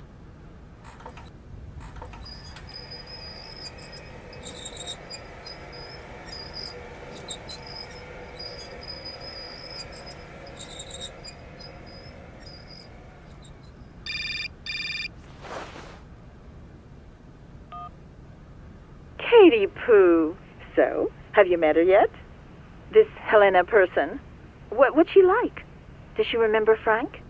Hi, Mom. Yeah, sure. I met her, and yeah, she's living in Arrowbad. You can thank Frank for me again. I'll remember to, honey. So, what's Arrowbad like? Maybe Frank can take me there one day. It's this seaside resort, Ma, but it isn't what it used to be. You'd be real disappointed. Maybe you're right. So, when are you coming home? Is that mission all over then? Not really, Ma. I still haven't found the heir I'm looking for to wrap up the case. Helena Romansky's a kind of detour here. Listen, Munchkin, I get the distinct impression that you're being led up the garden path. Why don't you just come home, tell your boss this heir just doesn't exist, that you've done all you can, et voila. Do you want me to call him for you?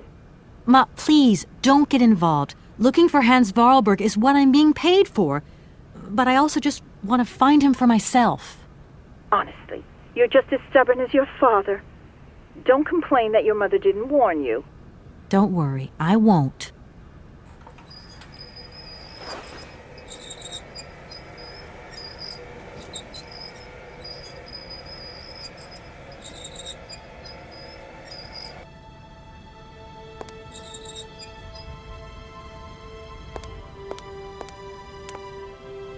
It's a real honor to meet you, Madame Romansky. People have told me so much about you. People still talk about me. Oh dear. Of course. Everyone tells me how wonderful you were. How you were one of the greatest singers of the century. Ah, so I was, my dear.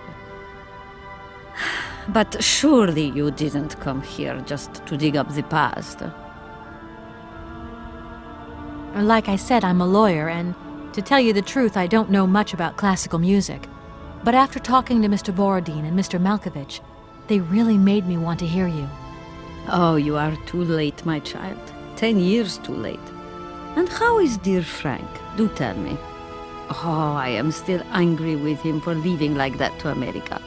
Don't be offended, but I never suspected those cowboys actually have an ear for real music.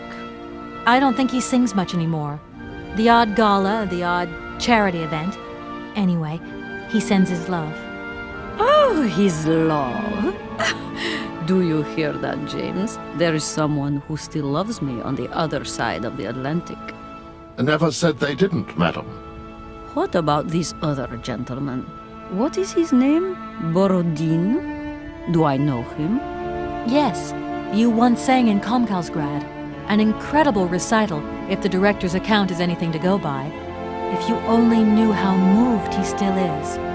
He's another one who still adores you. I must confess that seeing one of my greatest admirers once more would do wonders for me, but...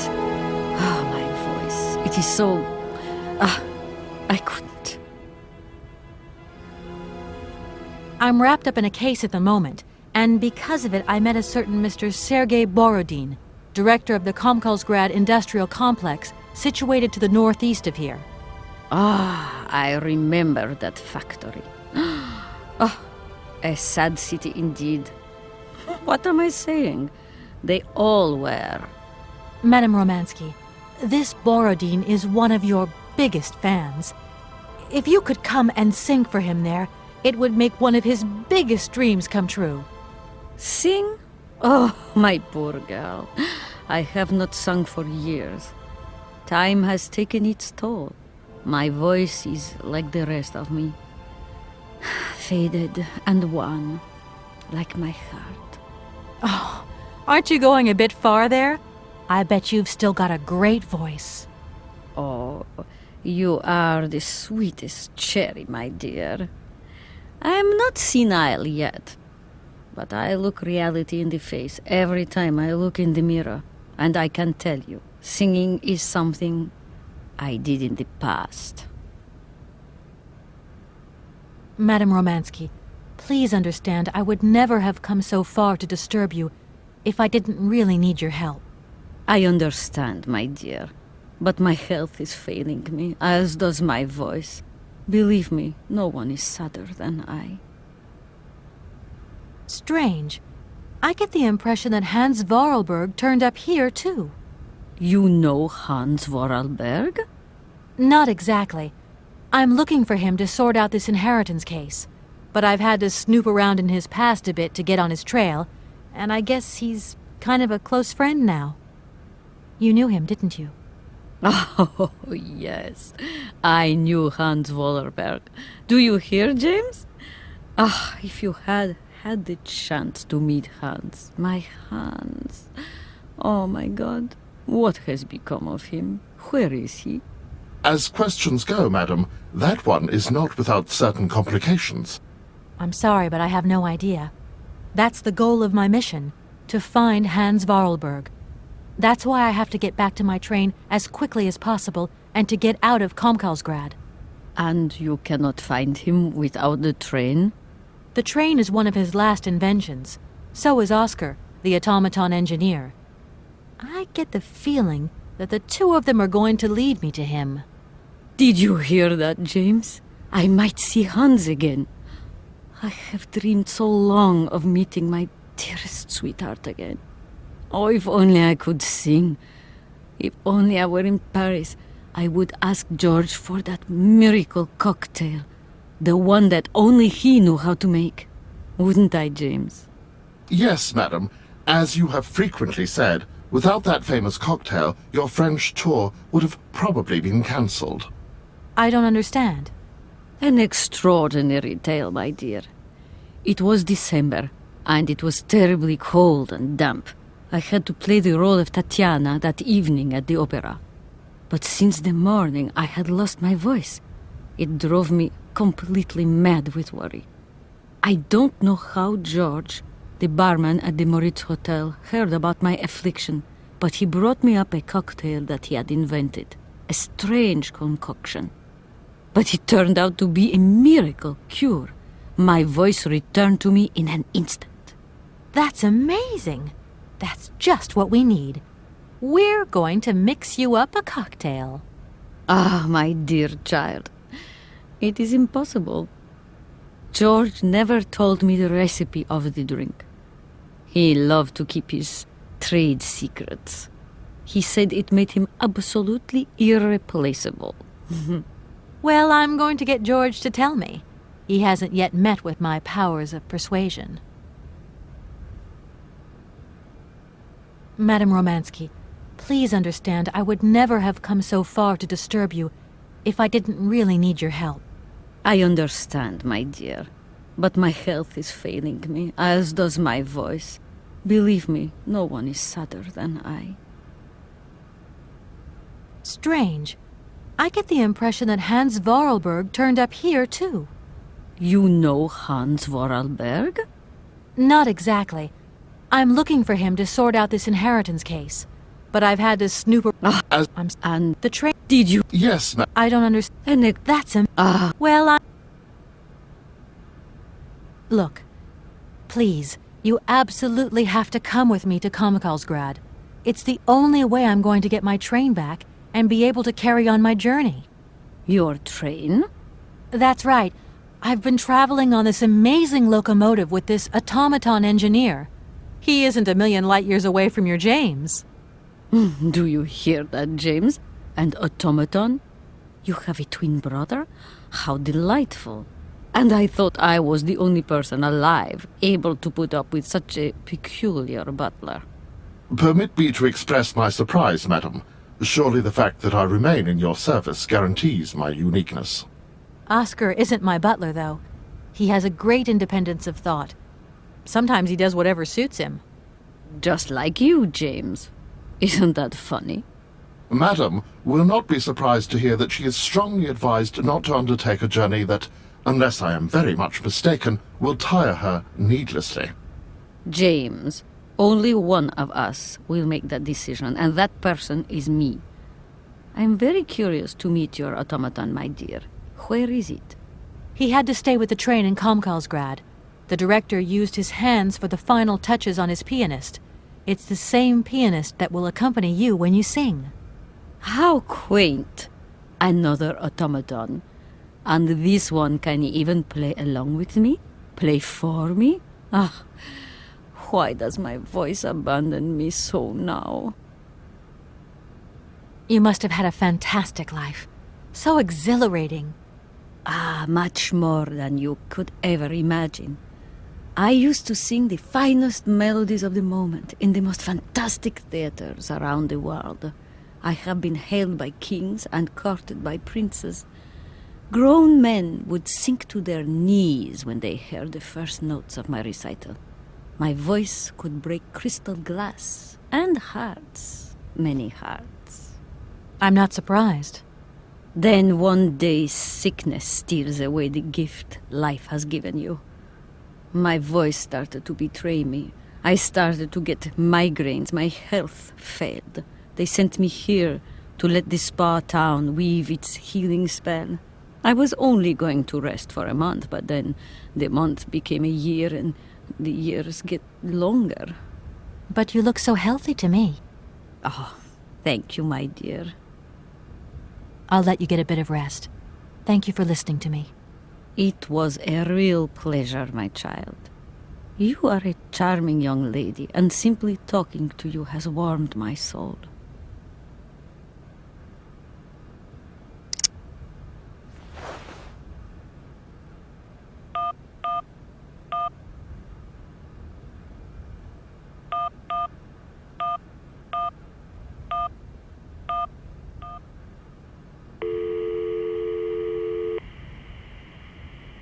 Hello, Hotel Moritz? Reception here. Can I help you? I'd like to talk to Mr. George. He's a barman at your hotel. I'll connect you with the bar. Just a moment.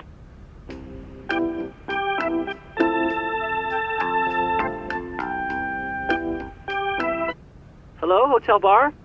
Hi, I'd like to talk to George, please. George? You mean Mr. George? Yeah, probably. He must have been a barman at the Moritz in the 50s? Well, don't want to disappoint you, but Mr. George stopped working here quite a while ago. What was it about? I've been told that Mr. George had a recipe for a fantastic cocktail, and only he knew the ingredients. I absolutely must know what was in it. It's a matter of life and death. I'd love to help you, ma'am, but you see, old George, now he knew a lot of cocktails. One hell of a barman and one hell of a reputation. He did write down his recipes before he left, but if you can tell me which one you were looking for exactly? I don't know. There are a lot of them, you say? Yeah, the Paris Peking Shuffle, the Deep Green Secret, Boco Poco, Blue Helena, Red Mambo. Helena! Yeah, that's the one. The Blue Helena. Right, I'll take a look. Blue Helena, you say? Let's see. 1 measure of vodka, 1 measure of blue curacao, 1 measure of honey, a dash of lime and ice cubes. Shake it all together, and Bob's your uncle. Perfect. Thank you very much, sir. You have been most helpful to me.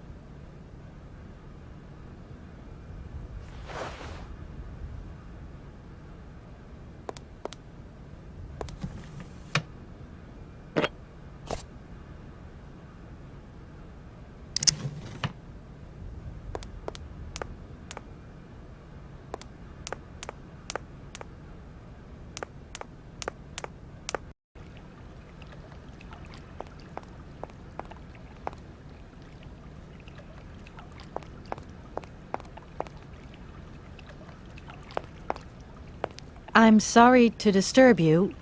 Yeah, I think I can thrust with my queen through there. Unless... I can see that I'm disturbing you. Hey, no. Checking 2 moves. Maybe I'll squeeze him with my bishop instead. Nothing like a good squeeze from a bishop. Okay, I wouldn't like to disturb you any longer.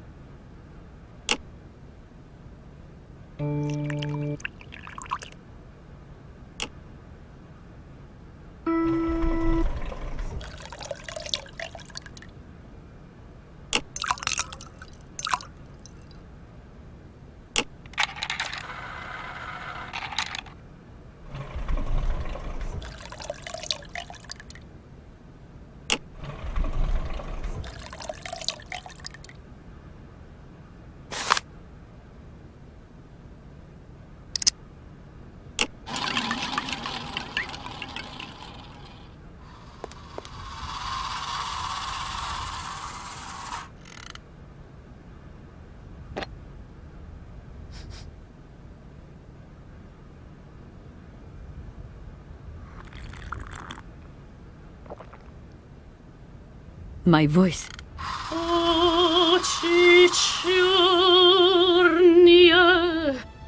My God, that is atrocious. Horrific. It was too good to be true. George's Blue Helena is powerless. Ineffective on the voice of an old woman. But your voice is perfect. Don't be so down on yourself. You just need to warm up a bit, that's all. After all these years, it's to be expected. No, I am very grateful for all your efforts, but really, I cannot go on stage with such a puny, pathetic voice. My performance would be so poor. I would get such bad reviews. You've just got to get your confidence back. Hasn't she, James? I must concur, madam. It sounds to me like your voice is fully restored. James, be quiet. You are a sniveling little creep.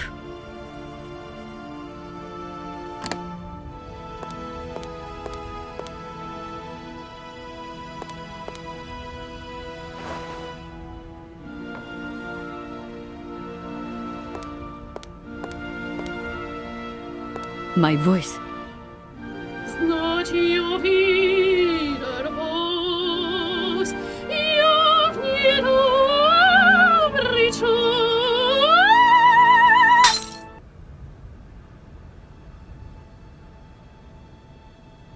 My God, what have I done? My voice has returned. Did you hear that, James? My voice has returned. Your voice is still as magnificent as ever, madam. But please don't forget, you're no spring chicken these days. Time has taken its toll. And you're not the toy boy you once were either, James. I hope you have fun on your own. Madam, leaving you is quite out of the question. Don't be stupid, James. What would you do there? Your place is here. You must prepare my return. Madam, I won't insist. Adventure is not an integral part of my action functionalities. Maybe you're right, madam. As ever. Do I understand correctly that you're going to go with me to Komkalsgrad? You do, my dear. We're going on tour, my dear. Anchors away. I'll go back to the airship to prepare my departure. You can join me there when you're ready. James! Take me to my room. I must prepare. Quick! Quick! What are you waiting for? My fans are waiting for me. Are you sure you're sure about this, madam? Shut up, James, and put your foot on it.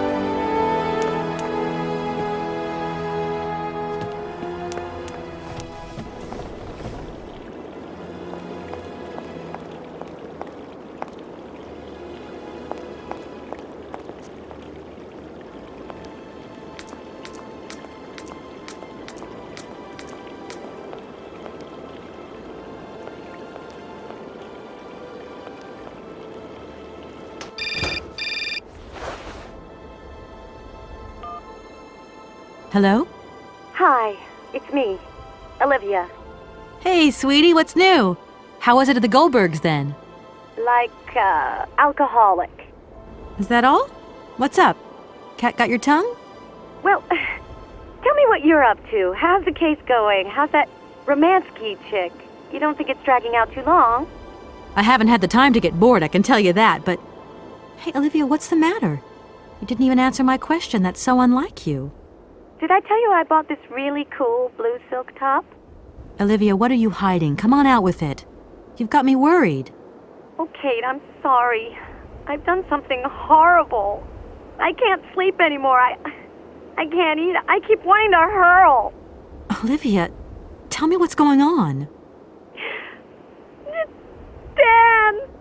What about Dan? Has something happened to him?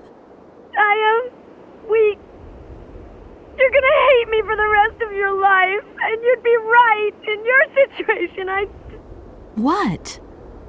After the Goldbergs, Dan took me home.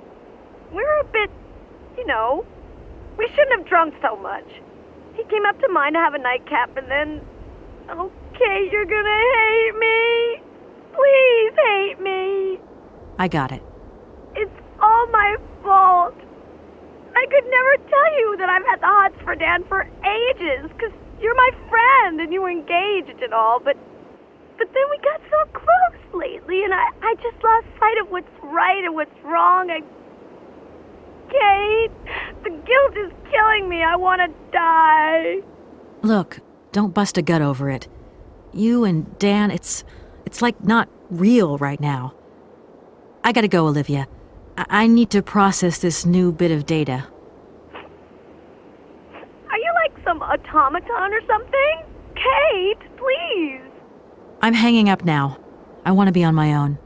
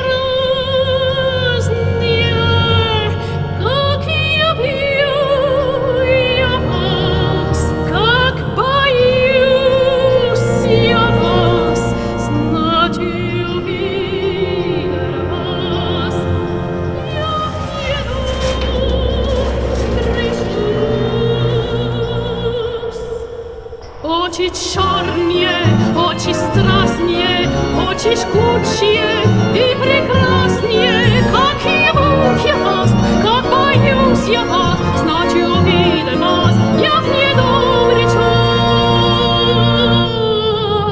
Очи черные, очи страстные, очи жгучие.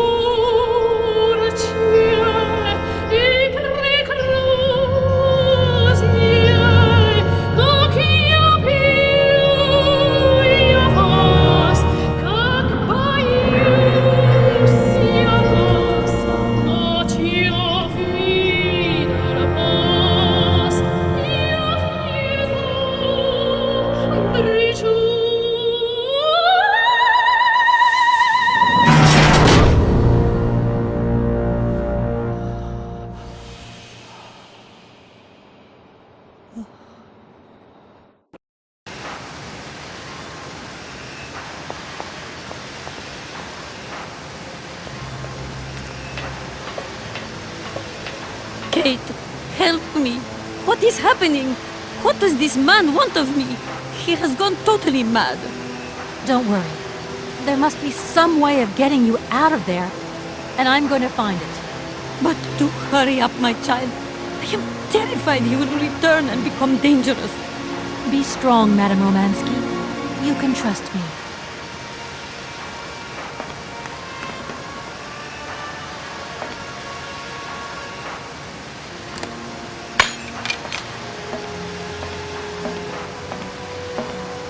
At last, young lady.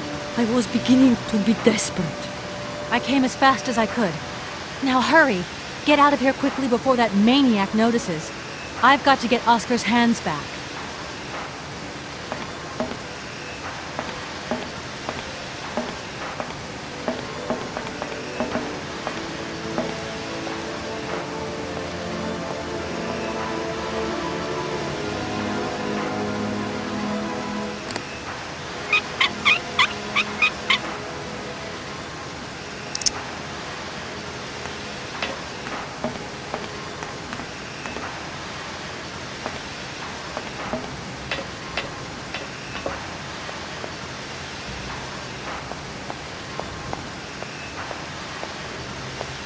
Are you all right, madam?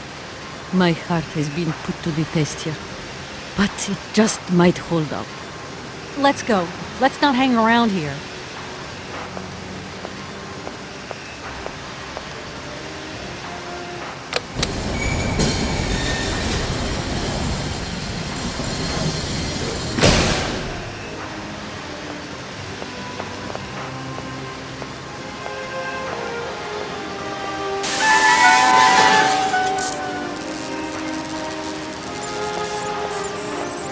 Oh! My God! What has happened now? Aha! Nice try, Miss Walker. But you are not strong enough. Not for me. So you can stop playing games now. Return the hands to me. And bring Madame Romansky back, or I shall not be responsible for my actions. You don't scare me, you old lunatic. Helena, grab the hands and get back to the train. Tell Oscar to get ready to leave. I'm gonna find a way out of this lousy factory.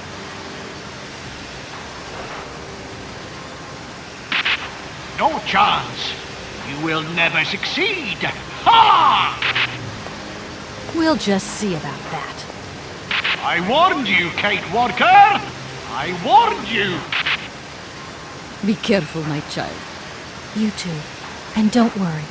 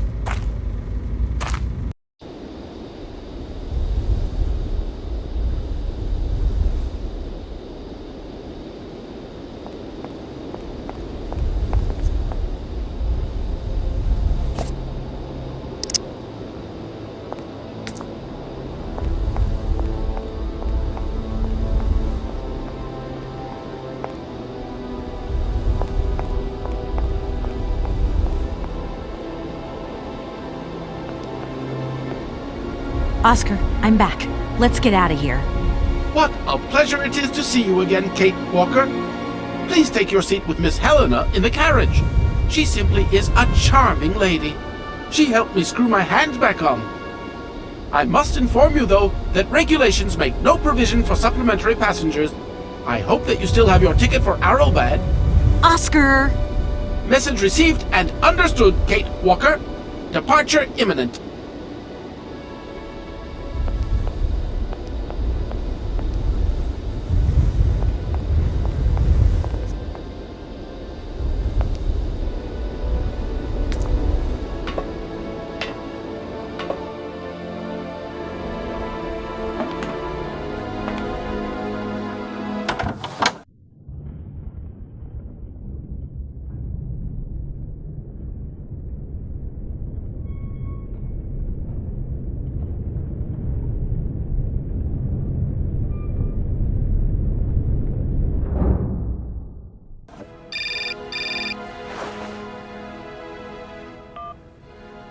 Hello? Kate, hi. It's me, Dan. Are you all right? I'm okay now, yeah, thanks.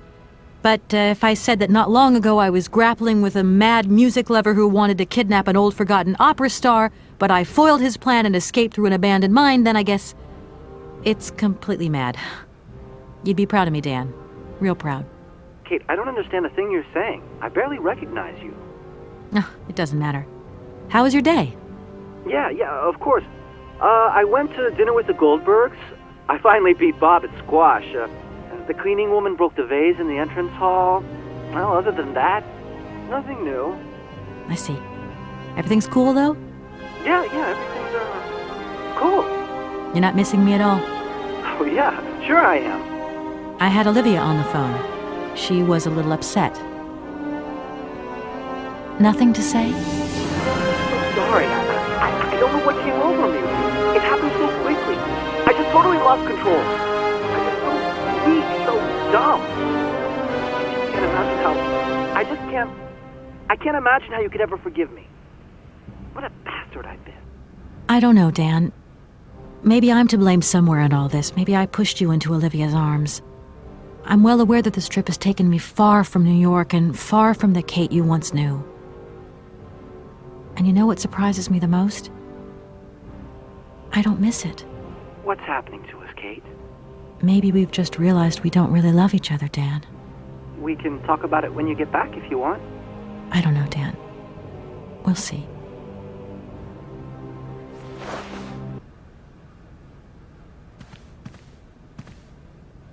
What on earth is going on? Why is this train not moving? This is not the time to hang around with that madman on the loose. That is a bit of a concern. Don't worry. I'll take care of it.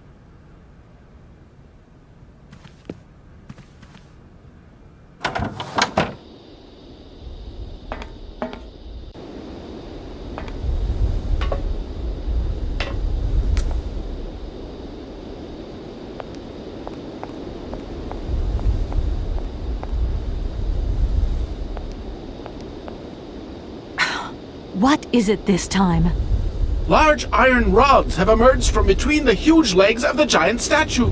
The track is now completely blocked. But that's absolutely crazy. Will that madman never get off our case? I'm gonna see what I can do.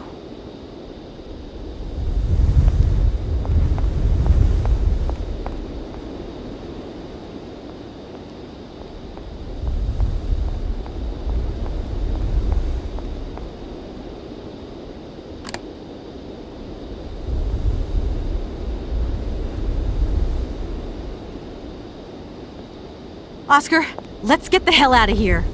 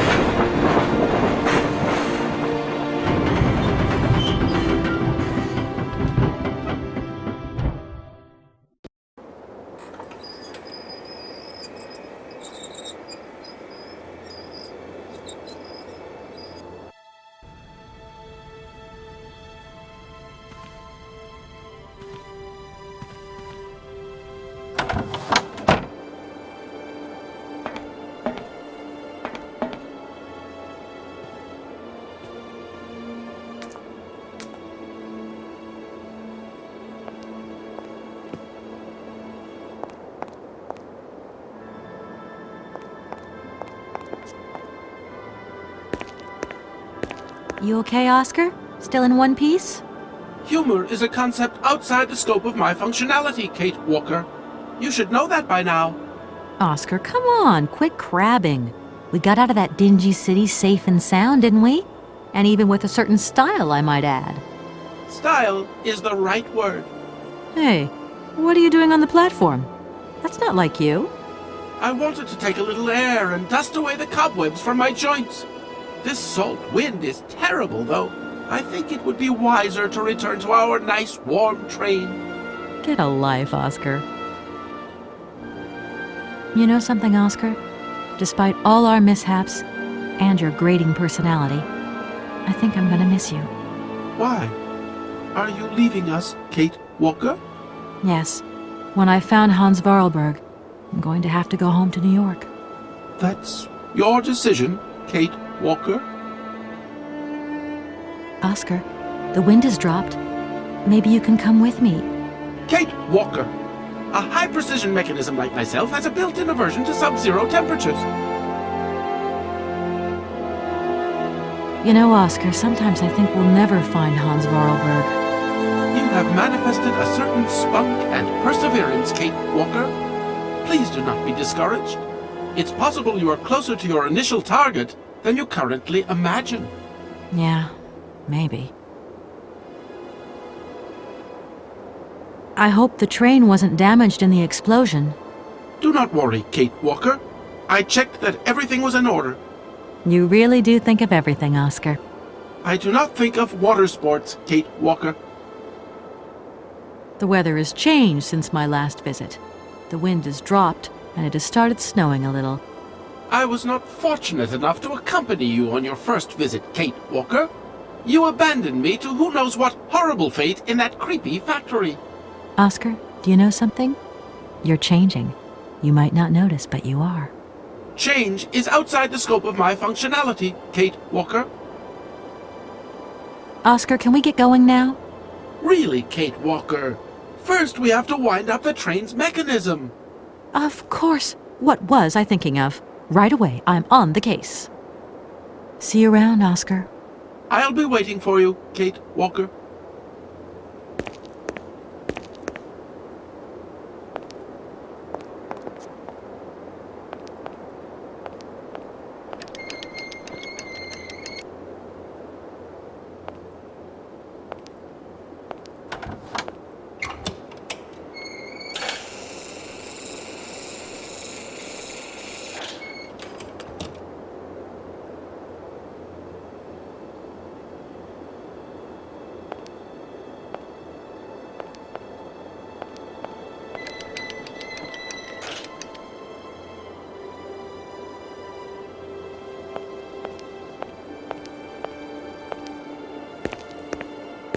Hello, Oscar.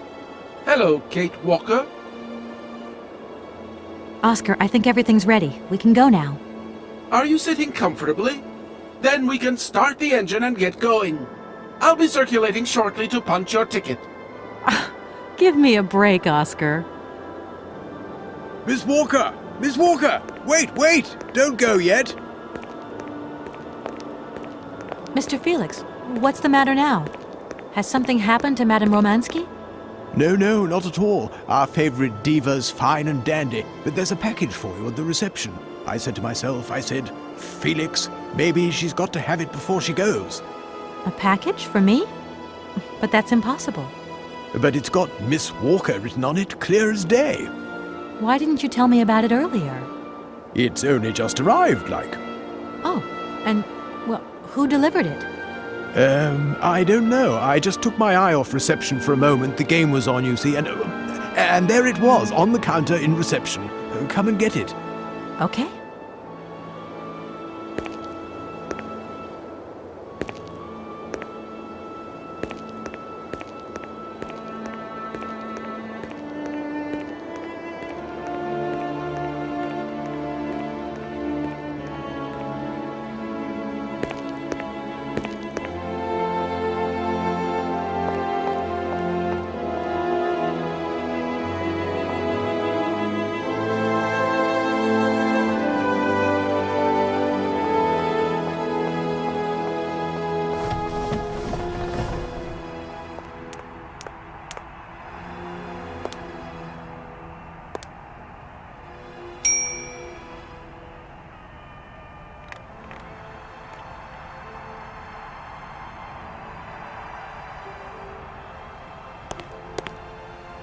Mr. Felix, sir. What can I do for you, ma'am? I've come to pick up my parcel. It's waiting for you there on the counter, miss. Why, thank you. Goodbye, Mr. Felix. You haven't changed your mind, then? I could do you a good deal on the royal suite. Thanks very much, but I really must be going.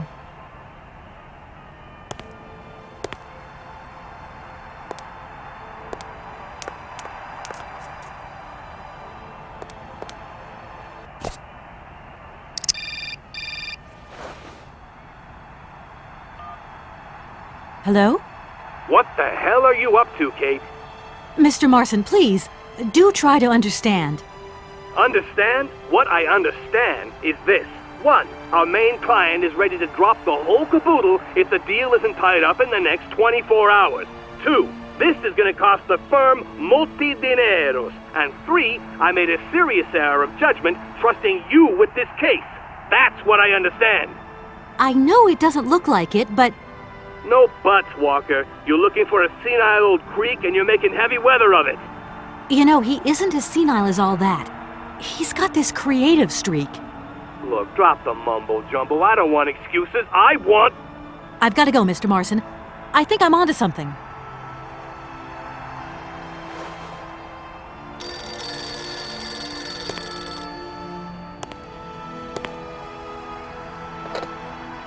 Hello, reception here. Felix Massana at your service. Yes, ma'am. Yes. Yes, she's right here in front of me, ma'am. Immediately. Please, be my guest. Miss Walker, Madame Romansky would like you to join her at the hotel bar as quickly as possible. I'm going.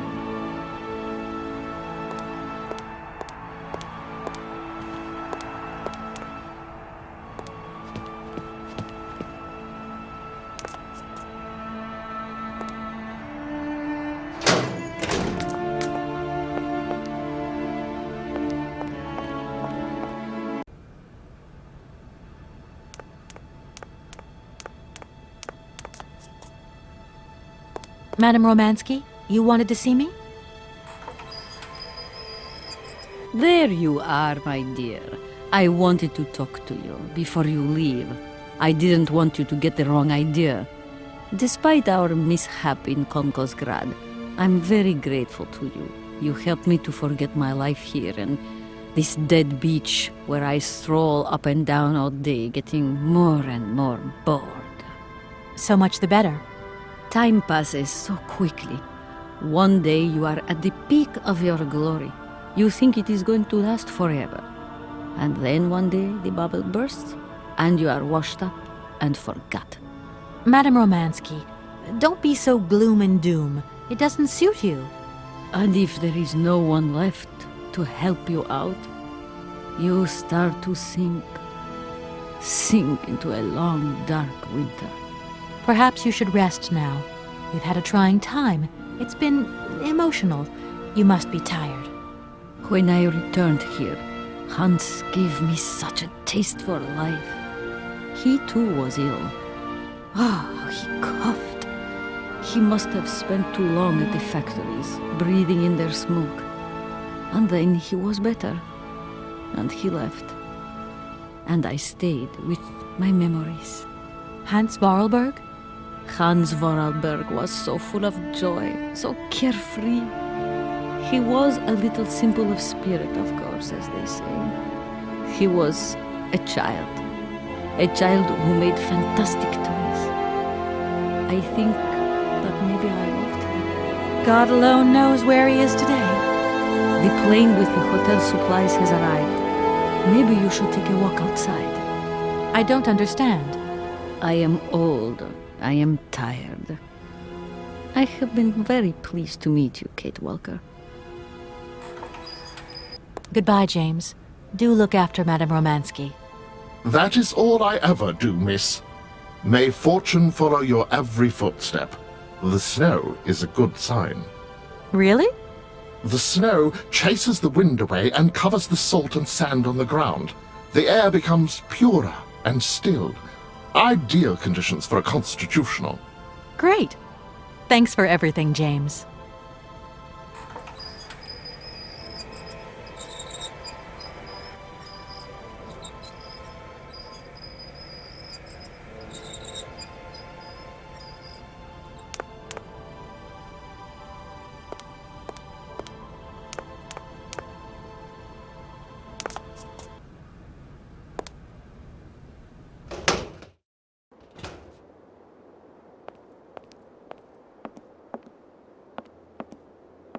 Good morning, sir.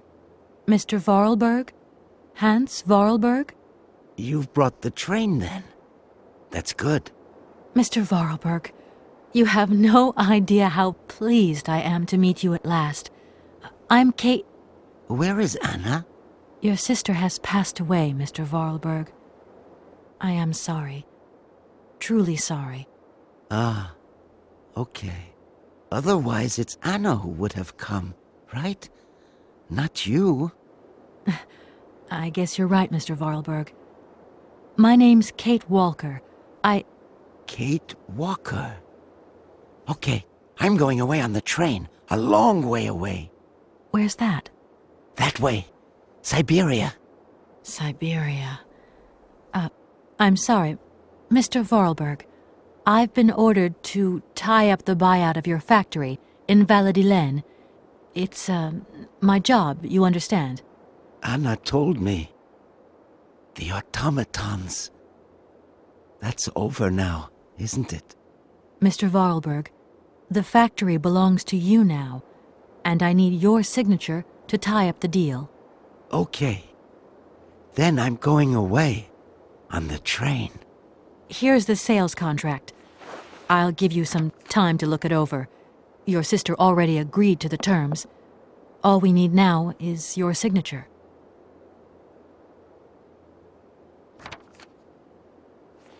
What?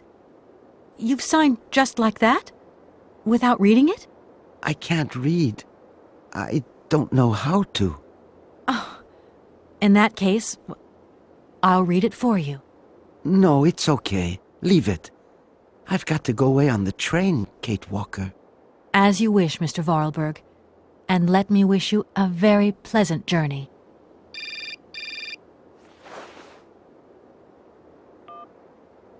Yes? Listen, Walker, I've decided to send over some backup. No need, Mr. Marson. What do you mean? Hans Vorarlberg has just signed. Everything's hunky-dory. Are you saying that... Yep. That Vorarlberg Manufacturing is now the exclusive property of the Universal Toy Company. But... that's great news. Good work. Excellent work, Walker. A real masterstroke. I knew I could count on you, Kate. I congratulate you. Thank you, sir. Right, now get back here as quick as you can. I want those papers on my desk tomorrow. My secretary will organize a meeting with Universal Toys immediately. You'll no doubt want to hand over the contract yourself. And now that I think of it, I've got no one on the Schwann Airport case. Big trial coming up. A real opportunity. The job is yours. My little way of saying thank you, Kate Walker. You're too kind. You have a great career as a lawyer ahead of you, Kate. See you tomorrow. Well done again, and don't lose those papers, huh? Now that would be the dumbest thing. Sure. Real dumb. Kate Walker? Yes, Mr. Vorarlberg? Are you coming on the train too, Kate Walker? No. That really wasn't in the plan. But thanks for offering. This adventure's all over for me now, Mr. Vorarlberg. Too bad. Silly, really. You don't like adventure, do you? I don't really... I mean, maybe there's... It's not easy to say. Yes? I have to go back to New York. They're waiting for me there, you understand? I understand. The plane. It's going to New York too, maybe. Maybe. I suppose I better go find out. Yes. It's more sensible. Maybe. See you later, Kate Walker. Yes. See you later, Mr. Vorarlberg.